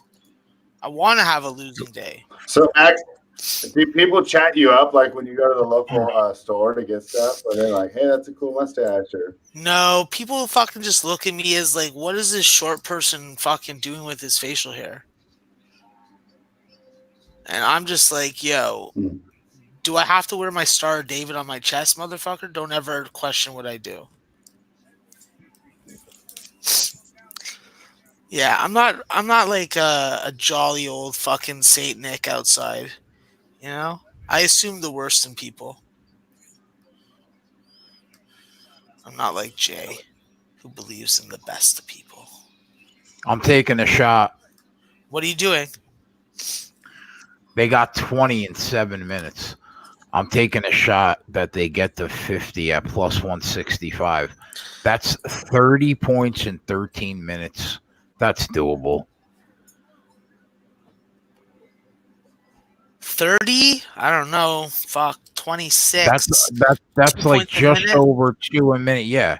The way I'm watching the game on ESPN, the way that the floors opened up, there are wide open threes everywhere. They're shooting 66% from the arc early.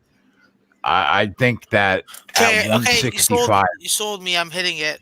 I just got 155. Shit, me too. Hey, to everyone just in the went up chat to who's kind of writing off the Magic, remember we did the same thing to the Celtics earlier tonight, and they came back and covered. So this is the NBA, and although it looks like the Clippers are the right side, I want to wait before I necessarily put the nails in the coffin of this Magic covering that 10-point spread or 11.5 or whatever it closed at. Jay, did you get 165 or 155? I got 155. 165. I guess my fucking app is faster than you. It's already Now down it's to plus 125. Yep. And their team total is 48.5. Oh, they're shooting 3 fucking free throws on a fucking 3-pointer that they got fouled on. That's real good. That's easy buckets with the shot clock stop. With the clock stop. I love that. Nice eye, Jay. Northridge is in a 15-12 battle right now, and it's 15-14 through fucking 7 minutes in the fucking second half. That's a little too close for comfort right now to be looking at anything. I'm pretty happy that like our pregame position and the over for me on the show should be good enough for now. Their team total is 49.5 at minus 130 max. Fuck We're that. sitting on 50 at plus 165. Yeah, 155 for me. And it's down to minus 110 now. But the neither's minus 130, so it's a neither or Gonzaga game. I don't mind They that. only got 9 points. That 3 didn't help. You got to get the offensive rebounds on the guys like that. Fuck. Give your big man time to fucking get inside. It is true. Chris, what number are you seeing on that Sixers game? Pacific's pulling away 42-33 right now. 14 minutes left. Washington's out to an 8-2 start over Oregon State. And Northridge is taking care of business up 5 with 12 minutes left. So Santa Clara's going to the free throw line for 2. Gonzaga's going to get in trouble if they keep on bumping guys on fucking pick and rolls and on screens. They're going to fucking put Santa Clara at the line. And Santa Clara will hit their free throws. Yeah, Prince, I like it at 7.5. Get it now. I don't think money's going to come in on Chicago. So if you want to play it, get it now. But I do like Philly in that spot. A lot of size for that Bulls team. 27 points. 27.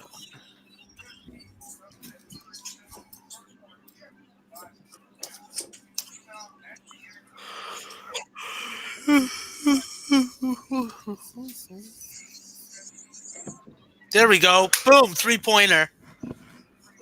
I like it. That helps.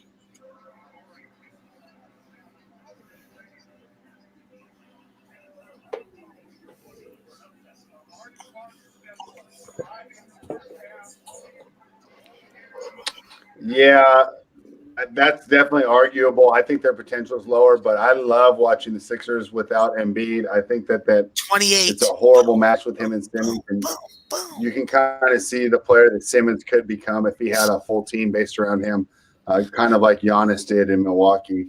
Not to mention, I think it was development. I think that he, and you would probably know more than me listening to the local radio, I think that Simmons kind of gets less criticized than he would if he was for sure the alpha on the team. But that's Max. definitely Embiid's team. Oh, I think sorry. Simmons can get a little later. No, it's good. We're done. Max, watching this game, right?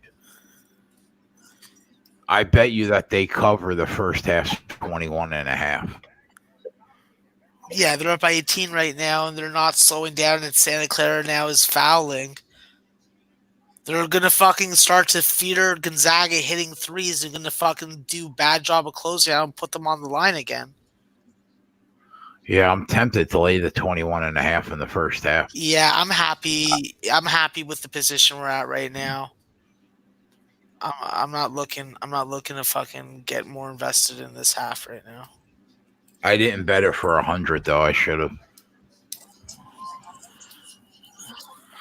I threw 50. Yeah, that's what I did. I only threw 50 on this because first off, I still have the Cal Sun game, and I want to make sure I'm assured of profit for the show tonight. So even if I lose this half unit, at least I'll be up at least a unit for the show.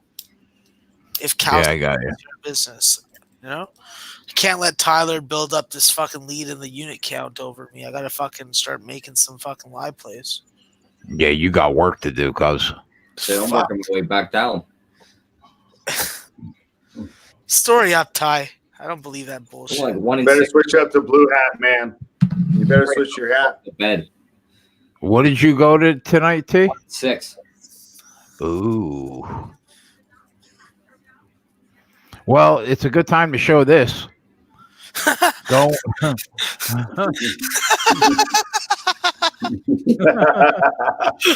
before it gets updated. Yeah, I Go- guess. Going into tonight, we have 256 wins, 171 losses. We're at 60% and up 128.64 units with an average line of plus 140. Pretty ridiculous, but I have a feeling it's not going to be there tomorrow. I have a feeling it'll be back there by Monday. Hopefully Yeah, we're going Dave- to crush this weekend. Dave and I should do well on Saturday. Then we got football on Yeah, I Sunday. can't wait to I can't wait to just hang out, just glean so much knowledge of the MMA with you guys and kind of get back into the swing of things and do the full card. It's going to be a lot of fun. Wow, he is so good. Joel Ajay, whatever the young Frenchman, like this kid is just one of the most improved players in the nation, playing on the best team, fighting for minutes against upperclassmen, and he's a skinny fucking chicken wing, bro. Like I literally want to get him a chicken sandwich, extra mayo on it. Extra, huh? Extra mayo, bro. Extra mayo. There we go. 30. Okay. Let's go. We're on pace. 2 points a minute. 2 points a minute. That's all we need. That's all we need. There we go, Santa Clara. Have a quick possession. Give Gonzaga the ball back. Let them have a quick possession and score. Yeah, that's what I'm talking about, bro. That's what I'm talking about. Get to 32. I like it. It's just wide open for them, right? Oh, bro, it is wide open. And they're going to the line for one now. So get that free throw in you. That could be the difference between us winning and losing. Make the free throw. Do it for me. Do it for the fucking Manischewitz King. Do it for the Manischewitz King. There we go. Manischewitz for everybody.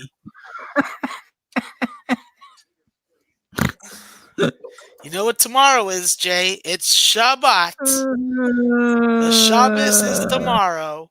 But I'll be. Can I know? I'll Can we be get being an a bad early? Jew because I'll be fucking online using electricity during Shabbat, which is a Can no. we get an? Can we get an early sneak peek at what the Manischewitz play of the day will be tomorrow? No, because I haven't even gotten to that point yet. Like I know what games are on tomorrow. But yeah. Nothing to give out or right now. I am gonna fucking rape Bet365 with these markets, bro. Yeah, you can't rape an online book because there's no way for your penis to penetrate its non-existent biological organ. Listen. It's a hypothetical. Hey, listen, bro. You want to use that word, you're gonna get fucking chirped because of it. I'll take 55 at plus 110.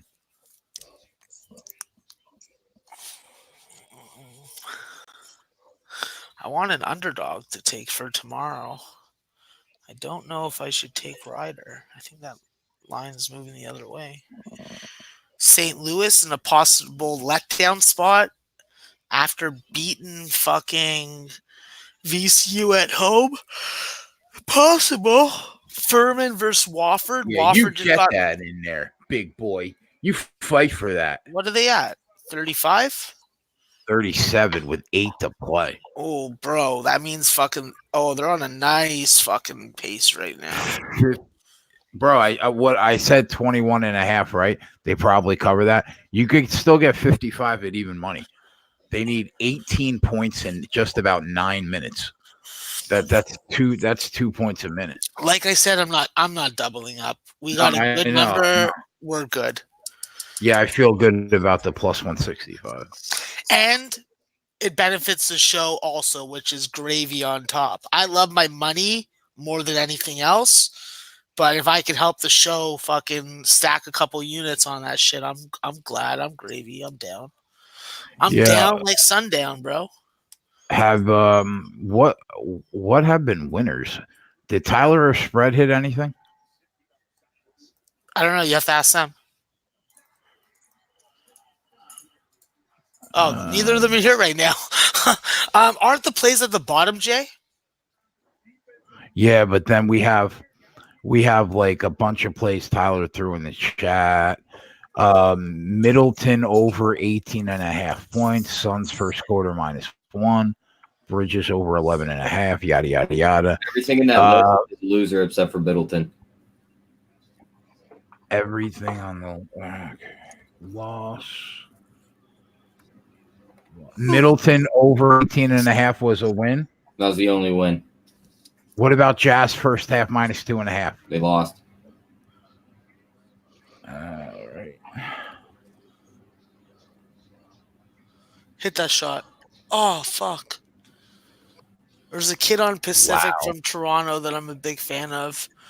Jabril Noel Price from Scarborough, Ontario. Scarborough, represent. Anybody from the fucking 6 that's representing Scarborough, I salute you. You're probably a tough, badass motherfucker.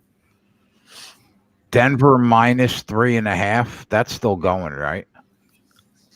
Yeah, 5. I mean, we got off to a slow start, but they're creeping back into it. This is an NBA game. We have the much better team.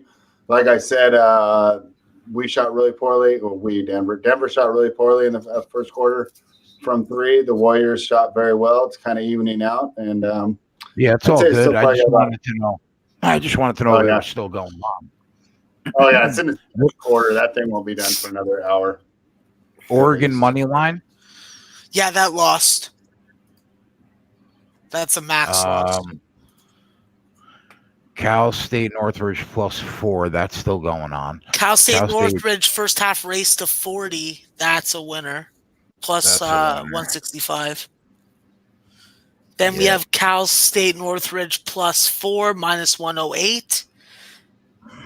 And then we have Gonzaga race to 50 plus 165 because you got the better number than I did. So we'll count your number. Right. And then I hit that one, but it was like a private minus play, so I'm not going to count that.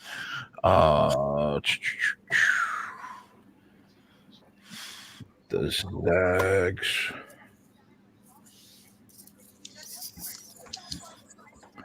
This might be the worst night we've had on the show since November 18th.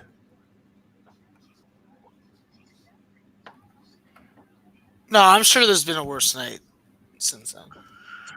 Right now we are 1, 2, 3, 4, 5, 6, 7. We're 2-8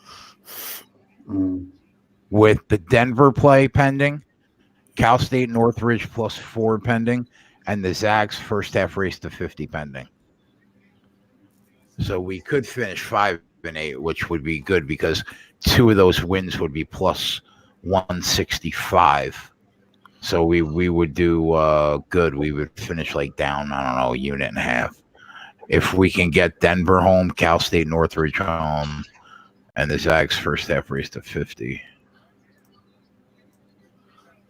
That's all right. We're up 128 units. And the reality is, if you tailed like a whole bunch of my action from the show or from Twitter, you're probably up at least a couple units. I did quite well today, publicly and privately. We've had so many fucking good days, bro. We could shit the bed for a month and still be up 50 units. Yeah, I can't shit the bed because I need as much money as I can for my degenerate behaviors. Yeah, I'm in the same boat as you, bro. Trust me. Yeah. I just don't spend it on poon. I Can wanna- do you guys think all year? That's why. do you think the Warriors score more than 105 T in spread? Yeah, but I don't really like. I don't think there's an edge. But if you haven't forced me to, I'm worried that they kind of fall off shooting wise, and that if this, if they do fall behind, it they kind of lose the momentum. But right now, I would definitely say they're going to. Okay, so we got a 12-point lead in this Northridge game, and you'd have to take a second half to 45. That's too much. They have 29. That'd be 16 points in 6 minutes. That's too many points. No, I won't take that. It's a nice number, but it's not. I don't think it's a very winnable number. Or maybe I could be wrong. It's now down to plus 220. Up to 240. So 31. 9 points. No, it's 14 points. Yeah. Oh, I wasn't for me, Triple Beam. Somebody in the chat asked about the 105. Was Corey H the one that asked about Washington? They're up 21-10 right now, so they're looking good. And Noli's Max, they're gonna score 55, bro. yeah, They're gonna have right now. 43 with 7 minutes left in the game. I'm happy with the one. If you want to keep on trying to stack units for the show record and for your own fucking bank account, then you go ahead. I'm tempted to take a shot. Go for 60 at plus 340. Yeah, they can't put up 17 points in 6 minutes the way they're scoring. I don't doubt it. It just went to 400 though. Yeah, You're relying on Santa Clara to have short possessions. all they do is hoist threes. I know. They got the ball for 5 seconds. I know. That's good for you. Yeah, That's the type Look of at fucking you. spot that you want to jump on. But at plus 400, I'd rather wait a little and see it at plus 300 or like 280. Give me a little more confidence to jump on it. wow, these kids are good, bro. They're the best offense in the nation. Jesus Christ! Like, I don't need to look at the stats. Everything goes in. They're very good at home, and you have to remember, Mark Few is in the top 5 coaches in college basketball. It's not because he recruits the best talent; it's because he takes players and develops them. Jay, did you see the fight they made for UFC 248? Yeah, I see RB Fern saying they announced that Adesanya fight Romero. Yeah, I know. Honestly, you know what I say to that? Meh. It's not. It's Adesanya's going to destroy him unless Izzy is fighting Paulo Costa or John Jones. I don't really give a fuck. He's going to run through Romero. Yeah, he's hurt. That's the only reason why he's not fighting him. So you're going to have to wait for that. And John Jones' fight is a real possibility. John Jones would kick his ass. Adesanya said he wants to beat up on the middleweight division before moving up. Yeah, he better stay in the middleweight division because once he goes up against my guy John Jones, he's gonna fucking just lose it on him. Up. Yo, John Jones may be a crackhead, but he's a badass fucking fighter. Buddy, he'll take fucking like 10 BJ Penns down at the same time. Well, BJ Penn got taken down by like a normal human, like citizen. That's why I said 10. That's why I said 10 of them. He weighs 145 pounds. I was just seeing that video. I'm pretty sure us 4 could jump and beat up BJ Penn. I don't know if I can. I need a weapon. If all 4 was one after him, we'd take him. If I had a cattle prod, somebody's getting fucked up though. And it's probably me being the little guy. I'm littler than you. I just have a fucking hard head. I might have the height. I might have the height on you, but I guarantee I weigh less than you. Yeah, I'd just fucking bear hug you and suplex you. Exactly. He'd fucking take me right to the ground and be like, help. Yeah. I like to give people bear hugs. It's one of my things. 44. Come on. I need more points. Let's go. Get on it. I know you got fucking 5 minutes, but still. Faster you hit it, the better I'll feel. They're not hitting 60 in this half, though. They could hit 55 though, Max, at minus one. They just hit a 3, so they're 3 points away from cashing for us, Jay. Great fucking call. Thank you for getting me on it. Thank you, buddy. And better yet, everybody in the chat, I hope you guys tailed Jay on that like I did. And this is what we're going to do with Bet365 for now on the Live Line show. Yeah, the other night, Max and I found it, and we just knew. If a book wants to give you all this fucking derivative betting, then you got to take advantage of it. There's lots of analytics and metrics that you can study to fucking find your edges. You know what's crazy, games. Max? 60's down to plus 160, bro. Oh my god, it was a plus 700 like fucking 30 seconds ago. I know. Oh my god. Wow. Wow, this offense is ridiculous. And Santa Clara is enabling them, bro. It's Santa Clara enabling them. If Santa Clara was taking 15 to 18 seconds of the shot clock every possession, they don't get past 45, in my opinion. And look, they're going to get it right now. They just got fouled, I think. No, it was a timeout. Never mind. Yeah, the ball went out of bounds, but they have the ball. Northridge is up by 15 with 4 minutes 51 seconds left. We're looking kosher there. We'll take a massive comeback right now. I still need to hit the over on 137.5. So. Wow, Cal State Northridge, you nailed that, huh? Yeah. Yeah, we're going to get that home without like some drastic fucking meltdown. Well, that's 2 wins we'll get right there. NBA, our NBA guys, any live plays you guys see right now we should take advantage of? No, Denver closed this out any play. Take the other side. No, let's not go that far, but no, we got 2 blowouts right now. Mark it down as the opposite side. Bro, you're the fucking second most profitable person on this show. You didn't do that by chance. You may be having a bad night, but anybody in this chat that fucking doubts you deserves to be stabbed in the gut with a fucking AIDS-infested needle. I mean, we don't have to go that far, but Max I feel strongly about it, so I fucking say it how I see it. I know you do. I say it how I see it. Straight good. A bad night's a bad night. Till you shake it off your back tomorrow. Usually what I do is I just go cry into a pillow. No, you don't. No, I don't. No. I usually I attack homeless people with baseball bats. Let's take a quick look at these games here. We're getting Denver plus 10.5. I saw the Magic plus 18.5. It just jumped off my board. I don't know why, because it's halftime. I definitely like the Nuggets a lot more than the Magic. Due to the fact that LA fatigued, big win last night. I'm not even going to touch that Magic game.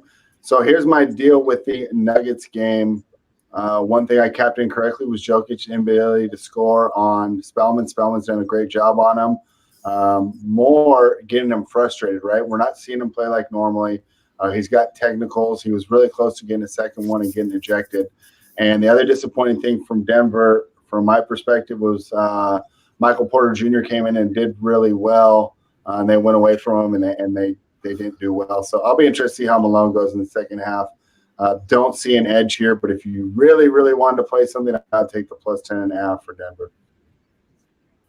I should have laid the 21.5 in the first half. You should have, but you were already on a plus money play. So, like, are you going to have 3 live bets going in the same 20 minutes on one game? Yeah, it's a fair point. Like, I could just hear the bookie in you being like, Jay, that's like something that you probably shouldn't do unless you have numbers that are really really heavily favor it. Yeah, you're right.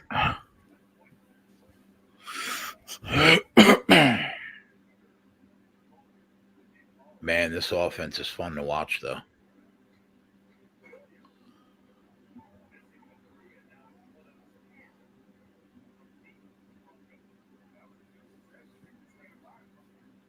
Jake says, "Do you guys believe in trap lines?"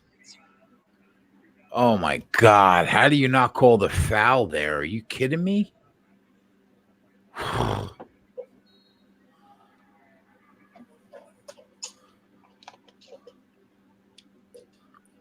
We've needed 1 point for 2.5 minutes. T, did you happen to watch that Kentucky game against South Carolina yesterday?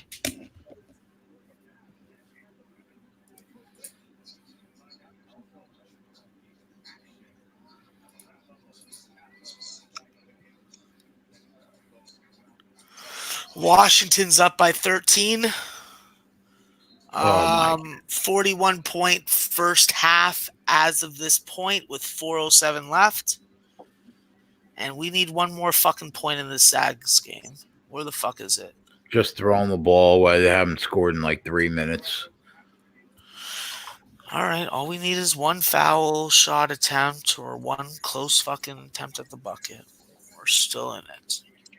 Now Santa Clara is slowing it down. Here we go. Get to the line, hit a free throw, get a goaltending, fucking get a defensive fucking basket. There we go. Boom. Put it on the board, Jay. 51 points. We got it. We got it. Fuck, man. That's what I'm talking about.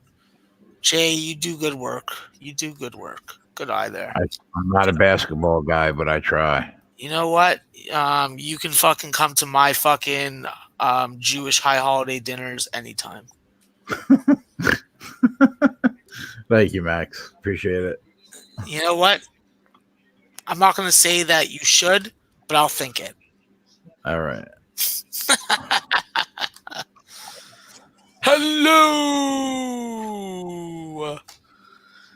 I'm watching a lot of Seinfeld, obviously.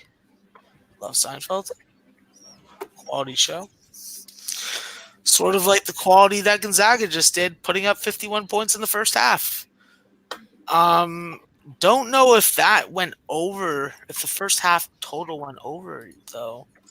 I was watching my favorite capper, who I also who also hosted me. His name is Drew Martin. Fantastic guy. Love Drew. Generally like Drew.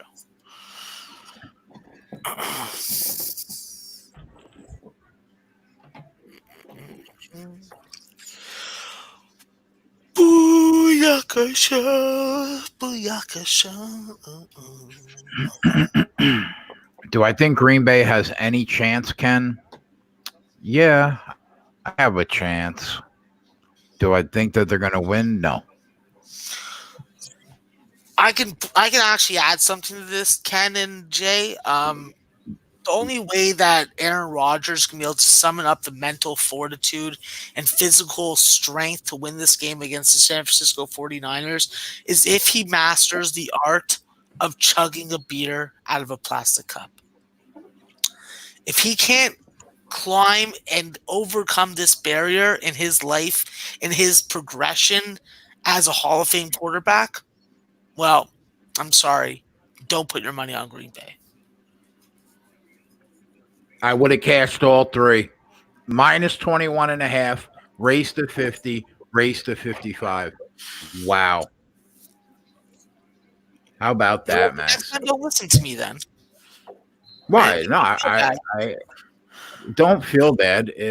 You shouldn't have 3 first half bets on the same game. It's just not smart. But it's just crazy that it would have cashed. Oh, and 60's not going to cash. It was close. They got to 58. Wow, man. Wow. Just on basic principle, you have to look at the second half under 83.5. Now you think, I mean, Santa Clara, all they did was just hoist up threes in 10 seconds. And what do you think they're going to adjust at halftime? Use more of the clock The game's over. We're not going to win it. Let's win the second half. I can't see Gonzaga and Mark Few with the type of coach he is allowing his team to beat a conference foe by 50 points. Especially considering, don't they have a second game coming up in like 2 weeks? I'd have to look at my schedules, but I'm lazy to do that right now. It just seems like fucking a bad omen if you beat them too bad. So you're saying Gonzaga slows it down and I'm not hangs saying it. I think it. I don't have any numbers to back it up. So Yeah. it's just a thought in my head. Like the total is 43.5.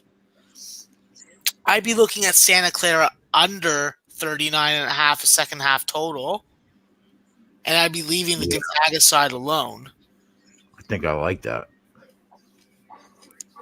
What I'd be looking at is I'd be looking at one of the juice prices on race to 25 or 30 with Gonzaga. I think that even in this situation at minus 180, race to 20, I won't say that there's value, but it's bettable. It's a bettable number in my opinion. What was the pregame close on the line? 19 or 20. Oh, wow. Yeah. And the line opened at 21, I think. So there was Santa Clara money coming in. But let's be honest, the majority of sharp or big money cappers, you're not going to see them putting big money on a 20-point favorite usually. I shouldn't say big money. Big money makes dumb bets all the time. I'm like talking about like pro money, I'd call it.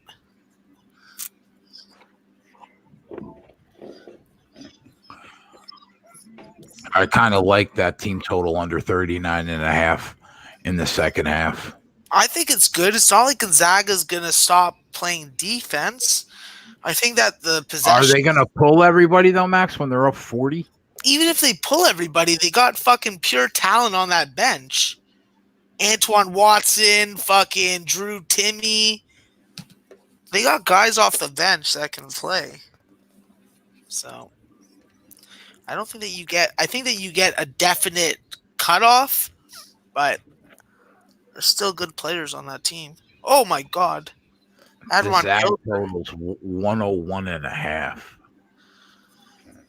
42, 43.5, yeah. Yeah, they're all the same. Put that Cal State Northridge on the board. It's looking like, right? 13-point lead with 30 seconds left, or 11-point lead with 30 seconds left. They ain't coming back. This game is over.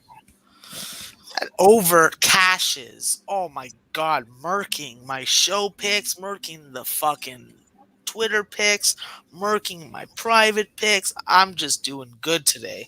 Did good for my clients, I think, also. So make them happy. Make me happy. I think the only other game we could take advantage of with what we're trying to do would be the 11 minutes left in the USC Cal game. And taking USC on the with the points, eh? Or looking at what their races are. You know what I mean? No, that's what I mean. That's what I mean. Not like getting the spread. I'm not looking. Have you watched any of that game? You want to turn that game off for 5 minutes? I haven't watched a minute of it. Let me see. I got to get it on the IPTV because I think it's on Pac-12 network.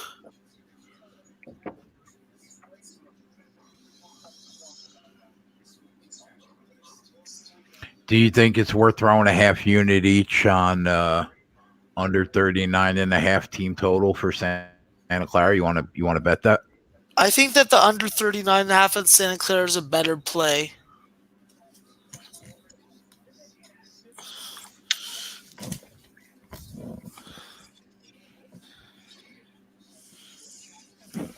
Boom, put it on the board. Nice job, Max.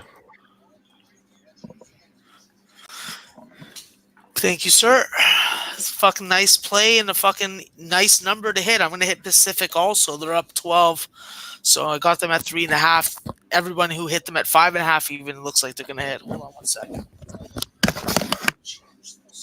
Spread. What's going on in the Denver game, my friend? It's halftime right now. Oh, okay. Anything we should take advantage of at half? No, I was saying if people really want to force something, I would take Denver plus 10.5, but I don't really see an edge. Jokic isn't beating Spellman like I thought he would. He's getting frustrated, not looking to be himself. And the best lineup that they played so far, Malone went away to it, and they gave back the 10 points that they had come back. So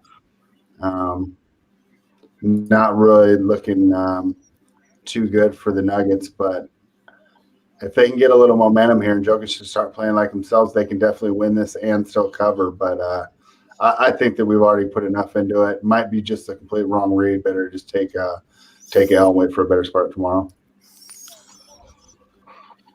I like how Deerslayer said he went going to bed like an hour ago, and now he's still back in the chat. That's awesome.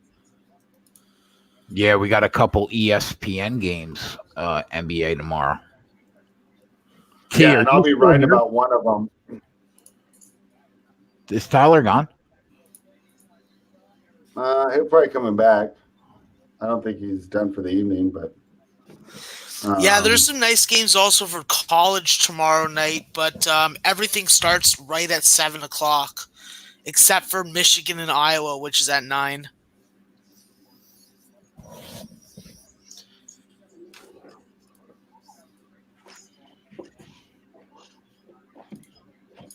RB says, Jay, yeah, you know, I've been calling these games out to you all playoffs. I think it's Packers are covering this one for sure. The 49ers are gettable, especially when they don't run it 30 plus times. Yeah, my thought was to bet San Fran on the money line was going to be my play live. That's what I thought the best play was. You could be right. They could hang within that 7.5. Who knows? I do think that San Fran finds a way at home to win the game. I really do. What's the money line right now? Was it probably about minus 285, minus 290? 340 at FanDuel. Oh, wow. Man. Oh, shoot. I got to check to make sure my phone is working tomorrow. Fuck. That would be bad news. Why would your phone not be working? Because it's, this is my burner phone. So it's like a pay-as-you-go phone. And I think that the fucking shit doesn't go tomorrow. Fuck, I may have to send Joe a different phone number to call me from. Shit. 310 at DraftKings. I'll be fucked if that's the case. Damn. Huh. I should have thought of that before. And I won't know till like 3 or 4 in the morning. Jay. Well, since there's no Dane, you might be able to Skype in.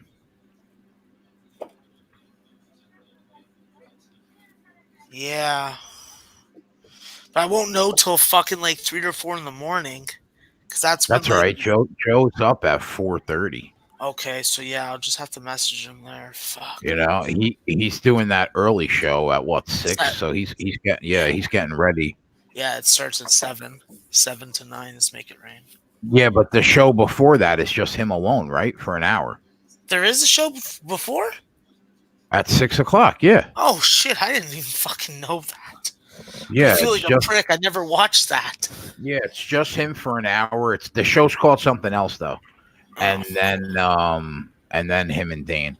Oh, because he probably doesn't look at the chat or anything in there. He never looks at the chat anyways, but yeah. Right. And I know that you can't Skype in because both Dane and Joe use Skype, but when one of them's not there, they do have an open Skype line. All right. Well, hopefully my fucking phone will work for at least one more day, and then I'll know better. I'll know for next time to fucking actually have a fucking top up, like just chilling around for the time being. Fuck. See, that's what happens when you have so many fucking games that you're trying to fucking cap and follow and track numbers. Like, my Rebel notifications have been fucking buzzing all fucking day and night. They buzz all day and night anyways, but whatever. I can't complain about it. It's helped me make a lot of money. And I always say, guys, if you want to really like take the shit to the next level, having line software is definitely key. It helps you get on lines that you normally would have missed. So can't count how many half-point wins I've gotten because of this shit. And for $150 a month, it's fucking worth it. It's a good fucking service. Any good bets I can throw $100 on and make quick money today. I mean, that's tough, man. It's the end of the night. Who's that? The only, I don't know, Jose Swervo. Oh, okay, I don't know. Actually, The a only pretty good thing name when you say it out loud. under 39.5 Santa Clara team total in the second half. That's probably the only play. Yeah, I'm gonna throw $50 on that, Max, just to fuck around. Yeah, I think it's a good play. I think it's a good play still. I don't see why we can expect a less defensive performance. And do we think that like Santa Clara is going to be able to double up their production?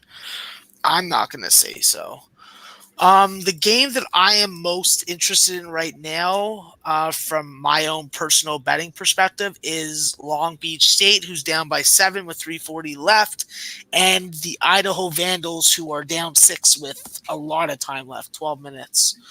But I'm going to be up late because that Hawaii game doesn't start till 1 a.m. Eastern time. So, What about Oregon State right now at the half plus 10.5? No, I'm not fucking with that shit.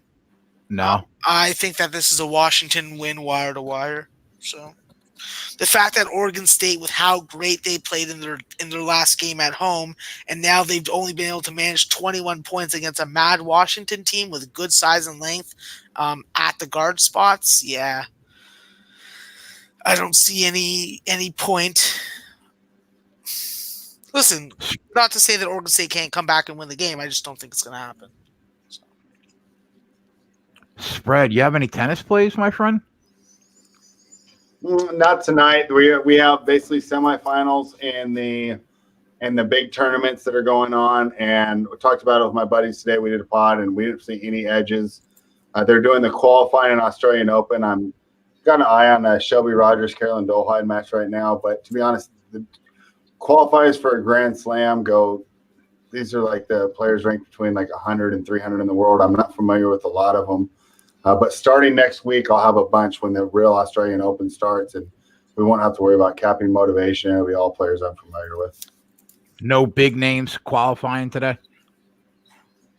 I mean, not really. I mean, no. I mean, there are some, like Dolehide's a little favorite here. She's down right now, but no.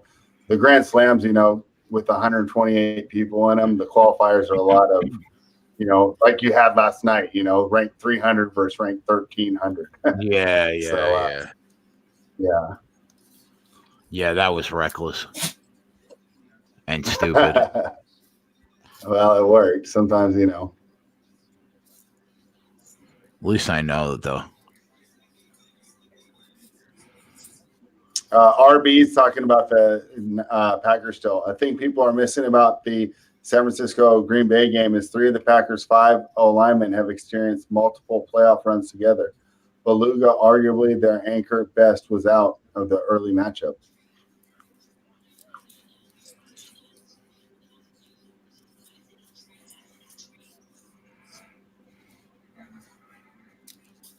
I mean, I think that's a good point. I still would rather have the 49ers line. I mean, they're just more talented, playoff runs or not. It's just you just got a bunch of blue chippers on that line. You got young guys on the right side, Stud and Staley on the left, and by far the best fullback in the game. So that helps their blocking even more. Max, are you going to bet that second half under? Yeah, I can get down with you on it. But that means you have to stay on until the game's over. If you want to go to sleep, then I'm not going to bet it. Because I'll I've stay on to I've done it. very I'll well. stay on, and then I'll go to bed. All right, that's cool. Then I'll jump on that shit right now. Oh shit, I can only get 38.5. I'll do it. Whatever. You wait. You shoot. Yeah, it's only gonna go down, right? Yeah, that's why. Money came in on that under, so if it That's a good sign. that's a good sign for you. Hopefully, it doesn't fuck me though. So I All right. pay also minus 120 juice, so it is what it is. I literally bet the exact same thing you just bet. Okay. 38.5 minus 120. Yeah. All right, that's cool. I'm down with that. And anyways, if it fucking starts to get out of line, we'll just fucking work on the second half race to like 35 or 40 because it'll be in that point range at that point. So, Yep. oh man, like, can they put up another 50? Fucking A, right they can, bro. If all Santa Clara is going to do is run down the court and hoist threes all second half. Yeah, but will they? Can the coach really like go in and be like, yeah, fuck, we're gonna stick with the same game plan. We're gonna keep on trying to get the ball up and down the court. They're gonna be like, fuck, we gotta like lower the possessions of this game. We gotta use more clock on our possessions. We can't allow them to just fucking go bonkers, which is what they've done. Yep. All right, here we go. We're in. 10 seconds in. Let's go. Santa Clara has the ball to start. And they've already used 15 seconds. So I like the sounds. I look at that. Man, I'm in Jersey, and wow, did you see that shot, bro? That was terrible. That was Holy last second shot Christ. clock. That's the kind of defense we want from the Zags, so no problem there. I have no problem watching a whole bunch of mediocrity. And remember, guys, I did have a lean to the under 83.5, but it wasn't something that I had any kind of numerical or lined edge on. Spread, did you hop in on that with us? No, I was looking at some other things. Is it still open though? Because it started. Yeah, it started. Let me see what I can find. Yeah, you can get a full game team total of 58.5. But that would be 36.5. Oh no, it's going up now. 59.5. They're at the free throw line for 2. But it's a minute already into the second half. So even if they get 2 points, they're not going to get 2 points a minute. It have to be just under that.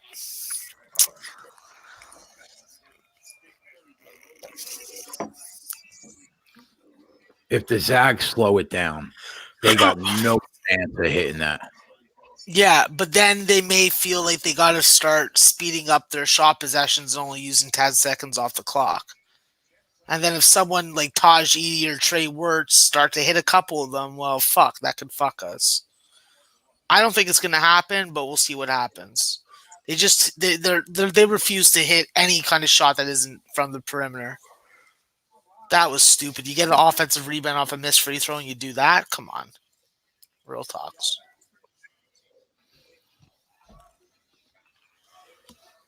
Oh.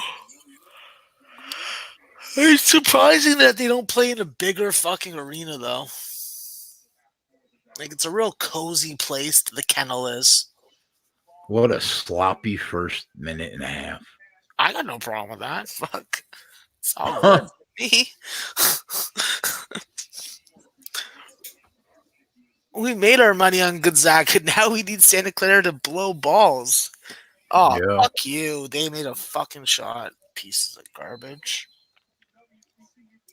1.5 point a minute. That works for us. It keeps us under. Oh, look at that. Idaho has come back from 49-41. It's now a tie game with 9 minutes left. Let's go Vandals.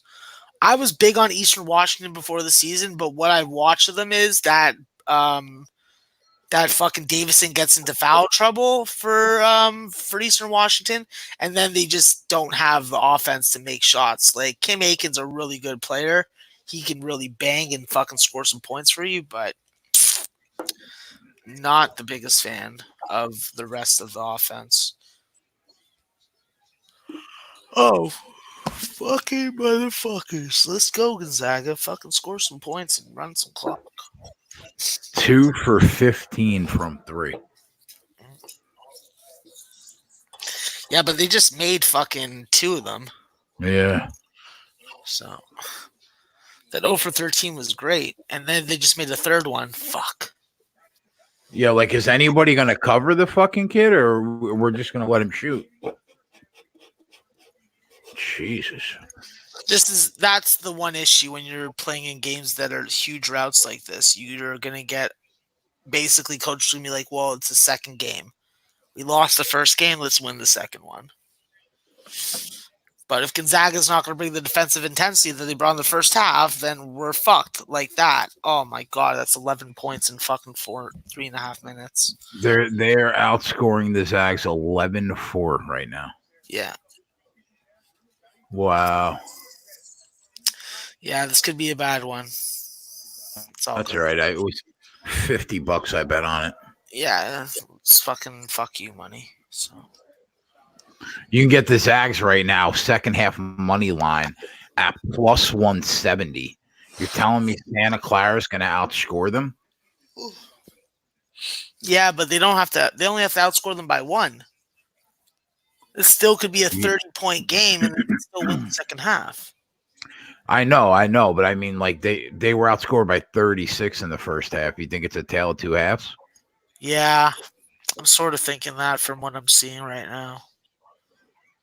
Santa Clara's at least seeing it like that.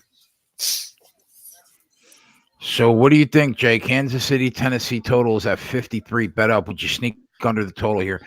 You know, Chris, what's crazy is we said it earlier.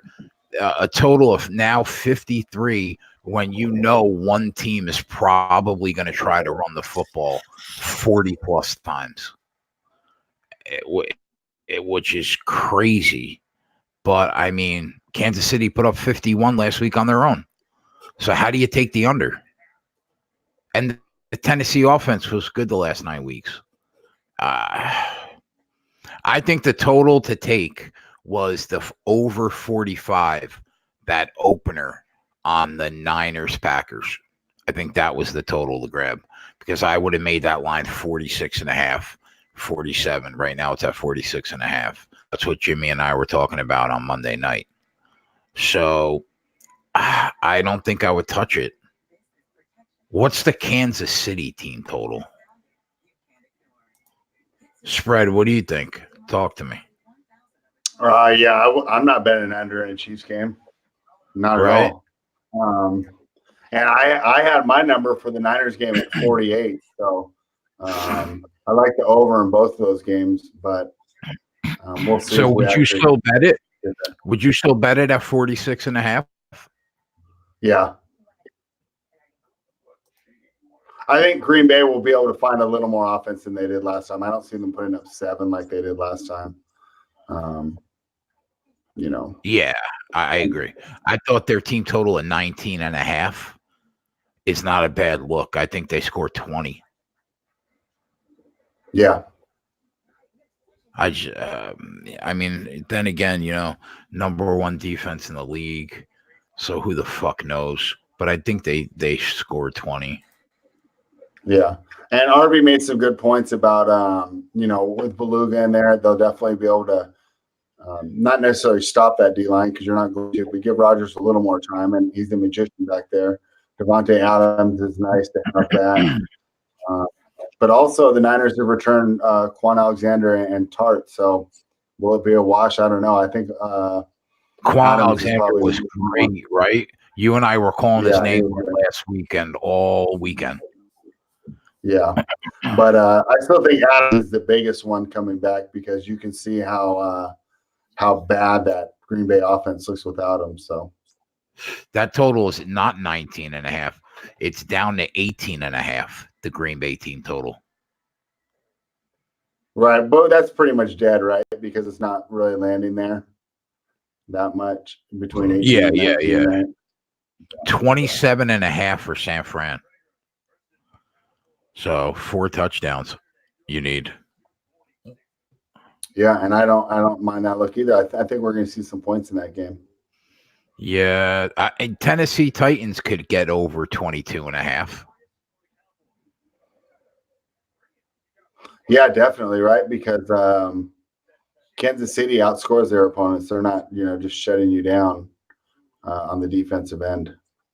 Have we heard about the Chris Jones guy or the defensive tackle that was out last week? That's so crucial that Donnie was bringing up. I haven't seen a report yet. No.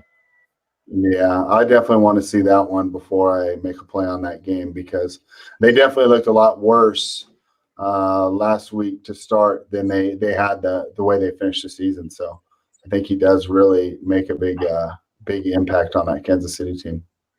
Yeah, the Kansas City team total is 30.5. That's so high for a playoff game. So high. But I wouldn't bet the under. You can't catch me. Yeah, you can't catch me taking the under. Jimmy says the Hernandez documentary is a must-see. I'm a huge fan of Netflix documentaries. I think they're all great, but I was disappointed with this one. We didn't learn anything that we didn't already know about this case. They just basically clips and some insight and the trial. I wasn't blown away. I watched it all, though. Worth a watch if you don't really know the story.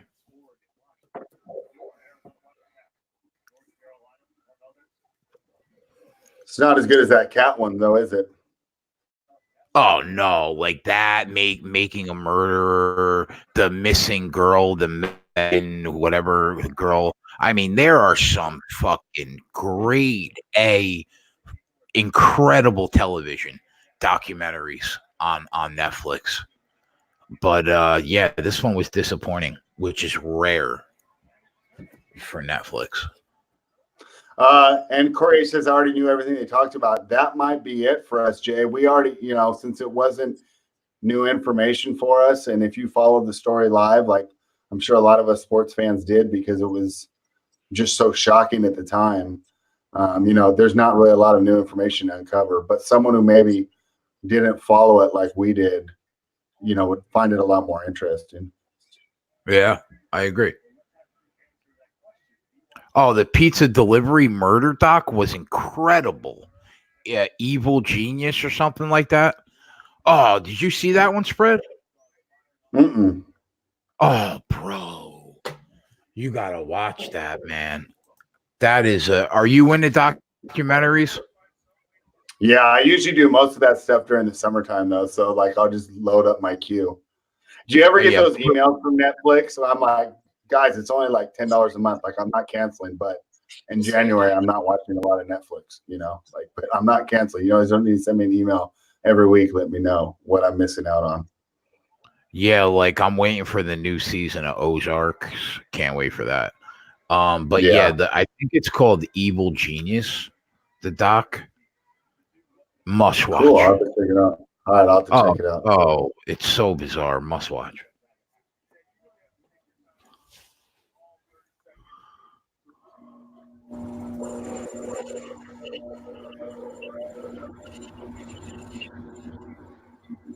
All right, Porter Jr.'s back in. I want to see if he can make a good impact like he did in his last minutes on the floor. The Outsider. What is that about, Andrew?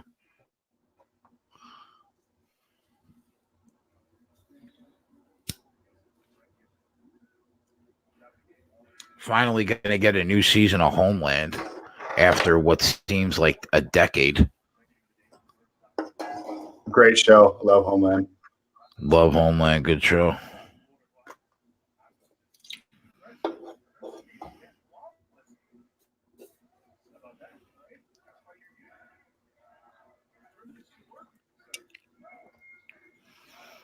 Jose Suervo, bro. Thanks for coming to hang out. Yep, we'll be back at it tomorrow. Corey said, of course I hedge out. Now Denver can't miss.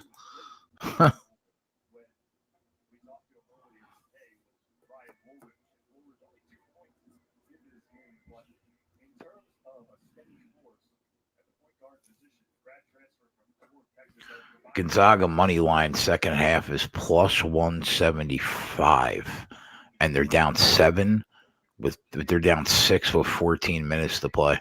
What am I missing? What am I missing? Where's Max? Max, you listening to that? Yeah, of course. I was just on mute so no one fucking can complain about hearing my fucking breathing. I love your breathing. I do not. Max, what am I missing, bro? It's just awkward to take a second half money line on a team when they're up by 30. It's just awkward. It's not a matter of them not being able to win it. They're down 3. It's a winnable bet. It's just from my that plus experience, 170 is now even money. Fuck.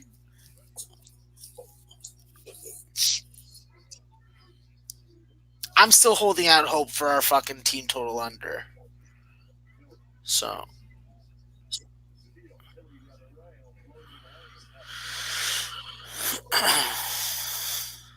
Mooly wants to know, did we talk about the Hawaii Cal Poly on low bag today? Yeah, it's one of my official plays. I got them at 13. I also have the under 134 in the game.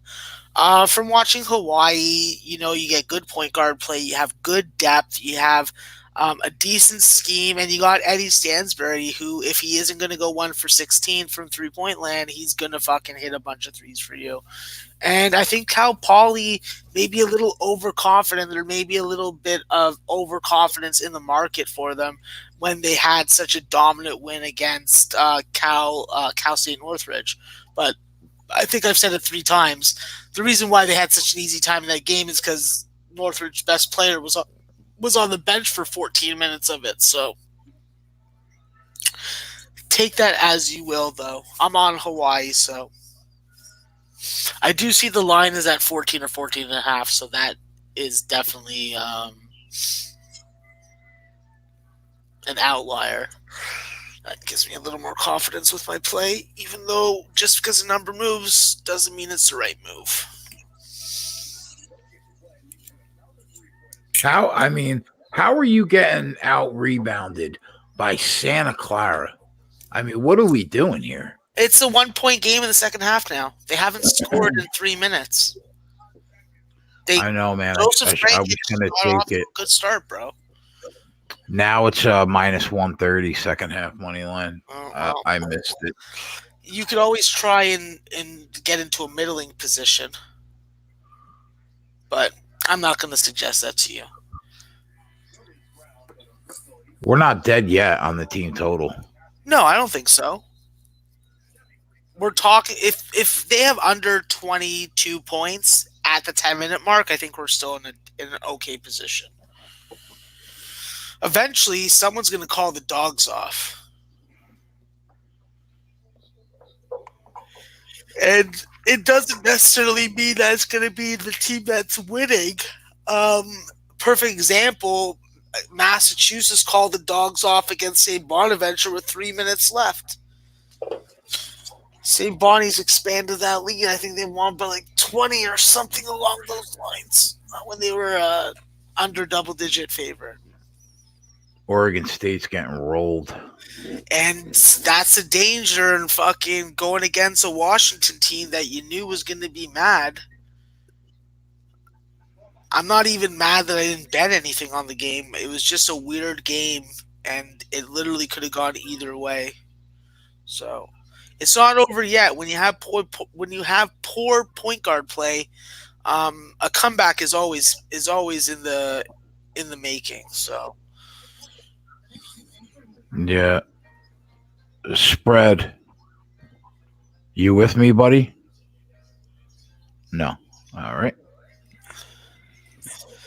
It's a tight game in this Idaho game, bro. It's a fucking 2-point game with 3 minutes left. You know what I said to myself today, because I didn't sleep last night and I have to sleep so I can get up at 7:30 to get ready to go on Joe's show. I said I'm gonna stop the show tonight at 10:30. So I could that happening, bud. Yeah, 12:30. Here we go.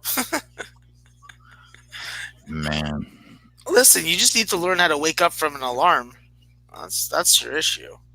Yeah, I sleep. I can't find one loud enough. I sleep with the alarm right beside my ear, so there's literally no chance of me fucking.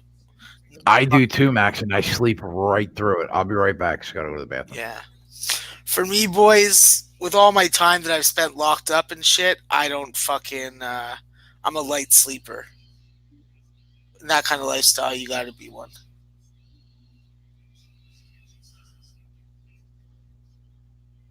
Oh. Some of these fans in this Gonzaga game are screeching and cheering very, very scaredly. Like, I'm getting scared from the noises I'm hearing. It's not healthy. All right, well, looking like a nice card, obviously. Big cards are the best cards because if you play volume like me, some of your spots that you feel strongly about if they lose usually get covered up. So definitely a spot that I'm very upset about losing. I'll call out, I'll say Troy, I'll say South Alabama, and then I will say, what else was a tough loss for me to accept? The UMKC game. That was a tough game for me to accept also. I don't know. I'm sentimental against those fucking Kangaroos. Nice makeup of team. Definitely have more of an advantage playing at home. I think that playing against New Mexico State and playing them to a 2-point game definitely took some of the fire out of them. But I do look for them to rebound in their next game.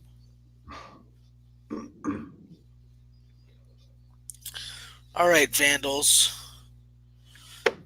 You're trailing by 1 point with 3 minutes left. This is definitely not a flashy game, but definitely interesting for sure. Oh man.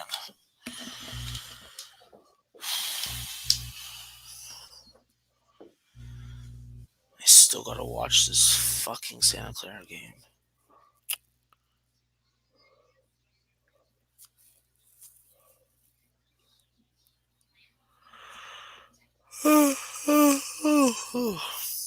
Thank you, dear.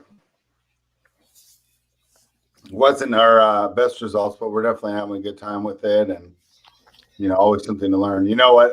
The main thing that I'm taking away from this, Spellman plays a lot better post defense than I expected, and boy, even when they need him, Malone doesn't want to give minutes to MPJ, and it's just when you see the positive things he's doing out there on the floor, you really have to wonder what's going on in practice or behind the scenes.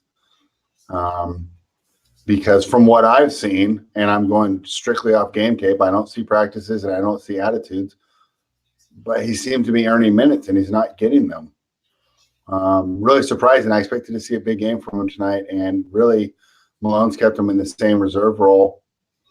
And boy, Jokic got really flustered, which isn't crazy, but the fact that he allowed someone like Spellman, who I consider to just be an average defender, frustrate him so much. I mean, because he's eating Chris and Cauley Stein alive when he's matched up with them. So it's not that he's playing that bad. It's just Spellman is better than I thought. So sometimes you just take an L and you learn things from it.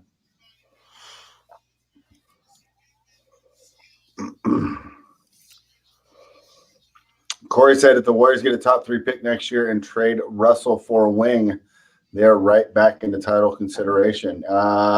You know what? Even if they run that top 3 pick out on the floor and continue to play with D'Angelo Russell, I think they'll be back into title consideration. Stephen Clay, 2 best shooters we've ever seen. So obviously everything changes when they're back.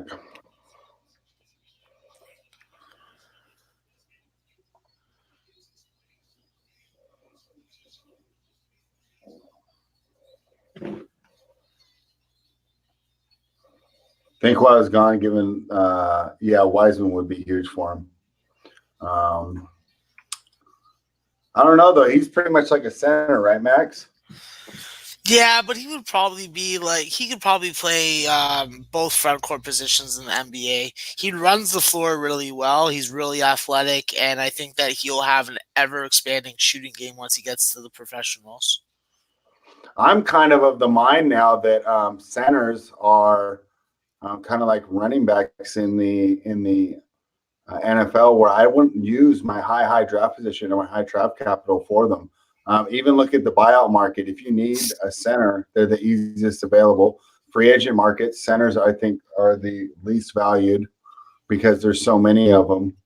And really, if you look, the past 20 years, a center hasn't led a team.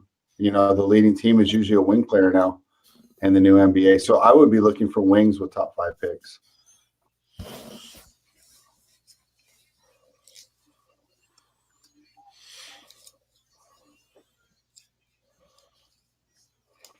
Chris Brady's hoping Steve Kerr loses his cool and gets pissed off. Yeah, he's been pretty chill tonight. Draymond got a tech and Jokic got a tech. Jokic was the one who's lost his cool the most, though. Plumlee's giving us better minutes right now.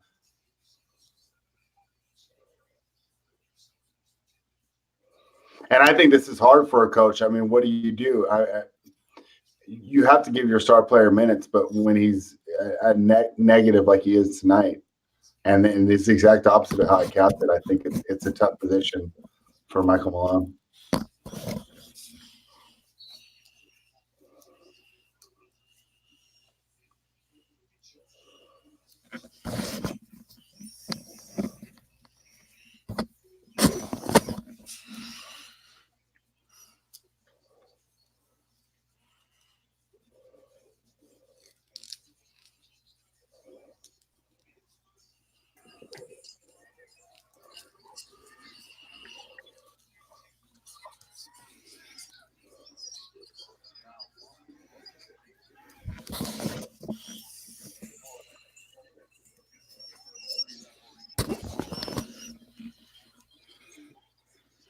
Wow, the Vandals tied it. 1:16 left, 71-71. I do not want overtime. Win or lose this game in regulation, please. I want my fucking cover on the spread. Wow, that's an emphatic dunk to fucking take the lead Eastern Washington. Hallelujah. Hallelujah, you bad gals. And Gonzaga's now leading the second half by 4. Jay's going to be fucking shitting himself and kicking himself. Yeah, I would have went. We could have possibly went 5-0. I know. As I'm watching them make this comeback, I'm blinded by the fact that all I want is Santa Clara to miss shots, and they haven't made a bucket in like fucking 2.5 minutes. Now they're minus 425 on the money line. And they're going to the free throw line for an and one. Yeah.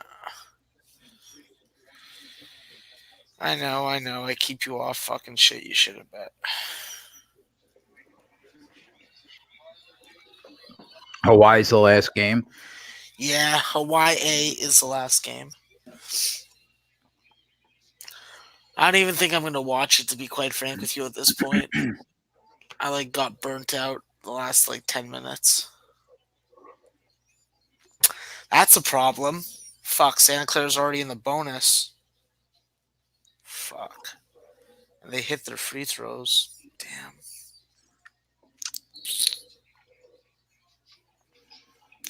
Petrushev. I keep on pronouncing his name wrong. Petrushev. All right, 30 seconds left. Let's go. 1 point lead for the Vandals. They hit a 3. What they gonna do, EWU? You gonna lose? You gonna lose, boys? What you gonna do when Big Daddy, Big Jew comes for you? He's going for a 3. Oh, and he just hit it. Wow. Eastern Washington's up by 2. 15 seconds left. What a fucking shot when you needed one. Now I gotta hope that Idaho misses and this game ends here. That is some fucking craziness right there. Spread, what do you think about the Nuggets on the money line? Plus 270, down 7 with the whole fourth quarter to go. I don't think it's a bad look. So my question is, when I'm analyzing that bet, are they going to use this lineup that's been doing well for them and keep Jokic on the bench and then just ride this lineup that has Plumlee and Jeremiah Grant and Michael Porter Jr. out there with Will Barton? Or are they going to go back to the starters? If I knew that, like if I knew this lineup was going to stay out there, I would take it. If he goes back to the starters, I don't like it. But to be fair, I'm already invested at pretty much the same price. I hit it around the second quarter at plus 300 as well. So I think they have a good chance to win. And I think that at 3-1, you're getting some value.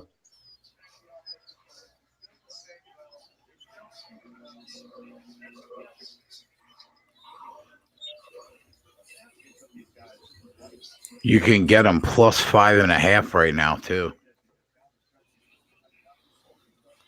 Yeah, and that's not a bad look either. A couple of guys did jump in at the 10.5 at halftime. So they're not giving up. So definitely like that look.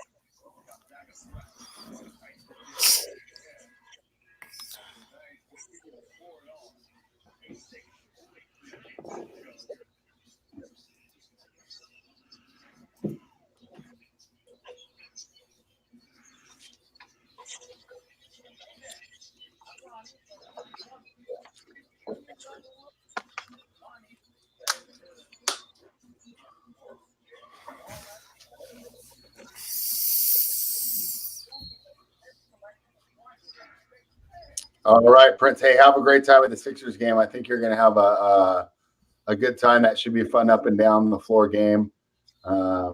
Chicago can score and they can't defend, so you should have a lot of fun. Hopefully you're not going with anyone that's going to, suffocate you. They're going to give you room to sit, room to fucking enjoy the game, Worse is when you sit beside someone that isn't giving you space at a fucking sporting event. You just want to throw them an elbow to the face and drop a roofie in their beer when they go to the bathroom. Nope. We don't want to do that at all. Shut up, Jay.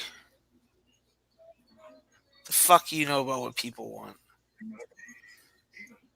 I think I know that they don't want to be roofied. You know what? Some people get off on that shit. You trying to judge people that like to get roofied? Yeah, yes. That is exactly what I'm trying to do. Oh, man.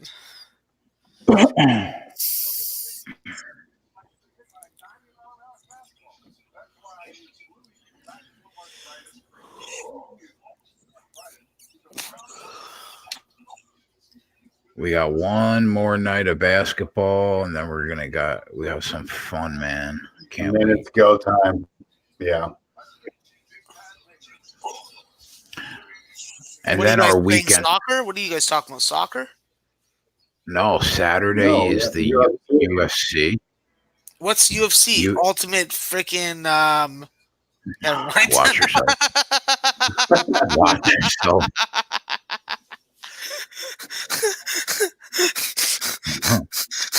Watch yourself.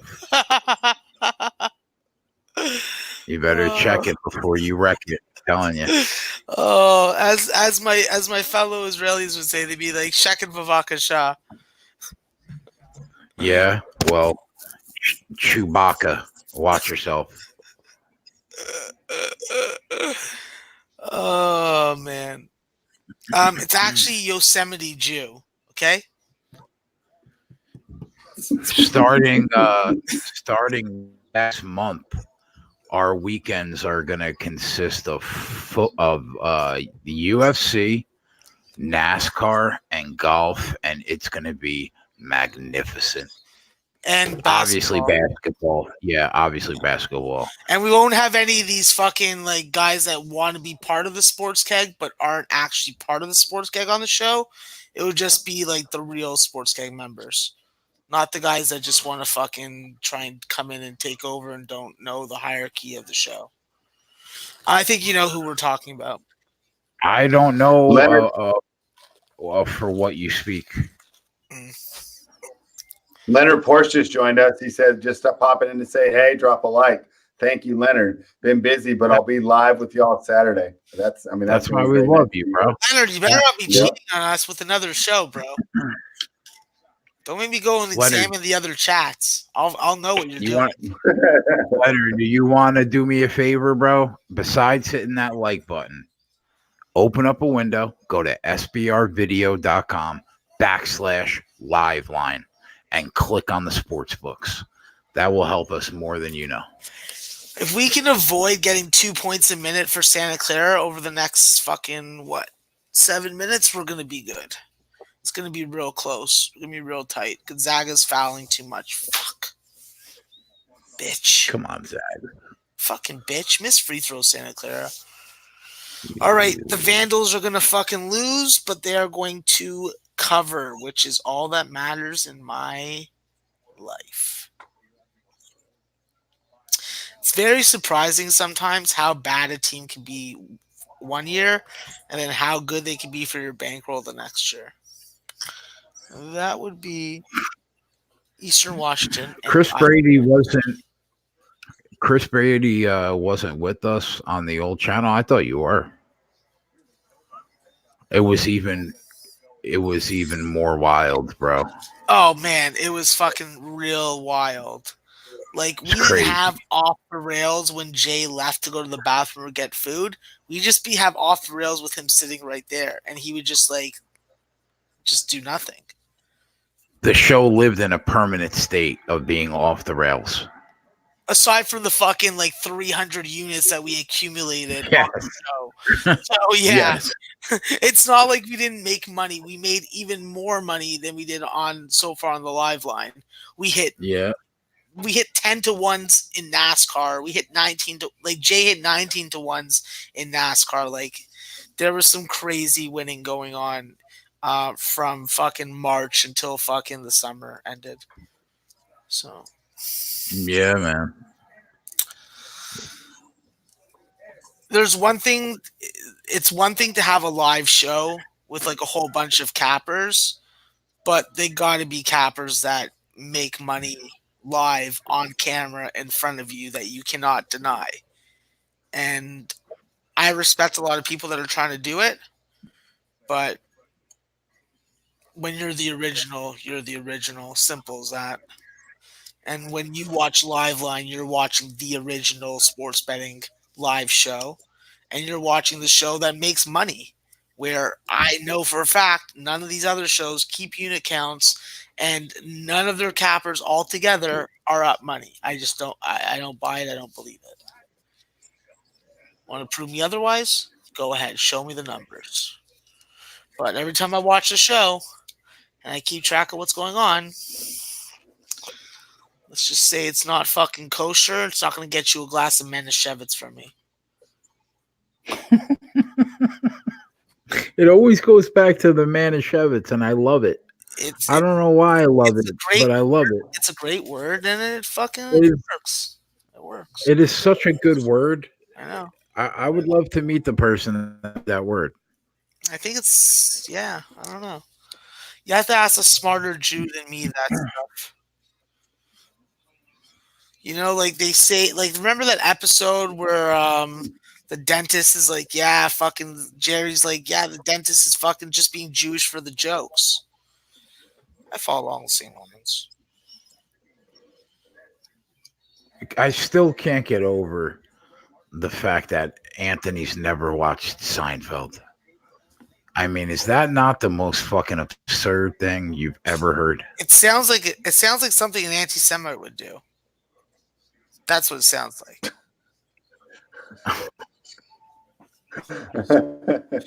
Maybe Ant has some fucking hidden fucking stereotypical behavior and opinions that he doesn't share with us. Who knows? But he needs to watch Seinfeld, or I don't think he should be allowed on the show until he does. I think it should be definitely fucking a prerequisite to be on the show. Yes, that's serious, Corey. Yeah, that's the God's honest truth. You can get Gonzaga second half money line minus 1100 if you want it.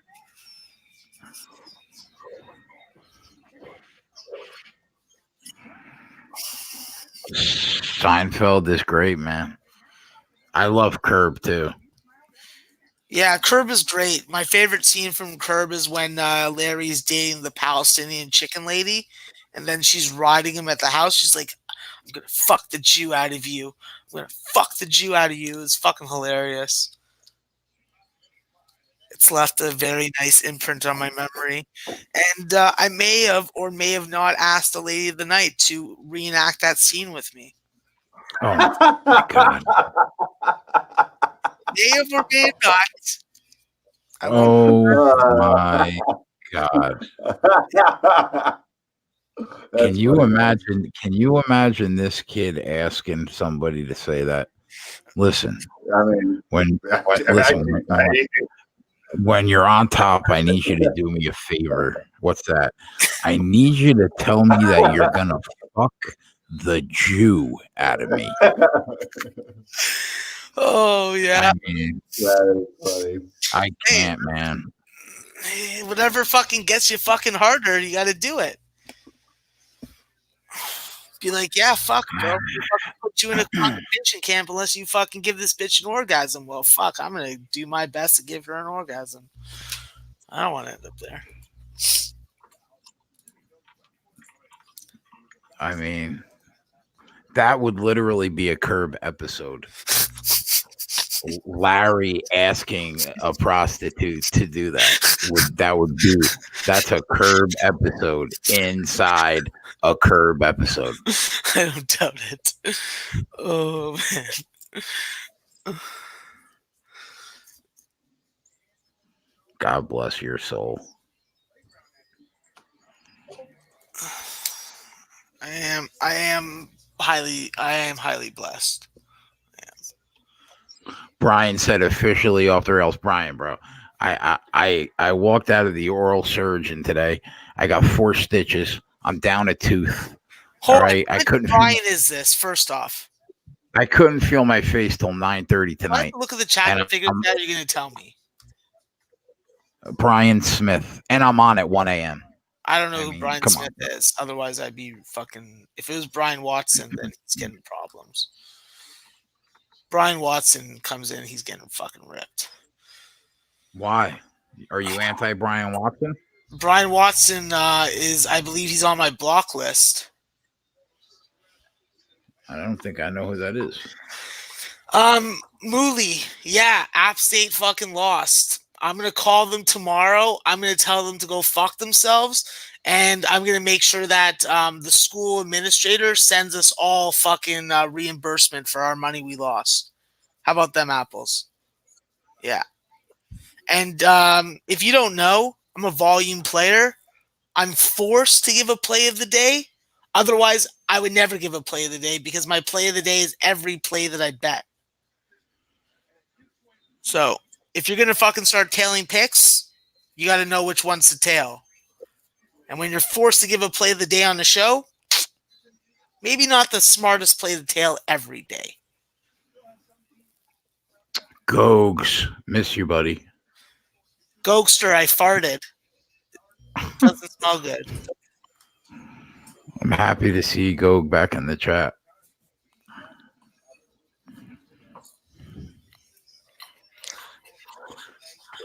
No, Max, we got a shot. Yeah, I know. That's why I've been quiet about it. 12 points we can give up. I know. Yeah. And look at how Gonzaga just fucking destroyed the second half. That is so sad. Plus 175 they were. That line was so off. It didn't even make sense to me. That's why I had to ask you. Yeah, next time we'll just fucking free roll in a situation like that. Hit it and then look for Yeah. to fucking free roll it. I'm just not confident when it's these huge margins. Because I know how coaches phrase it to their players. They phrase it as this is a second game. Let's fucking, let's do it differently. We lost the What are first you game, doing? played hard the second. What are you doing? They just foul him on a You're up. 3-point shot. He just fouled them trying to get the ball back from him on a rebound when you're up 38. What are you doing? That's the problem with playing hard for 40 minutes. Sometimes it's not necessary. Joe Lenardi's got Seton Hall as a 4 seed. Do you agree with that? Too early to tell, and I'm not a bracketologist, so no. Wow, he's got Butler as one of the 4 teams. Yeah, that's just not going to happen. There's no way a Big East team's going to be a number 1 seed. I'll say that. There's too much parity in the league. They're beating up on each other. That's what's going to happen, especially when the second fucking round of games comes around. How the fuck does this guy get 9? And what the fuck? Oh, it's at 9. Never mind. Spread, you're awfully quiet over there today, bro. Oh yeah, I'm watching this game. I'm sweating it out. They're making a nice little run here. They're down 2. I gotta bet it now. I gotta get on the money line at plus 120. What'd you do? The Nuggets came all the way back. They're down 4 with 5 minutes left. The money line's plus 270. Down 4 with 5 minutes left. How do you not take a shot?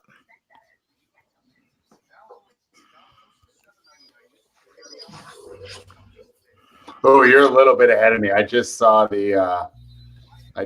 go down by 4. Yeah, I'm not even watching it. This is just the Bet365 number. Yeah.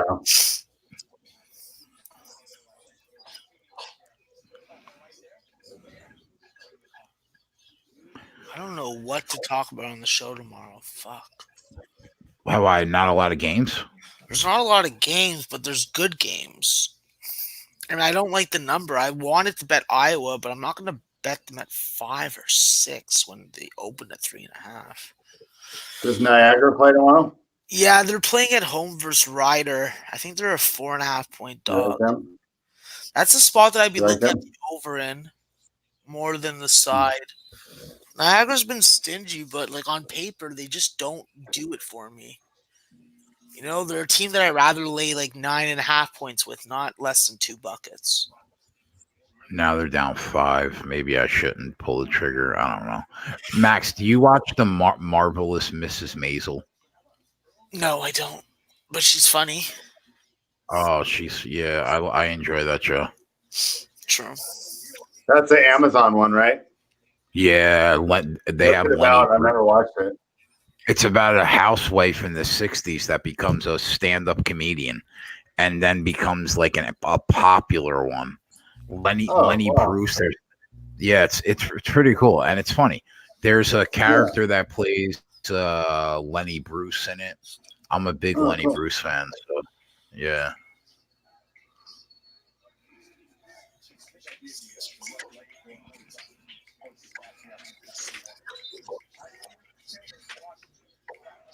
Seems like a chick show turned it off after 1 episode. It's like a sitcom, really.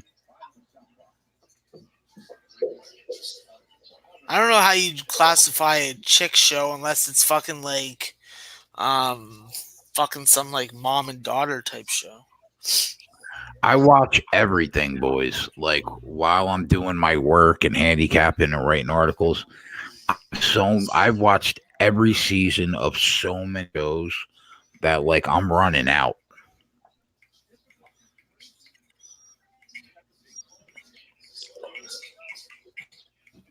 I think I'm gonna watch Mr. Robot. I think that's gonna be my next one. Plus, I'm watching the Man in High Castle. Yeah, the Man in the High Castle. That's the one you should be watching. Yeah, I'm watching that too.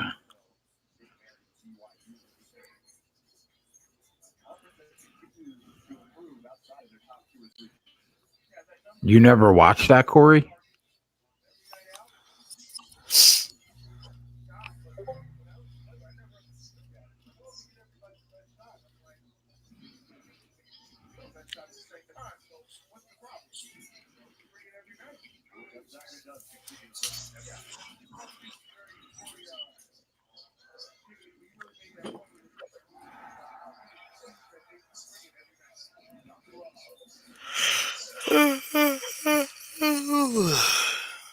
Fuck. The hell's the score in this game?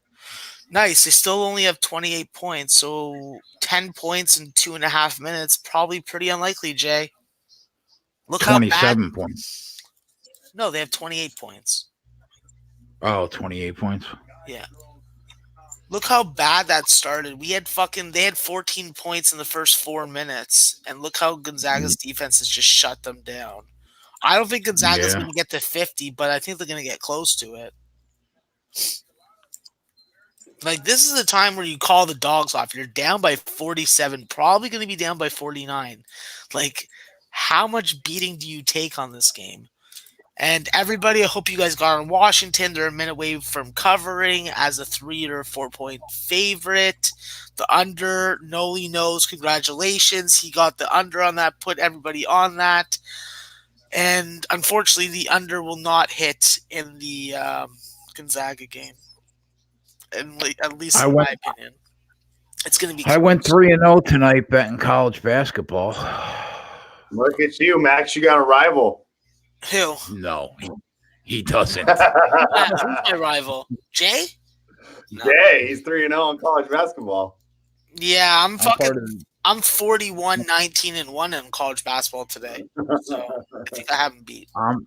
I'm part of the team. That's all I am. Yeah, no. I don't compete with other cappers. I don't see the point in it. And if they do, then literally they should just come meet me and I'll fucking beat them with a baseball bat.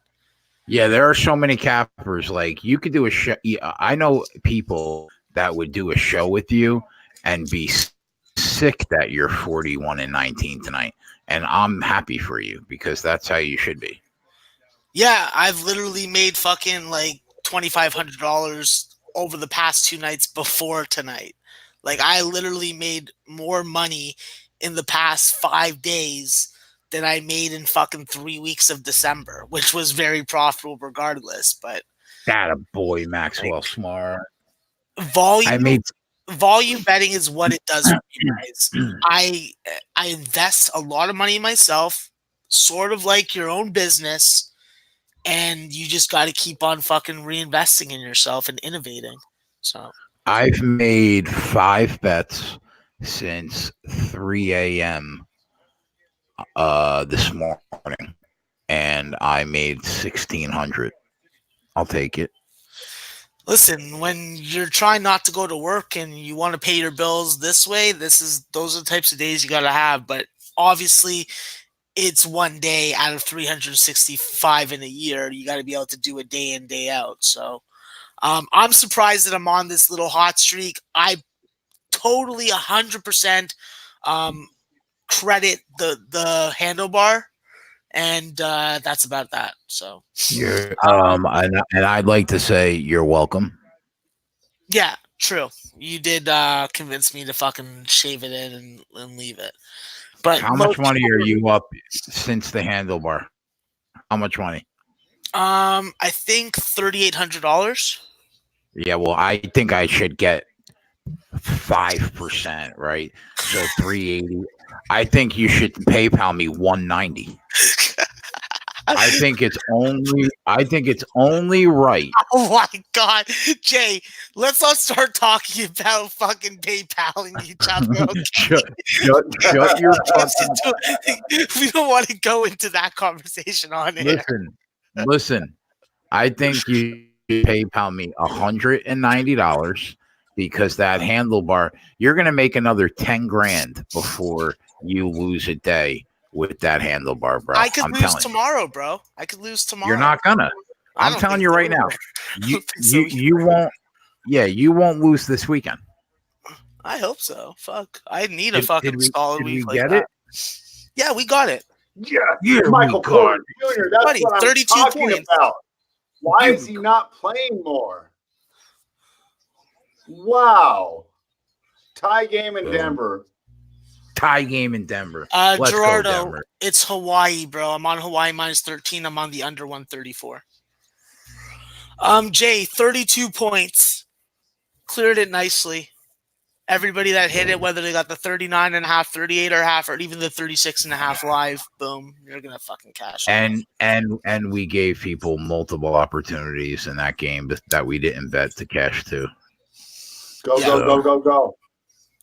Yes. So solid fucking in-play betting once again, and what else can we ask for? Fuck, we're highly blessed right now. Highly blessed. For you know what, bro? For just a Thursday night with a few NBA games on and a college slate, we didn't do that bad. I mean, we lost on the show, but it wasn't terrible. That happens, though. It happens. Listen, everybody that tuned in late definitely got on some winners, and in the words of Sumner Hutchinson, just follow everything Jay fucking talks about and you'll make good money.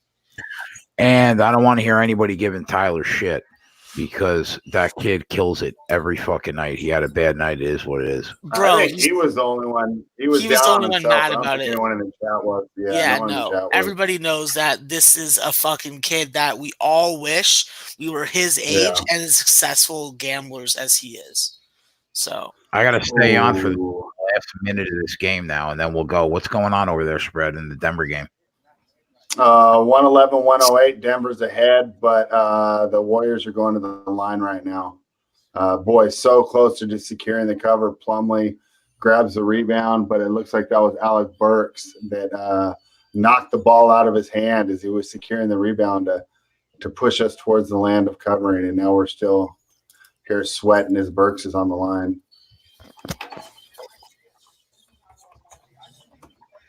How much time's left? 50.2 seconds. Santa Clara, second half, under 38 and a half.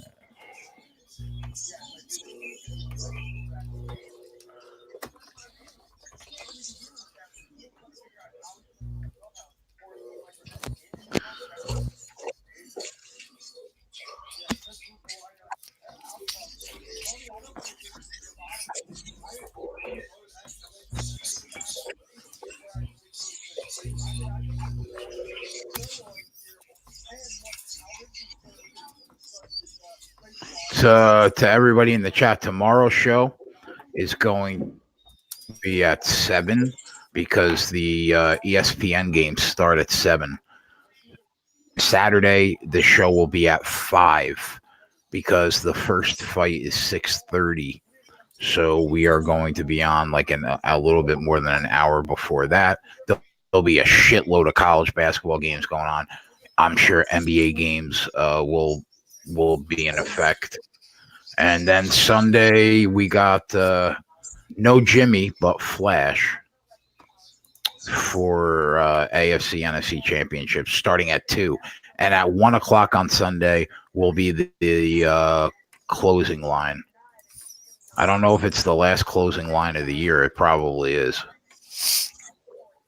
The Super Bowl, there's all sorts of shit going down. Live line is a part of it, though.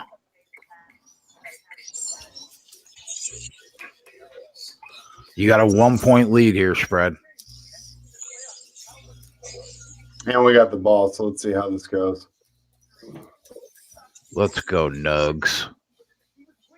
And Porter Jr. is closing, so I mean, I love seeing this from the Nuggets.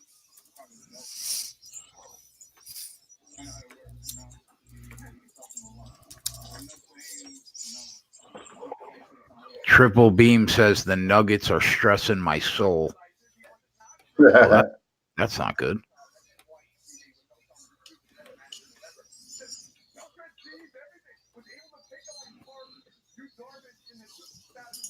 I never got wow. what happened. Matchup exactly that we wanted. We had Barton on Cauley Stein. It actually isn't that bad on the perimeter for a center. Barton picks up his dribble, shuffles his feet, and gets called for the travel. And that's you can't argue that call either. That's a travel. You shuffle your feet like that. I mean, it's like 4 steps. 10 seconds left. Oh, you're ahead of me. I'm at 26 seconds left. Oh, okay. Brian says, learned a lot watching you cats. The live spots are phenomenal plays and hoops. Glad that we helped you out, man. Our goal is to make you guys and ourselves some cash every night. Dealer Slayer, you slew. Get that fucking parlay teaser or whatever the fuck you bet in. Hawaii time. Hawaii. You know what Hawaii is about, right, guys? No, but I'm sure you're going to tell me. It could be construed as the land of the mutant. BJ Penn is a mutant, bro. He's a mutant. He is? Yeah. Professor X is down with him also. And are they both from Hawaii? Yep. It's a Hawaii thing, bro. It's a Hawaii thing. All right, well, I feel fucking very content with the night. I'm not even going to get fluids extracted. I'm going to wait till the morning to do that after the shows. The morning, huh? Jesus. Yeah. I have time between fucking Joe's and Sam's show to fucking go and get my fucking shit dealt with. You got to be kidding me right now. No, I'm not. Why You have a sickness. What? I have a sickness? No, I don't. Yes. No, I don't. I just know that I don't want to jerk off. I want to get someone else to jerk me off. So. You just always go that one extra step. Bro, it's 1 a.m. Who the fuck is watching that doesn't give a shit? Well, I'll have you know there are 50 people watching this show right now. They don't give a fuck. Come on.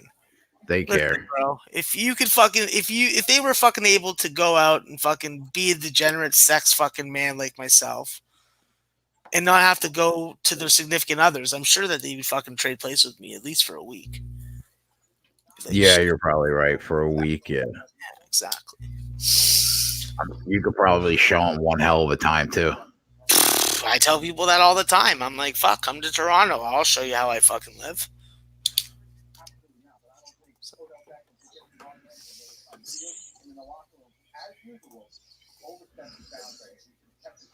Overtime.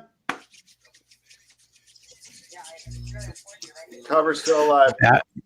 That was literally the worst fucking thing I could hear. Why did you want to go to sleep? Longer. I mean, we're not going to throw any live ones out. I think the chat is sweating out the real good the play, but I mean, I think we can sweat it out on our own if you're tired, Jay. I know you've had a long day, and I actually have an article to do tonight, and I'm gonna be on Jimmy's show tomorrow, so I need to prep for every single game. So yeah, all right. Just so you guys know, Spread will be on Jimmy's show tomorrow. Obviously, Max is always on Jimmy's show, and Max and I will be on the Fantasy Sports Network talking basketball, UFC, and football in about 7 hours from now at 8 a.m. So check it out. Check us out over there. Make It Rain Morning Show with Joe Ranieri. And we will see you guys back here tomorrow night, 7 p.m., doing what we do, cashing tickets. We're out. For Max, Tyler, Ant, Spread, and myself. We'll talk to you guys tonight. We're back after this.